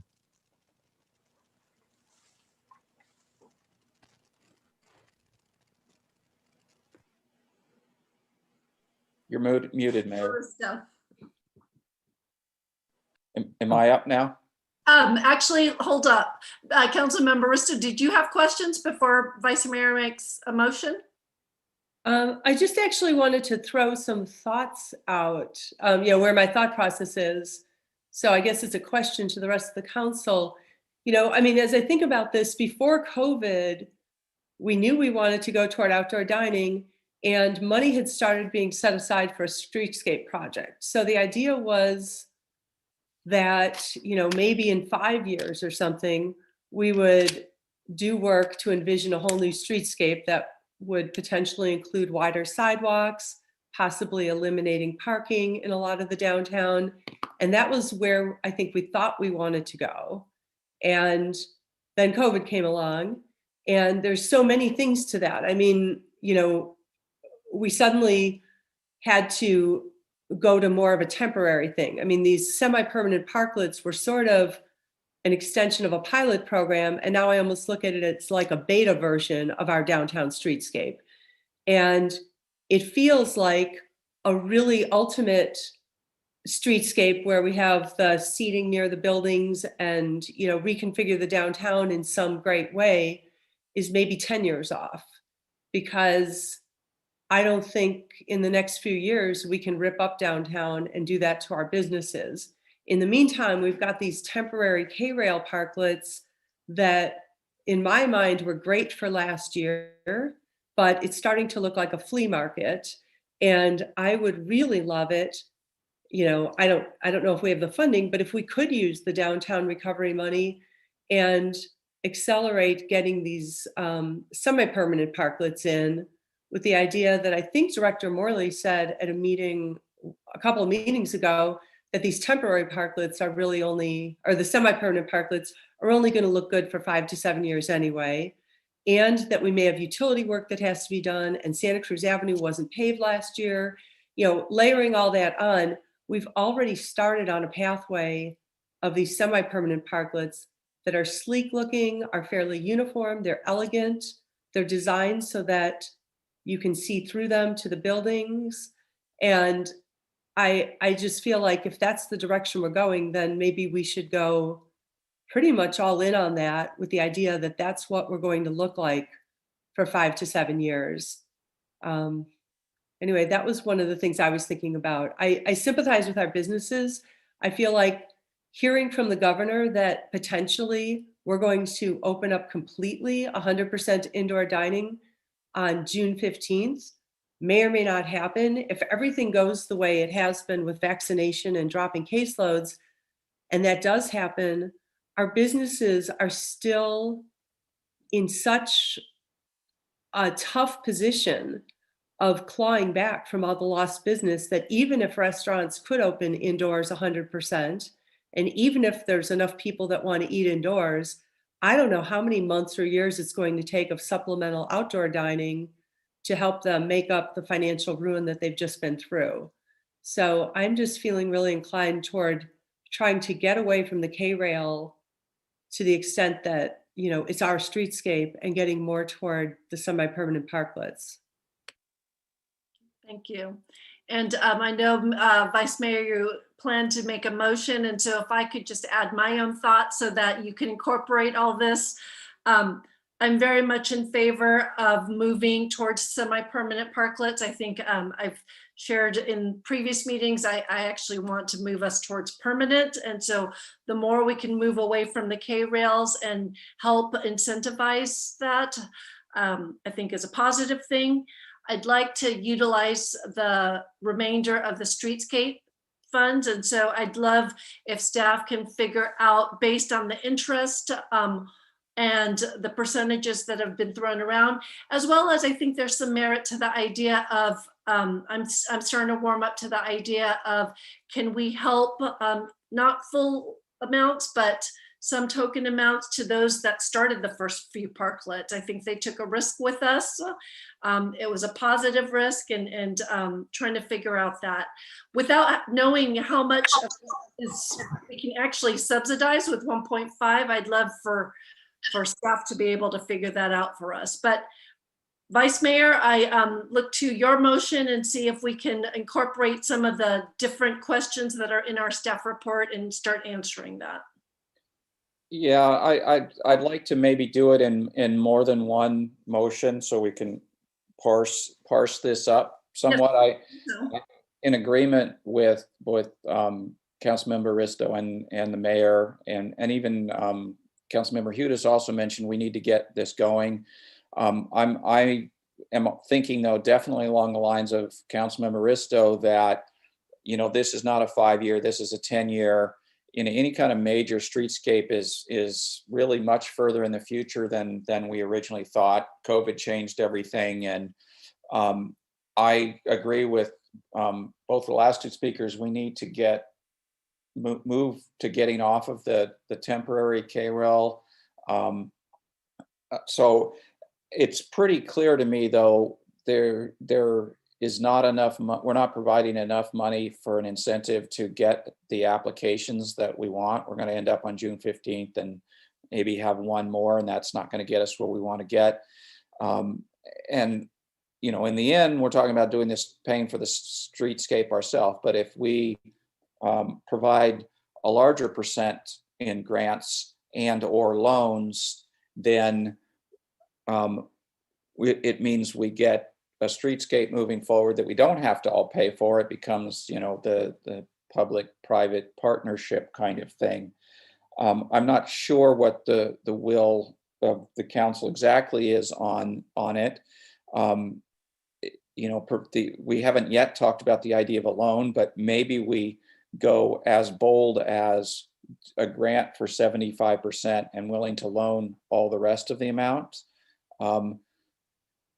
Before I make let me make that as a motion, and we'll then see if it dies or needs to be modified, that we would provide 75%. It looks like Mr. Morley wants to tell me that adds it up to too much money, or maybe he wants to say we need to put a limit somewhere on it. So let's see what Mr. Morley has to say before I finish my motion. Yeah, thank you. So I think having an upper end cap would be important. I think that the proposal that Mr. Foley put forward seems to be reasonable. So 75% up to 40 grand would seem to be something that that might be able to move things on a little bit for us. We would certainly want out of tonight some firm direction from the council, regardless of what the numbers are, so that we can take some good action on it right away versus coming back at a later time for setting those amounts. And can you add also, if we wanted to additionally provide loan funds, what might that look like? Would it be a percent loan? You know, how much time do you think it would need to be? Do we need to worry about those details at this point? The loans are sort of outside of my area of expertise. I think that it becomes a management nightmare a little bit for staff to put that program together. And a lot of times what we find with loan programs like that is they really just become something that extends the forgiveness of the loan. So having some expectation of what the sort of the return might be would be important. But I would say if you're willing to contribute the dollars, then let's go there and let's figure out what that amount is and make the decision. I'm going to make that motion so we can move it forward. We'll contribute up to 75% up to $40,000. See where that goes. So we have a motion, very specific, and Councilmember Hudis, would you like? I'll second the motion. I have a question for staff. Does 40,000 get us to 75%? In some cases, it will get us there, and in some cases, it will be more than 75%. If businesses are coming together, or if the parklet's smaller, for example, it's really going to depend on the scope of the work and the amount of work that needs to be done for the slope of the street and things like that. Thank you. So then my question then, I know Councilmember Risto, you have your hand up also, is would it be better to put a max so that it's either or, whichever costs less? That would be up to the council, but that would be one way to do it. We could say 75% or $40,000, whichever is, less. But it's really however you'd like to word that. Okay, so that's my first question. And my second is, based on the number of businesses that have shown interest, how would that utilize the 1.5 that remains in the streetscape? So when we talked at the last meeting on April 6th with the APRA money, I believe that we said 20 parklets with 25 businesses. And at that point, that was actually going to use the money that we had set aside in the beginning, and only, I think it requested an additional like 150 or something. So there should be the ability then, it would be another $20,000 for, let's say 20 folks. So another $400,000 would be just a rough estimate of what I could see that being. Okay.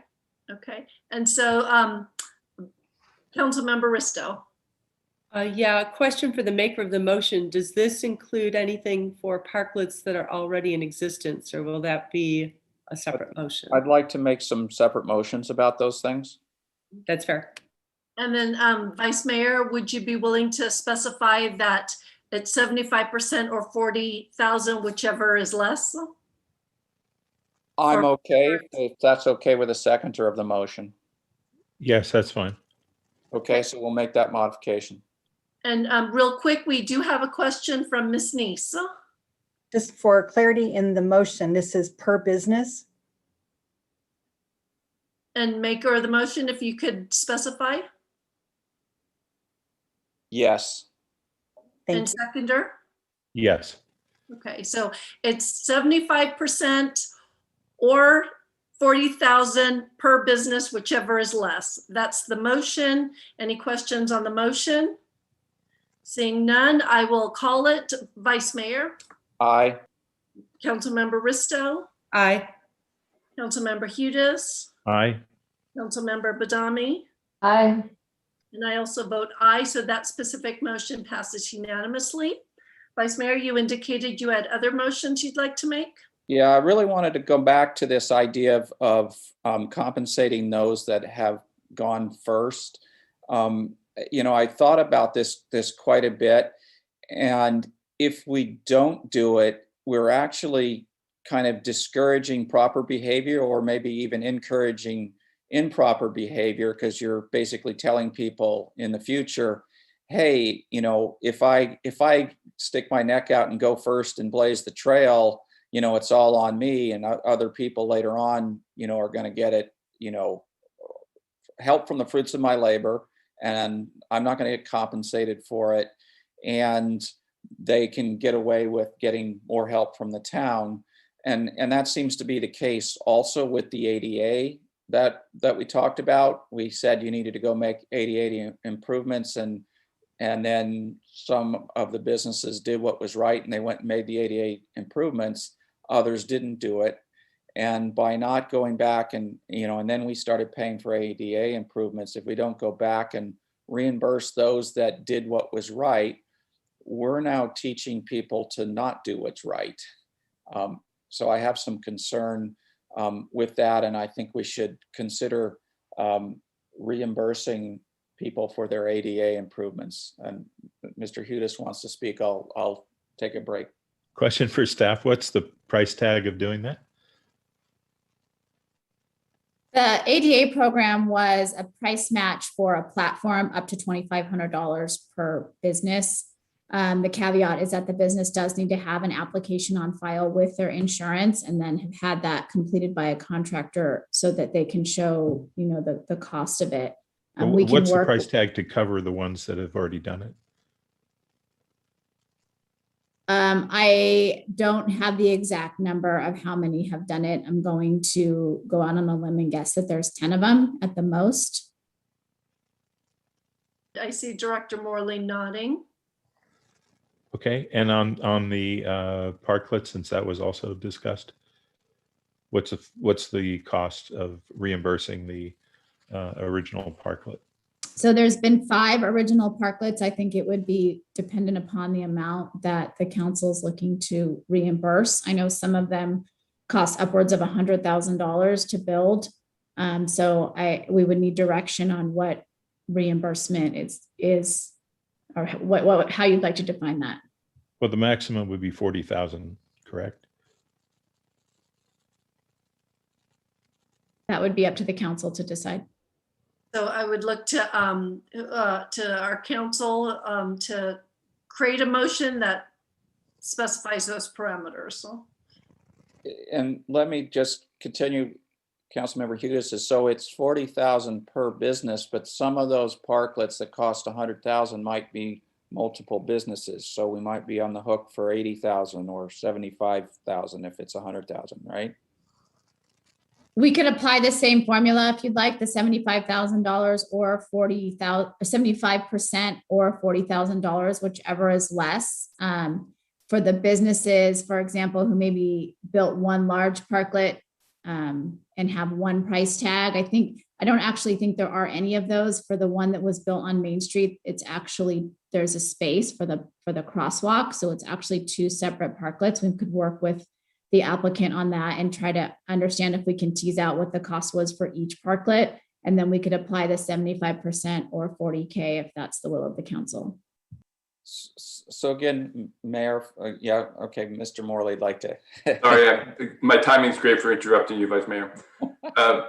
So I think we would want to go through a little bit of a check on the cost of the parklets. It's not a money-making opportunity for the businesses. So if there's 2 businesses that get together and spend 60,000 for a parklet, they're not going to get 80,000 back for it. So we'll want to look at their expenses as well, just to make sure that we're under control here. Yeah. So Vice Mayor, would you like to provide direction that come back, or do you want to give those cost estimates? So what you could do is I'll provide the guidance and then ask staff to come back, because there are actual financials to look at now. Let me make the motion on the ADA reimbursements, because we know that seems to have a limit of 25,000 or less. So I'll make a motion that we 2,500, I believe, right? 2,500. 2,500 times 10 at most. Oh, okay, got it. Was the total bill, right? So we apply the same program that we are applying forward. We apply it retrospectively, where you had to have the same requirements, right? There you had to have insurance and so forth. Does that work, Ms. Wren? It does work. I just want to say that I don't know for a fact. There are only 10. That's an estimate. There could be 12. There could be 8. But we did have a limit of $2,500 per parklet in the original motion back in October. So that's my motion. Okay, and then Councilmember Hudis, I see your hand up. Second the motion. Okay, any questions on this motion? So it's 2,500 per parklet. Okay, I'll call the question. Vice Mayor? Aye. Councilmember Risto? Aye. Councilmember Hudis? Aye. Councilmember Badami? Aye. Okay, and I also vote aye. This motion of 2,500 passes unanimously. Would you like to continue, Vice Mayor? So I got a little confused a little bit in there on whether we can make a motion for compensating the ones that have already spent on the parklets?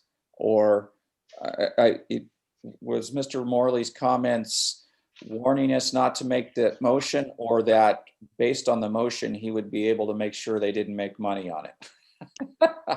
Instead of speaking for Director Morley, I'll let him speak. Yeah, I think the latter. We would check the expenditures on the parklets to make sure that it was the case that they were up to that $40,000 mark.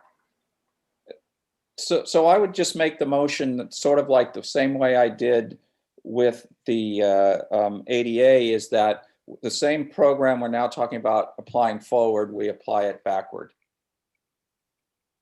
Okay, and I see Councilmember Rista, your hand is raised. Right, so to clarify, that was for $40,000 or 75%, whichever is less per business. So that kind of solves that problem of what the price is, correct? Then I'll second the motion. Okay, and then any questions on this motion? Seeing none, I'll call it. Vice Mayor? Aye. Councilmember Risto? Aye. Councilmember Hudas? Aye. Councilmember Badami? Aye. And I also vote aye. So this specific motion passes as well. Okay, would you like to continue, Vice Mayor? I'm less sure about my motions, but I do. There was some questions about roofing materials, and I wanted to say we're talking about limited to non-permanent type structures, and I think we want to modify that to something like, so for example, if you look at the corrugated metal that's on the Chen Chen semi-permanent parklet, looks really good. I think when we said we wanted it, originally we just said it needed to be not something permanent because we were worried about a big bulky structure that blocked the view of the buildings and, you know, how you were, you know, so, you know, we now have a proven example of how, I think I'd call it a permanent structure, works. So I'm okay moving away, and I think Mr. Morley is ready to help me out again. So please do. So the staff recommendation is for umbrellas or sail material, and not for a solid structure. If we get into a solid structure like what they have on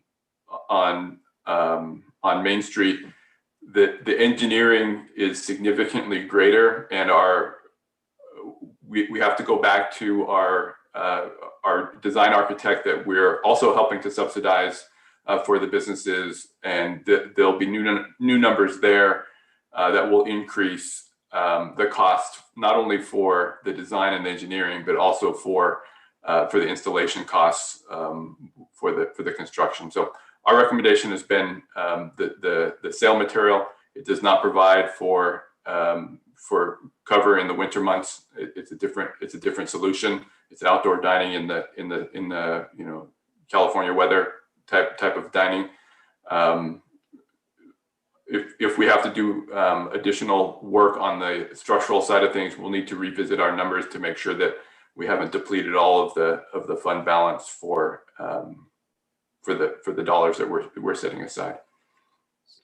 So rather than making a motion this time, let me see what others have to say. I will also add, though, I think in here we're talking about getting rid of the tent type materials soon, and I definitely think that they look terrible, and I think they were mostly about warmth, not about rain. So the sooner we require those to be removed, the better. And I'll let some others speak now. Okay, and Councilmember Risto, your hand is raised. Yes, I guess, you know, to be focused, I'll talk about the semi-permanent parklets first. I can understand what Director Morley is saying about increases in cost and everything. I'm wondering if we could allow, you know, on a case-by-case basis, some thin roofing material, but that's exempt from our reimbursement scheme. that that would be an add-on? Or is it additional work for staff to approve it and make sure it's not going to blow off and decapitate someone? Yes, Ms. Wren? So the staff report does make the suggestion that if we do go in the direction of adding the roofing, that cost and that building permit and that review does land on the business for them to then have that additional review done. So they could work with our consultant and understand what the additional engineering and all of that costs, and then that would be the responsibility of them. So that is one option that's in the staff report that kind of balances both needs if the council does like that idea. Okay, because I really do like that idea. I like the cleanness of it. What I like about the semi-permanent parklets is the fact that you can see through them. And to that end, I think umbrellas actually are pretty obscuring and they block the view of the sidewalk in the building behind them. So I'm not crazy about the umbrellas. The other thing is I want to make sure that we're pretty clear about what isn't allowed. I know in some places there's curtains hanging, and I can understand that that might make for a cozy dining experience, but it does completely block the view of the sidewalk in the building. And I thought that wasn't something that's permitted.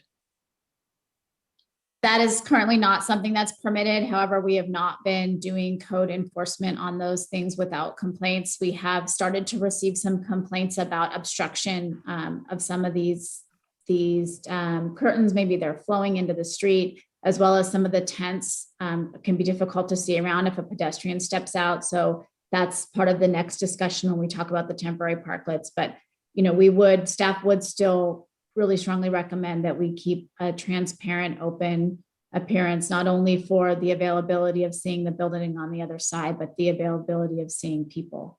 Yeah, there's a huge difference in a crosswalk when you're next to those open semi-permanent parklets and next to the tents. So I would be really open to allowing an applicant to look at different roof structures that then, would match with that flatness, but not have that be part of our motion or anything that we would pay for in the parklet.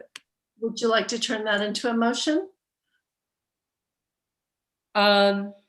Yes. So I guess that's just the one thing we'll deal with, that we would allow. I move that we increase what's allowed for covering in the semi-permanent parklets to include a to be approved, smooth, flat, low profile, thin roofing material, where all of the engineering and permitting costs and cost of material installation is completely covered by the business or the applicant.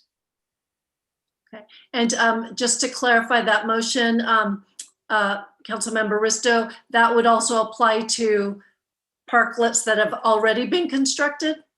Yes, so for all semi-permanent parklets that are already in existence or to be built. Okay, and I see Councilmember Badami, your hand is up. Yes, I just want clarification on that motion, and that when you talk about a smooth, flat roof, I like the idea of the corrugated flat metal roof. That I wouldn't consider that smooth. We've got corrugated metal that I think it's on North Santa Cruz Ave. I think it's Pastoria. I can't remember which one it is, but I would ask Councilmember Risto if you meant smooth as in corrugated would not be allowed. Right. Okay. I'm sorry. How about level and low profile? So not to exceed some certain thickness that I don't feel qualified to state the thickness, but we certainly don't want something that's 6 inches thick or something. But yeah, corrugated is acceptable. And I'm going to look real quick to staff because oftentimes it's interpretation. Is that clear? Okay. Councilmember, and I'm sorry, Councilmember Badami, did you second that?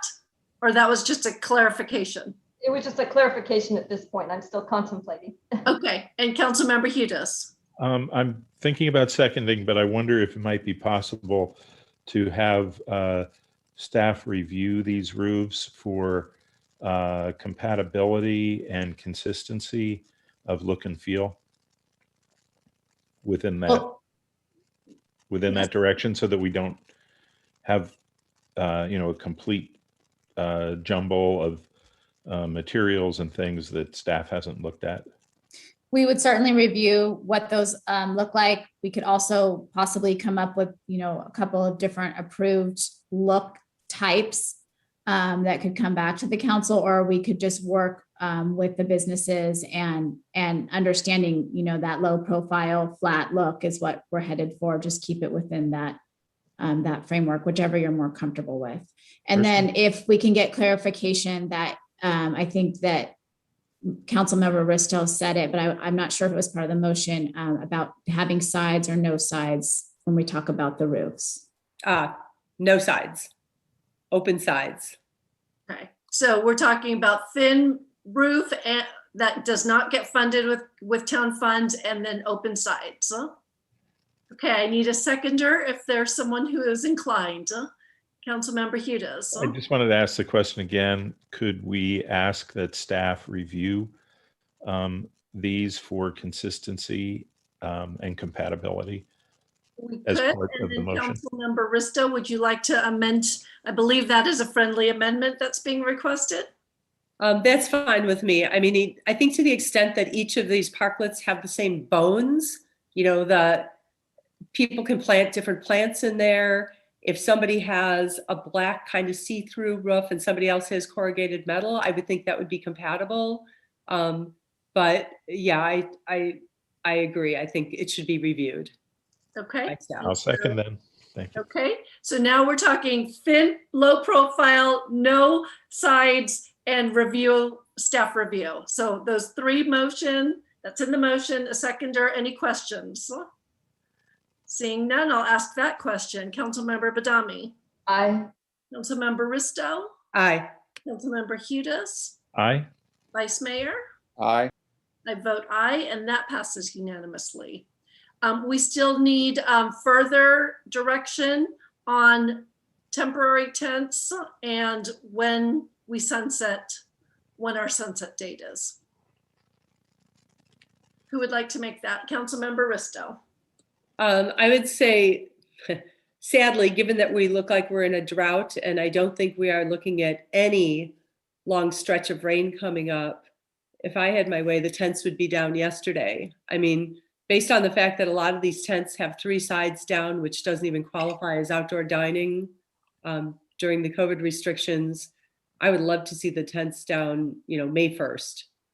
Okay, and do I have a second? So I'll actually second that motion. I think it's starting to look a little shabby, and we're trying to revitalize downtown. And so I will second that motion. Any questions on that? So yes, Councilmember Hudas. I think May 1st is too soon. So I can't support that. We need to give these folks a little bit more time. Okay. And any other comments to the May 1st removal of the tents? So, and again, yes, Councilmember Risto. I guess to be clear, we're talking about the tents in parklets. I guess we can, if we want to have a discussion about a tent in a parking lot versus a tent in a K-rail parklet, I'm addressing the K-rail parklets. And I think a lot of other things can happen in there with plants and things. I think the tents can just be gone. Right. And my understanding as seconder is just as we were asked to remove the sidings of all the semi-permanent, those sidings so that the 3 enclosed would also be removed, but we would keep those temporary water protection areas. So like, that's how I envision this. And I want to make sure we're talking from the same page, Councilmember Risto. Okay, so by tent remove, what you're envisioning is the sides are removed, but a pop top can still be there? Correct. I was actually thinking the whole thing should just go. Okay. But I'm amenable to. Would you be willing to remove the tent, but wait until actual orders, state orders when 100% dining could come in? Okay, that works for me. The sides come off May 1st, and then the roof is contingent upon the change in the state orders. Okay, and I'll second that motion. Is there any question on that motion? Seeing none, let's call it. Councilmember Risto, Aye. Councilmember Hudes, Aye. Councilmember Badami, Aye. Vice Mayor. Aye. I also vote aye, and that motion passes unanimously.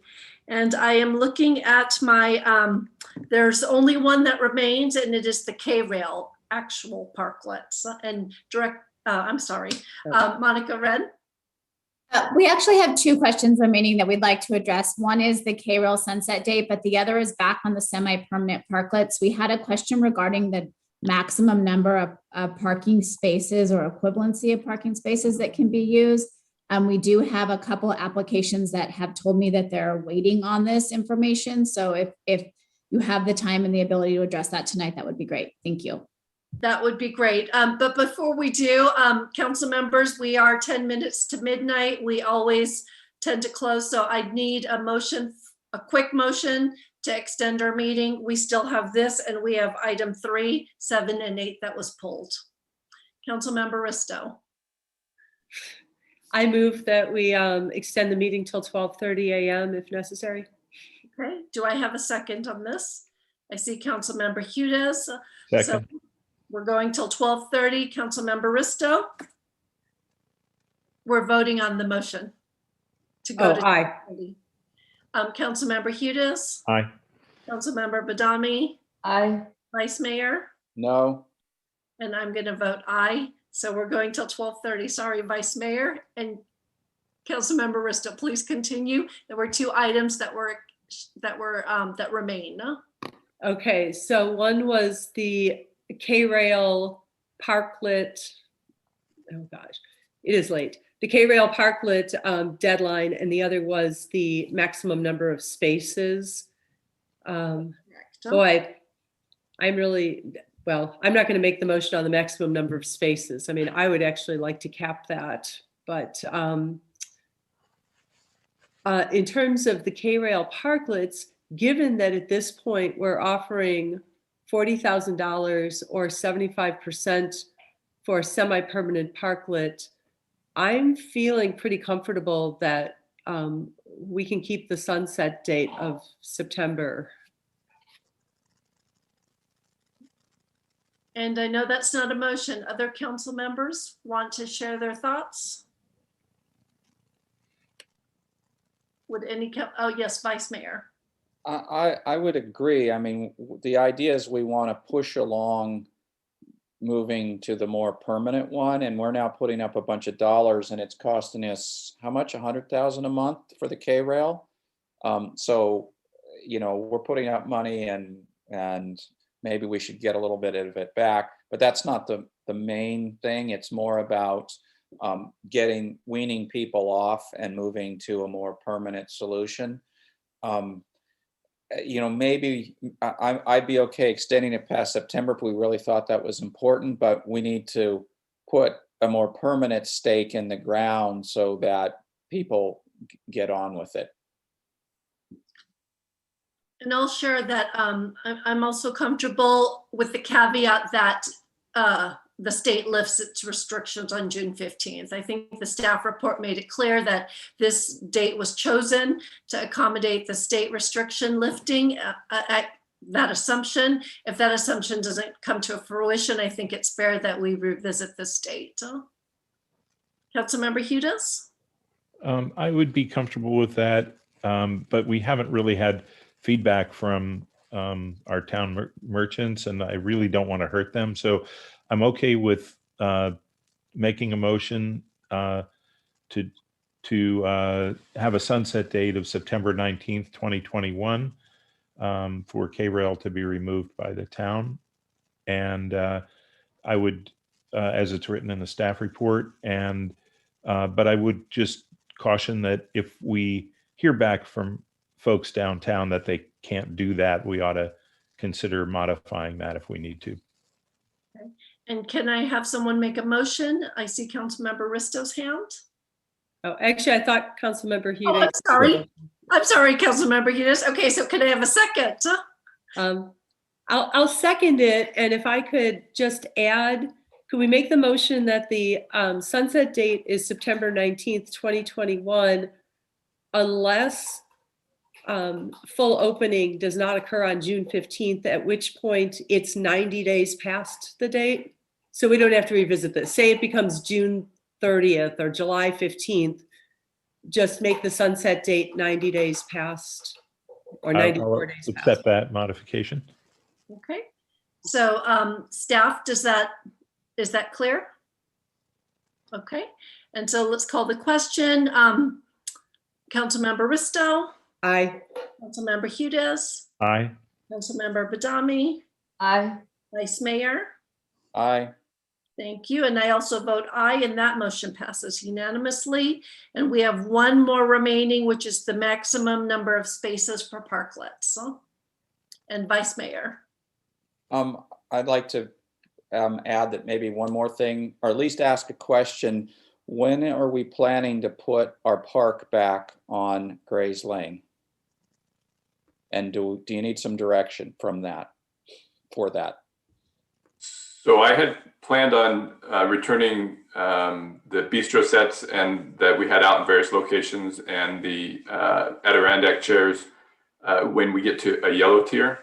So the next level, it also is sort of a trigger for a couple other things like allowing bounce houses in parks and other things like that. So it's nothing magic to that other than it's a good milestone. It shows that we're continuing to make progress. And that's what I had in mind. Happy to adjust at council's direction. Okay, thank you. And then on the more than 3 spaces, is it more than 3 or 3 or more? Whatever. On the question, one thing I'm not sure if I'm ready to make the motion, but I might suggest we think about if we do decide we want to allow the parklet to get bigger, that we don't pay for the extra size, that's all on the applicant. So I'll see what others say. Okay, I see Councilmember Risto's hand, and then after that, Councilmember Badami. Yeah, that was actually the thought I had, that, I'm not comfortable subsidizing a supersized parklet. If a business feels they can do a 4-space parklet, I don't think the town should be on the hook for that. But I'm just concerned about huge spaces being taken up, although, I guess when they're not used by the business, they're available to the public. Councilmember Badami. Go ahead and try a motion. And I have concern with the larger parklets taking up parking spaces and impacting our parking as we come back, that might impact retail. And I would not be in favor of subsidizing a larger parklet. So with that, I'm going to move that we keep the current direction and allow requests for larger parklets on a case-by-case basis, with consideration for space within street frontage of applicant's building and support of the property owner. Okay, and would you like to specify that the supersizing will not be on town dime?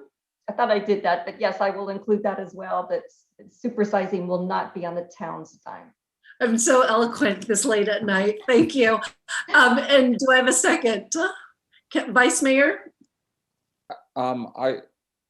So I wanted to maybe ask for specification. We said on a case by case. Does that mean it's coming to the council case by case, or is staff doing it case by case? Monica. As of now, the staff looks at it case by case. We look at, does it stay within the frontage of a building? Is the building owner on board? What we really want to try to do is not block a retail business that is not part of that building owner's building, so that they are responsible for that lease and their tenants. So we would do a case by case as staff. And I think if I may comment, the 75% or 40K would really limit us the town paying for any of the supersize, because those will cost more. And so we're really capping it at that 40,000. Thank you. So I think I heard that meant the motion was okay and was going to be taken care of. So I'll go ahead and second it. Okay, any other questions to the motion? Seeing none, Vice Mayor? Aye. Councilmember Risto? Aye. Councilmember Hudes? Aye. Councilmember Badami. Aye. I also vote aye. And so that motion passes unanimously. And so I look to our town staff. Are there any other lingering questions? Not that I can think of. Thank you for your time tonight. Thank you very much for guiding us through that. And so I will close this agenda item. We are now moving to those 3 items that were pulled from consent. Item number 3 was the very first one, and that is the draft minutes from April 6, 2021. I go to our attendees, and I have 2 speakers identified, Lay and Amy. Oh, well, no, stop. I need a staff report. Item number 3, sorry. Thank you, Mayor. If I may recognize our town clerk Yes. for the staff report. Thank you. Thank you. Thank you. So staff received, or we received 3 different public comments for additions or corrections to the regular minutes of our last April meeting. 2 of them were to correct comments that the speakers had made, and 1 was to make additional, to add an additional comment from Rabbi Aron's sentiments on the public comment that was received. There is a desk item addressing those. Staff did go back and review the minutes and did agree with the clarifications, and those are addressed in your staff report and called out in red. Council can make 1 motion to adopt both of those corrections to the minutes, and staff will add those to the minutes, or you can also modify them or reject them. The other one, to add additional comments, staff does not recommend that those are added. We do action style minutes, which are to capture the direction that council gives and not what is said at a meeting. And staff is available for any questions. Council members, any questions? Okay, seeing none, so I will open our public testimony. I have 4 hands raised. The first is Lay. Hey, great, thank you.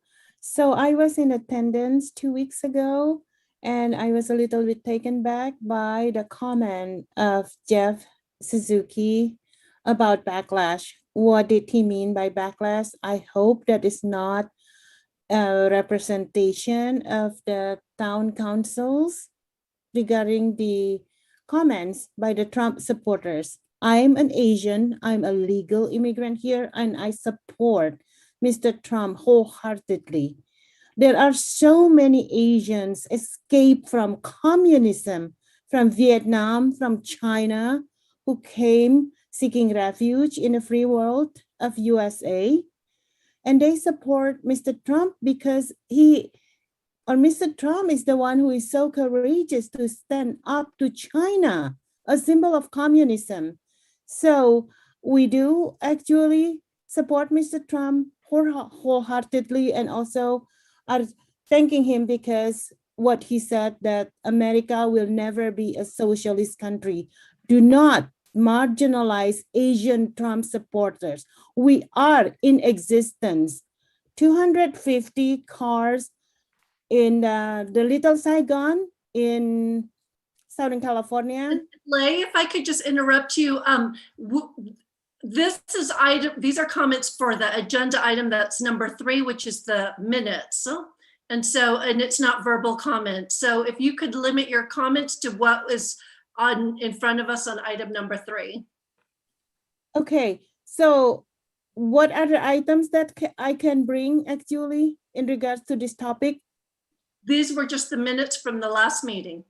Is there any other item being pulled that I can comment on? You can speak at verbal communications, and that that will is at be the very end.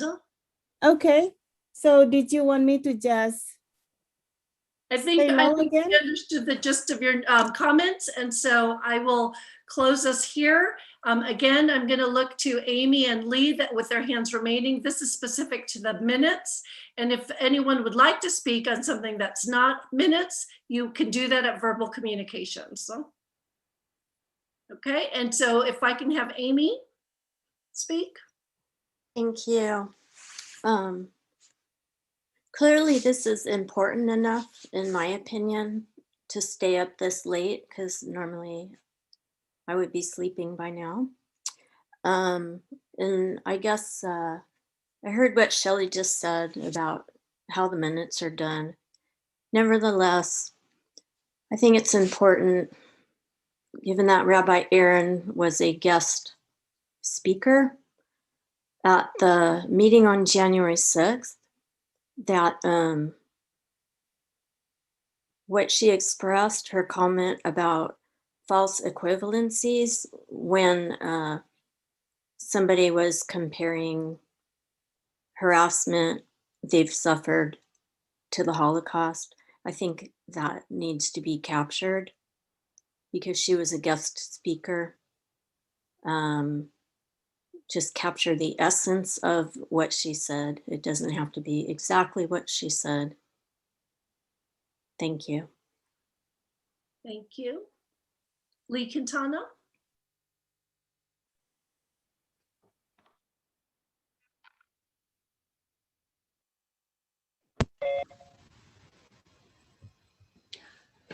Hi.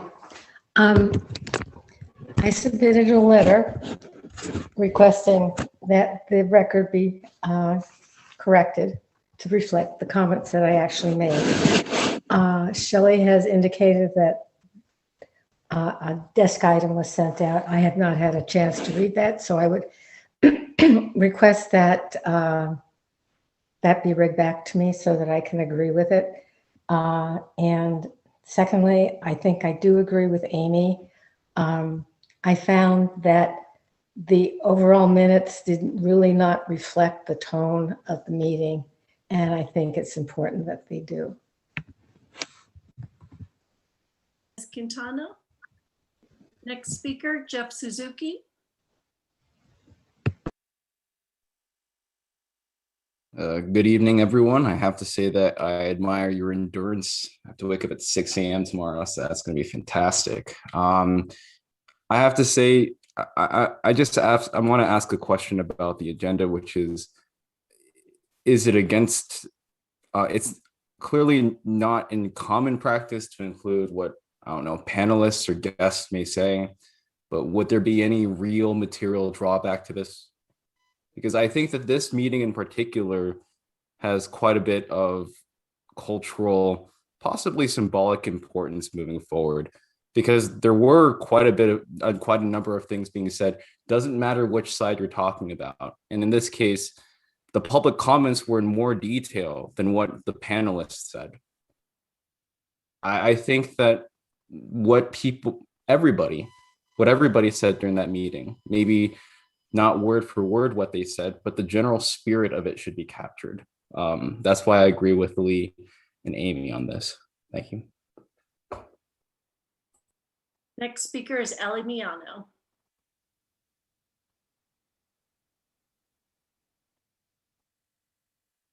Thank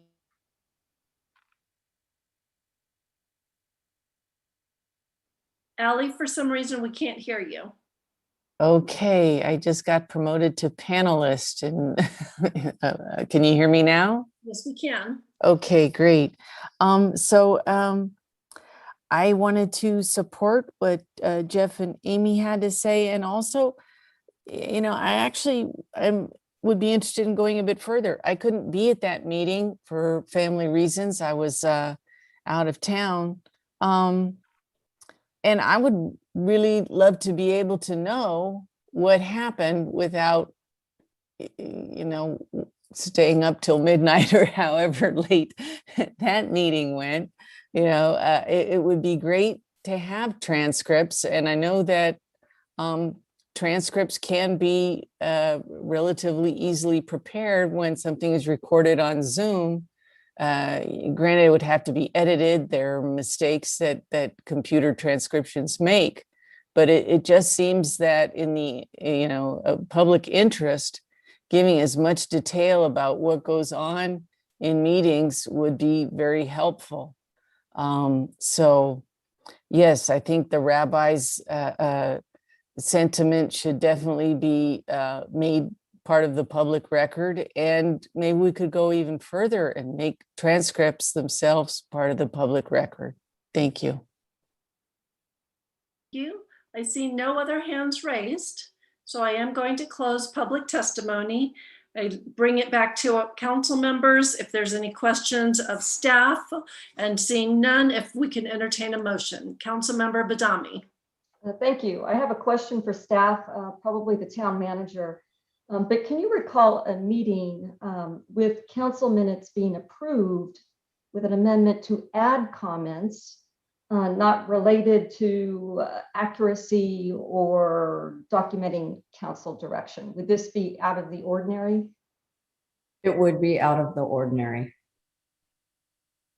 Thank But you. it is completely within the council's discretion. And as our town clerk advised, given the unique nature of the April 6th meeting, should council want to do that, we'd want to make sure we, provided an equal opportunity for all of our guest panelists. So we would expand just a couple sentences here and there, but really try and capture the spirit of what some of our other guests had to say. And I think Shelley has some additional suggestions for us. Thank you.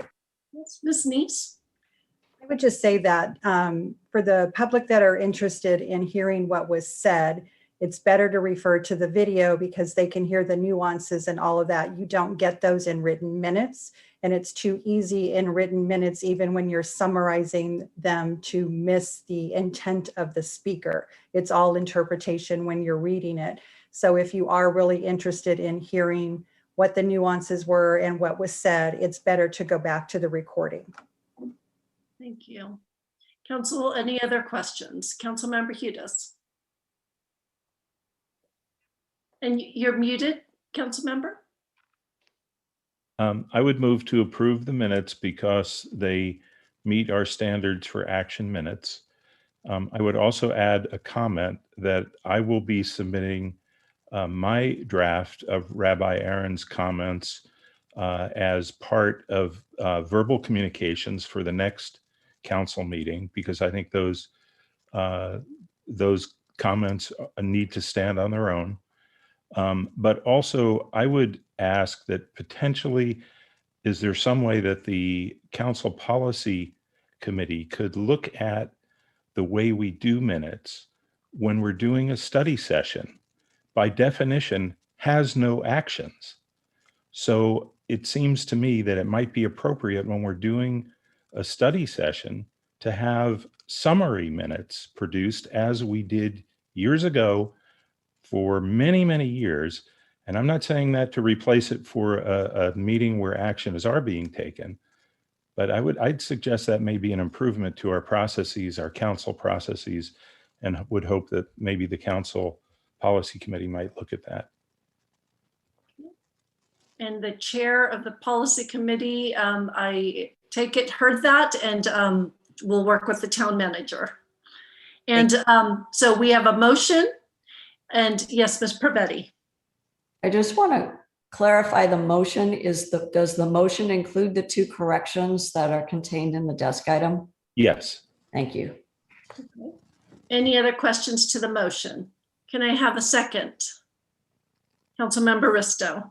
Second. Okay, let's call the question. Councilmember Hudas. Aye. Councilmember Risto. Aye. Councilmember Badami. No. I agree to the items number 1 and number 2 for the correction, but I have a difficult time with number 3. I empathize completely with the intent of the request, but for consistency and fairness, I support the town practice of action style minutes. I think that this may set precedent otherwise. I'm sorry, maybe it wasn't clear. That was my motion. Yes. Okay, it's getting late. I'm sorry, but thank you for that clarification. Then I will support the motion. And he also mentioned council member will be submitting those comments specifically himself for future meeting. And Vice Mayor? Aye.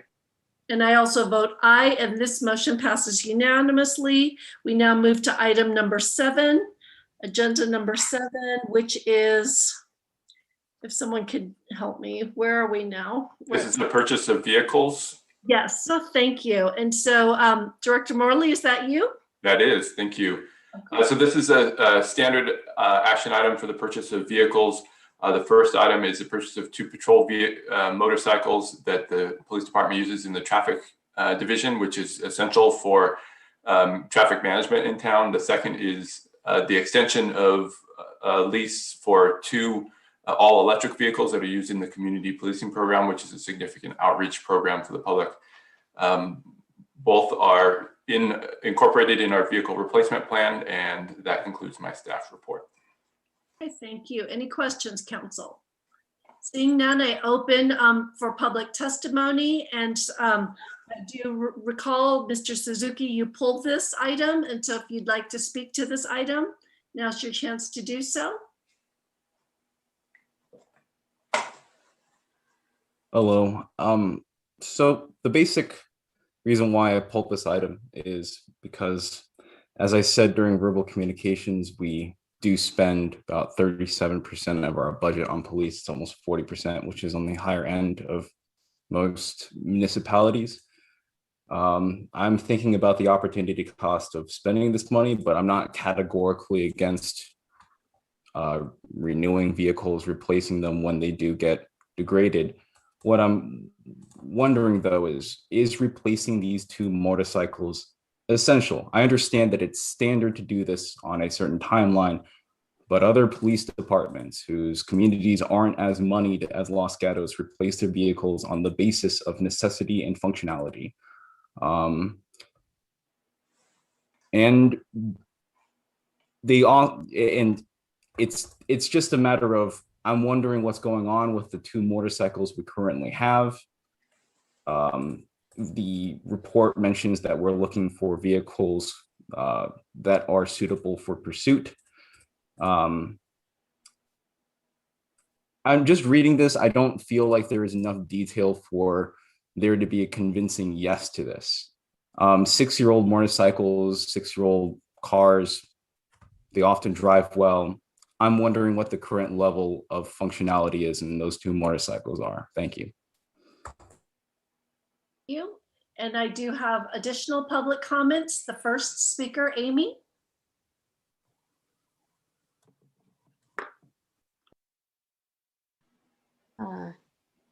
Good morning again. I got you to laugh. So kind of along the lines of what Jeff was saying, I do think our officers should be riding around on safe motorcycles, but I question whether they actually need to be replaced on some schedule, or if perhaps we can wait another year or so and perhaps allocate that money that would have been spent on new motorcycles to something else more related to community policing rather than new motorcycles for traffic stops. Electric vehicles, that sounds like a good idea to me. I just question whether it's absolutely necessary to replace them right now. Is there anything wrong with them? I mean, I'm driving a 5 or 6-year-old car, and Los Gatos is small, and if they're running traffic on these motorcycles, and you know, I see them around, they can't possibly have that many miles on them because they don't really go that far on them. So my suggestion is that this not be approved. Thank you.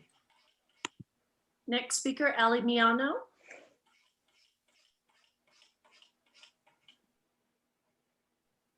I wanted to support what the earlier 2 speakers said. And also I wonder about, even the electric vehicles. If this is for community outreach, that sounds really great when it's electric, but I'm just picturing, the people who go around and give parking tickets with electric vehicles, and wondering if that's what this is for. Not that we don't want to regulate parking, but sometimes that does seem to get a bit overzealous around town. Yeah, I would like to know more about what these vehicles are going to be used for, why they're needed, and if they're not so needed and the reason is just that they're being replaced because this is how things are always done, then I would have to question that. And as Amy said, wonder if this money could not be put to better use and services that could especially help people in pandemic times. Thanks. And next speaker is Alicia Cinemasterio. Hello. Instead of getting these two motorcycles that I don't feel, I mean, what's wrong with the other two? Again, same exact feelings as the other speakers. But weren't we just talking about restaurants needing money in Los Gatos? Instead of buying new motorcycles, help our restaurants out. That seems to be much more important right now than these two extra motorcycles. But yeah, the money could be better spent. The police don't need two more motorcycles, guys. Thanks. And are there any other public comments? So I see no other hands raised, so I am closing public testimony. I turn back to our council, and Ms. Neese, your hand is raised. Just wanted to make you aware it's 12:21 and we still have one more item to get through. Okay, thank you very much. Okay, so council, let's speed it up. Councilmember Risto and then Vice Mayor. So it appears that this replacement schedule is based on a 1998 policy. I mean, if we have a policy to do this, what is our latitude to not replace motorcycles on this schedule? And what happens to the old motorcycles, I guess? I mean, I'm driving a 2007 car, so, and that's new for me. Certainly the council can make the decision not to replace any vehicle at any time. We use the policy as a basis for a guideline for staff to help us know when to bring vehicles to you. It's not the only thing that we look at. So each piece of equipment goes through a mechanical assessment by our mechanic, and it's determined whether that vehicle is appropriate for replacement at this particular time. So in this case, the motorcycles have reached a point where we're not comfortable with them being on the road to support police patrol. We'd prefer to replace them. It's still going to take us several months in order to get new vehicles in and get them on the road. We have to get them badged, the vehicles badged and upfitted to go out. Not to mention ordered and shipped from the dealer. So there's a little bit of work yet. We would definitely not want a police vehicle to fail on the roadway because of age.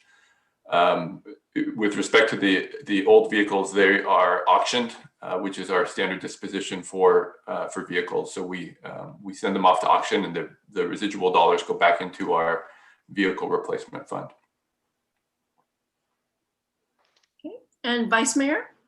If I could follow up on that answer a little bit, I was going to ask, so if it's a 1993 policy, the reliability and the longevity of vehicles may have changed since we created that policy. I think what I just heard you say, it's not just what the policy says, it also is an inspection of the vehicle.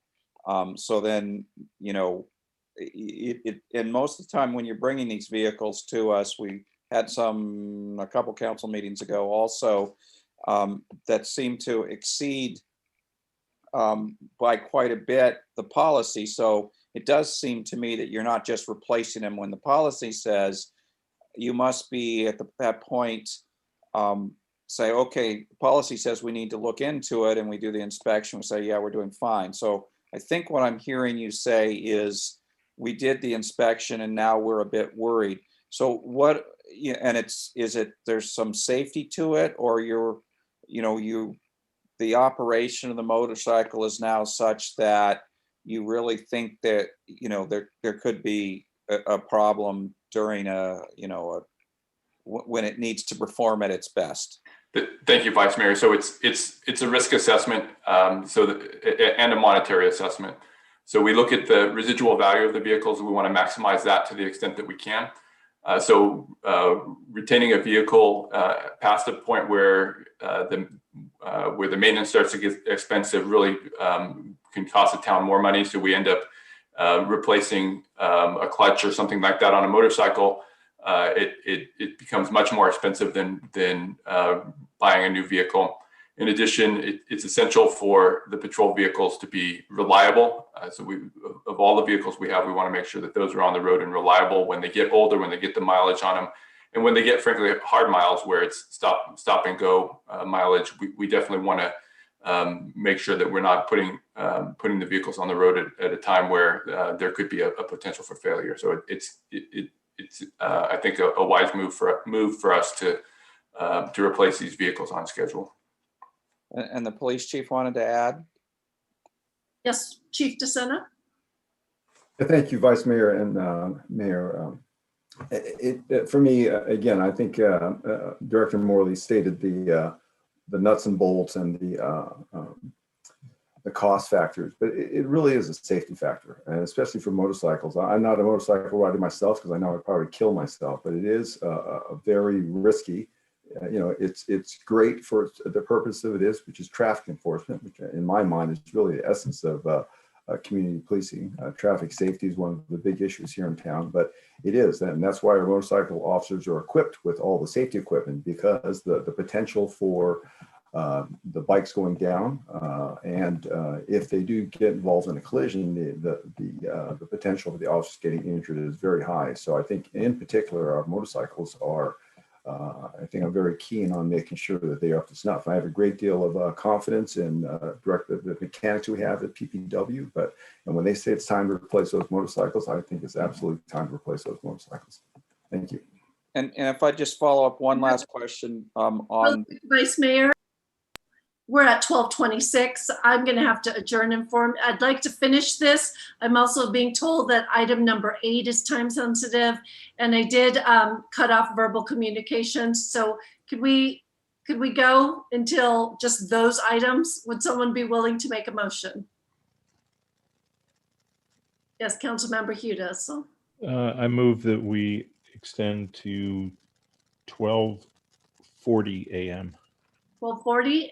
And can I have a second? Councilmember Badami, let's call the question. Oh, I'm sorry. Yes, was that a second? All in favor? Councilmember Badami. Aye. Councilmember Hudas. Aye. Councilmember Risto. Aye. Vice Mayor Rennie. Aye. And I vote aye. We're going to 12:40. And I'm sorry to cut you off. Go ahead, and Vice Mayor, continue. So there was a question about the electric cars also. I believe we're talking about what some called the bubble cars, not the ones that do the parking patrol, because those are specialized ones with cameras and so forth. And the bubble cars are used by our volunteers in policing that maybe go out and do wellness checks or drop off welcome kits and things like that. Just You're correct, and these are not replacements. These are extensions of lease for vehicles that we have currently in our inventory. It's only $125 a month, so it's extremely reasonable, and it's very low cost and very low impact on the environment because they are all electric. Okay, I'll turn it over to the next questioner. Okay, Councilmember Badami. Thank you. So let's not forget that if the motorcycle is not safe and the officer goes down and gets injured, he's going to go out on disability. So it could have a ripple effect on our town's budget. I do take stock in what Mr. Morley and the chief has stated regarding the motorcycles. Let's not forget the traffic issues that we have here in town. Beach traffic is already revving up. You've got deadlocked traffic. And how do officers respond to accidents and get around it? Well, the ease of motorcycles. So with that, I'm going to try a motion. It's getting late, but I move to authorize the town manager to purchase 2 patrol motorcycles from Long Beach BMW in an amount not to exceed $65,750 in attachment number 1. and execute a summary vehicle quotation attachment 2 to extend the commercial motor vehicle master agreement with Mike Albert Limited in an amount not to exceed $3,000 for a 12-month lease extension for 2 electric vehicles for a total lease amount not to exceed $66,010. Okay, thank you for the motion. Do I have a second? Councilmember Hudas? I'll second, add a comment that I think there's a better way to get at some of the issues that were raised by the public in terms of police services. And that's to look at it in the context of our budget and what the services are being provided. Okay, with that, I'm going to call the question. Councilmember Badami? Aye. Vice Mayor? Aye. Councilmember Hudas? Aye. Councilmember Risto? Aye. And I'll also vote yes, so that passes unanimously. And we now close this and move to item number 8, which was also pulled. And this is specific to Shannon Road. Actually, no, it's Town Engineer Kim. Welcome, good morning. Morning, Mayor, Vice Mayor, and Council members. Ujay Kim, the Town Engineer here. Again, yes, item number 8 is related to the Shannon Road Class 1 multi-use path project to transfer GFAR funds from the guardrail replacement project to cover the funding gap in the Shannon Road project. Staff does not have anything else to add to the written staff report, and I'm happy to answer any questions you may have. Thank you. Council members, any questions? Okay, I am opening public testimony. Would anyone like to speak to this item? I see none. I would just say that the person who pulled this item is no longer in attendance. Oh, thank you. Okay, so let's go back to council members. Vice Mayor Rennie. I'll make a motion to approve staff's recommendation. Okay, a second. Vice Mayor made the motion. Councilmember Hudas seconds. Let's call the question. Vice Mayor. Aye. Councilmember Hudas. Aye. Councilmember Badami. Aye. Councilmember Risto. Aye. And I also vote aye. This passes unanimously as well. Thank you very much. And because I did cut off verbal communications earlier to 30 minutes, I am now allowing those in the public. Those who have not spoken yet and would like to do so under verbal communication, you may do so. And I just want to confirm Tyler Thompson has not spoken yet. And Lay. So if I could have both speakers. So Tyler Thompson, you have 3 minutes. Hello, can you guys hear me? Yes, we can. Welcome. So, my name is Tyler and I'm a high school student in the area of Los Gatos. I wanted to bring some things to light that maybe a lot of the town council hasn't thought of or has not taken seriously. First and foremost, have any of you guys heard Rock the Vote? I also encourage you to go to frank.com, and that may give you an explanation of what Rock the Vote may have been up to in our elections in 2020, which I believe was stolen. Now that I've explained that, I would like to share some very important issues as a high school student that many I know have felt as well. I, along with many others, have been harassed, bullied, threatened because of our political and religious beliefs. As I experienced bullying and harassment myself and seen it towards others, Christy Grasti is the Los Gatos High School administration has not taken this seriously. I'm hoping that all of you take this seriously because no one wants another suicide, even related to Asian, Black, and white hate. Furthermore, how can you guys sleep at night knowing that you want to have all inclusion when that's not even starting with the council members to begin with? It starts at the top. When is this going to stop? When are you guys going to wake up and protect your kids of Los Gatos, no matter what their political or religious beliefs are of color of their skin? And Madam Mayor, this is your town, and what will you do about the situation? Thank you. Thank you. Next speaker, Lay.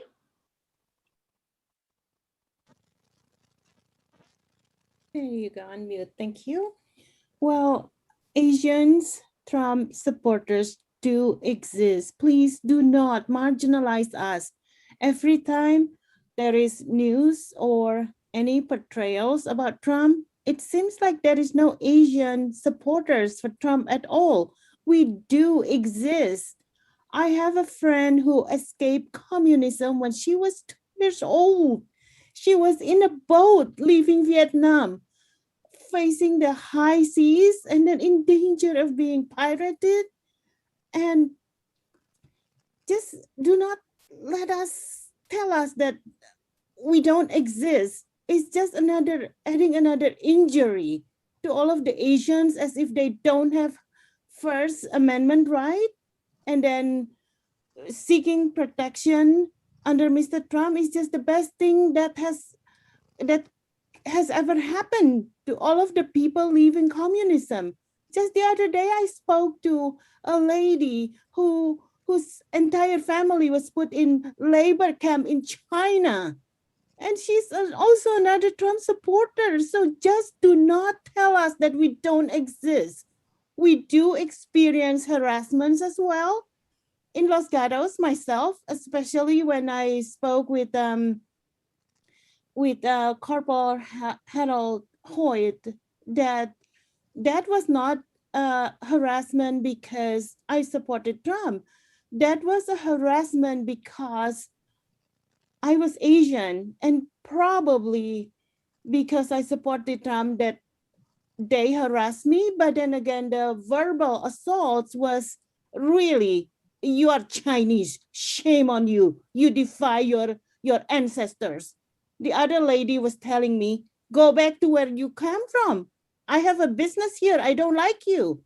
So that was against my skin color, my ethnicity. Why do Asian supporters deserve to be harassed and then not counted on just because they're Asians and then they support Trump? So it's okay to harass them? It's not right. I mean that we do believe that hate crimes and everything else, that discrimination should not happen, but the practice of Marxism is not right. So we are out there and we are not hidden. We should not be dismissed. I think that's all I want to say. Thank you. And I do have, I'm going to ask Ms. Nace to help me. I have Ali Miano. Did she speak during verbal communications? No? Okay, so Ali, I'm sorry, yes or no? No, she did not. Okay, so Ali, 3 minutes. It's very nice of you to let me speak. Thank you. I just want to say that I'm very sorry to those people who have been harassed for any reason, whether it's based on color or political ideology. A reason that I have joined the Los Gatos Anti-Racism Coalition is because I believe that, yes, all of us have a right to express our political opinions, whatever they may be, and we have a right to live in safety, no matter what our skin color or background or political affiliations. I do not believe that either presidential candidate represents socialism. And I don't believe that we need to mischaracterize folks who disagree with us, but rather we should try to have an open mind, all of us, so that we can figure out how to move forward. And I certainly hope that we do all we can, and I applaud you, Mayor and Council, for speaking out for the freedoms of all and the rights of all, as we try to move forward in a democratic country. Thanks so much. And I see no other hands raised. We are now at 12:39. Thank you all for staying with us, and I adjourn tonight's meeting. Thank you.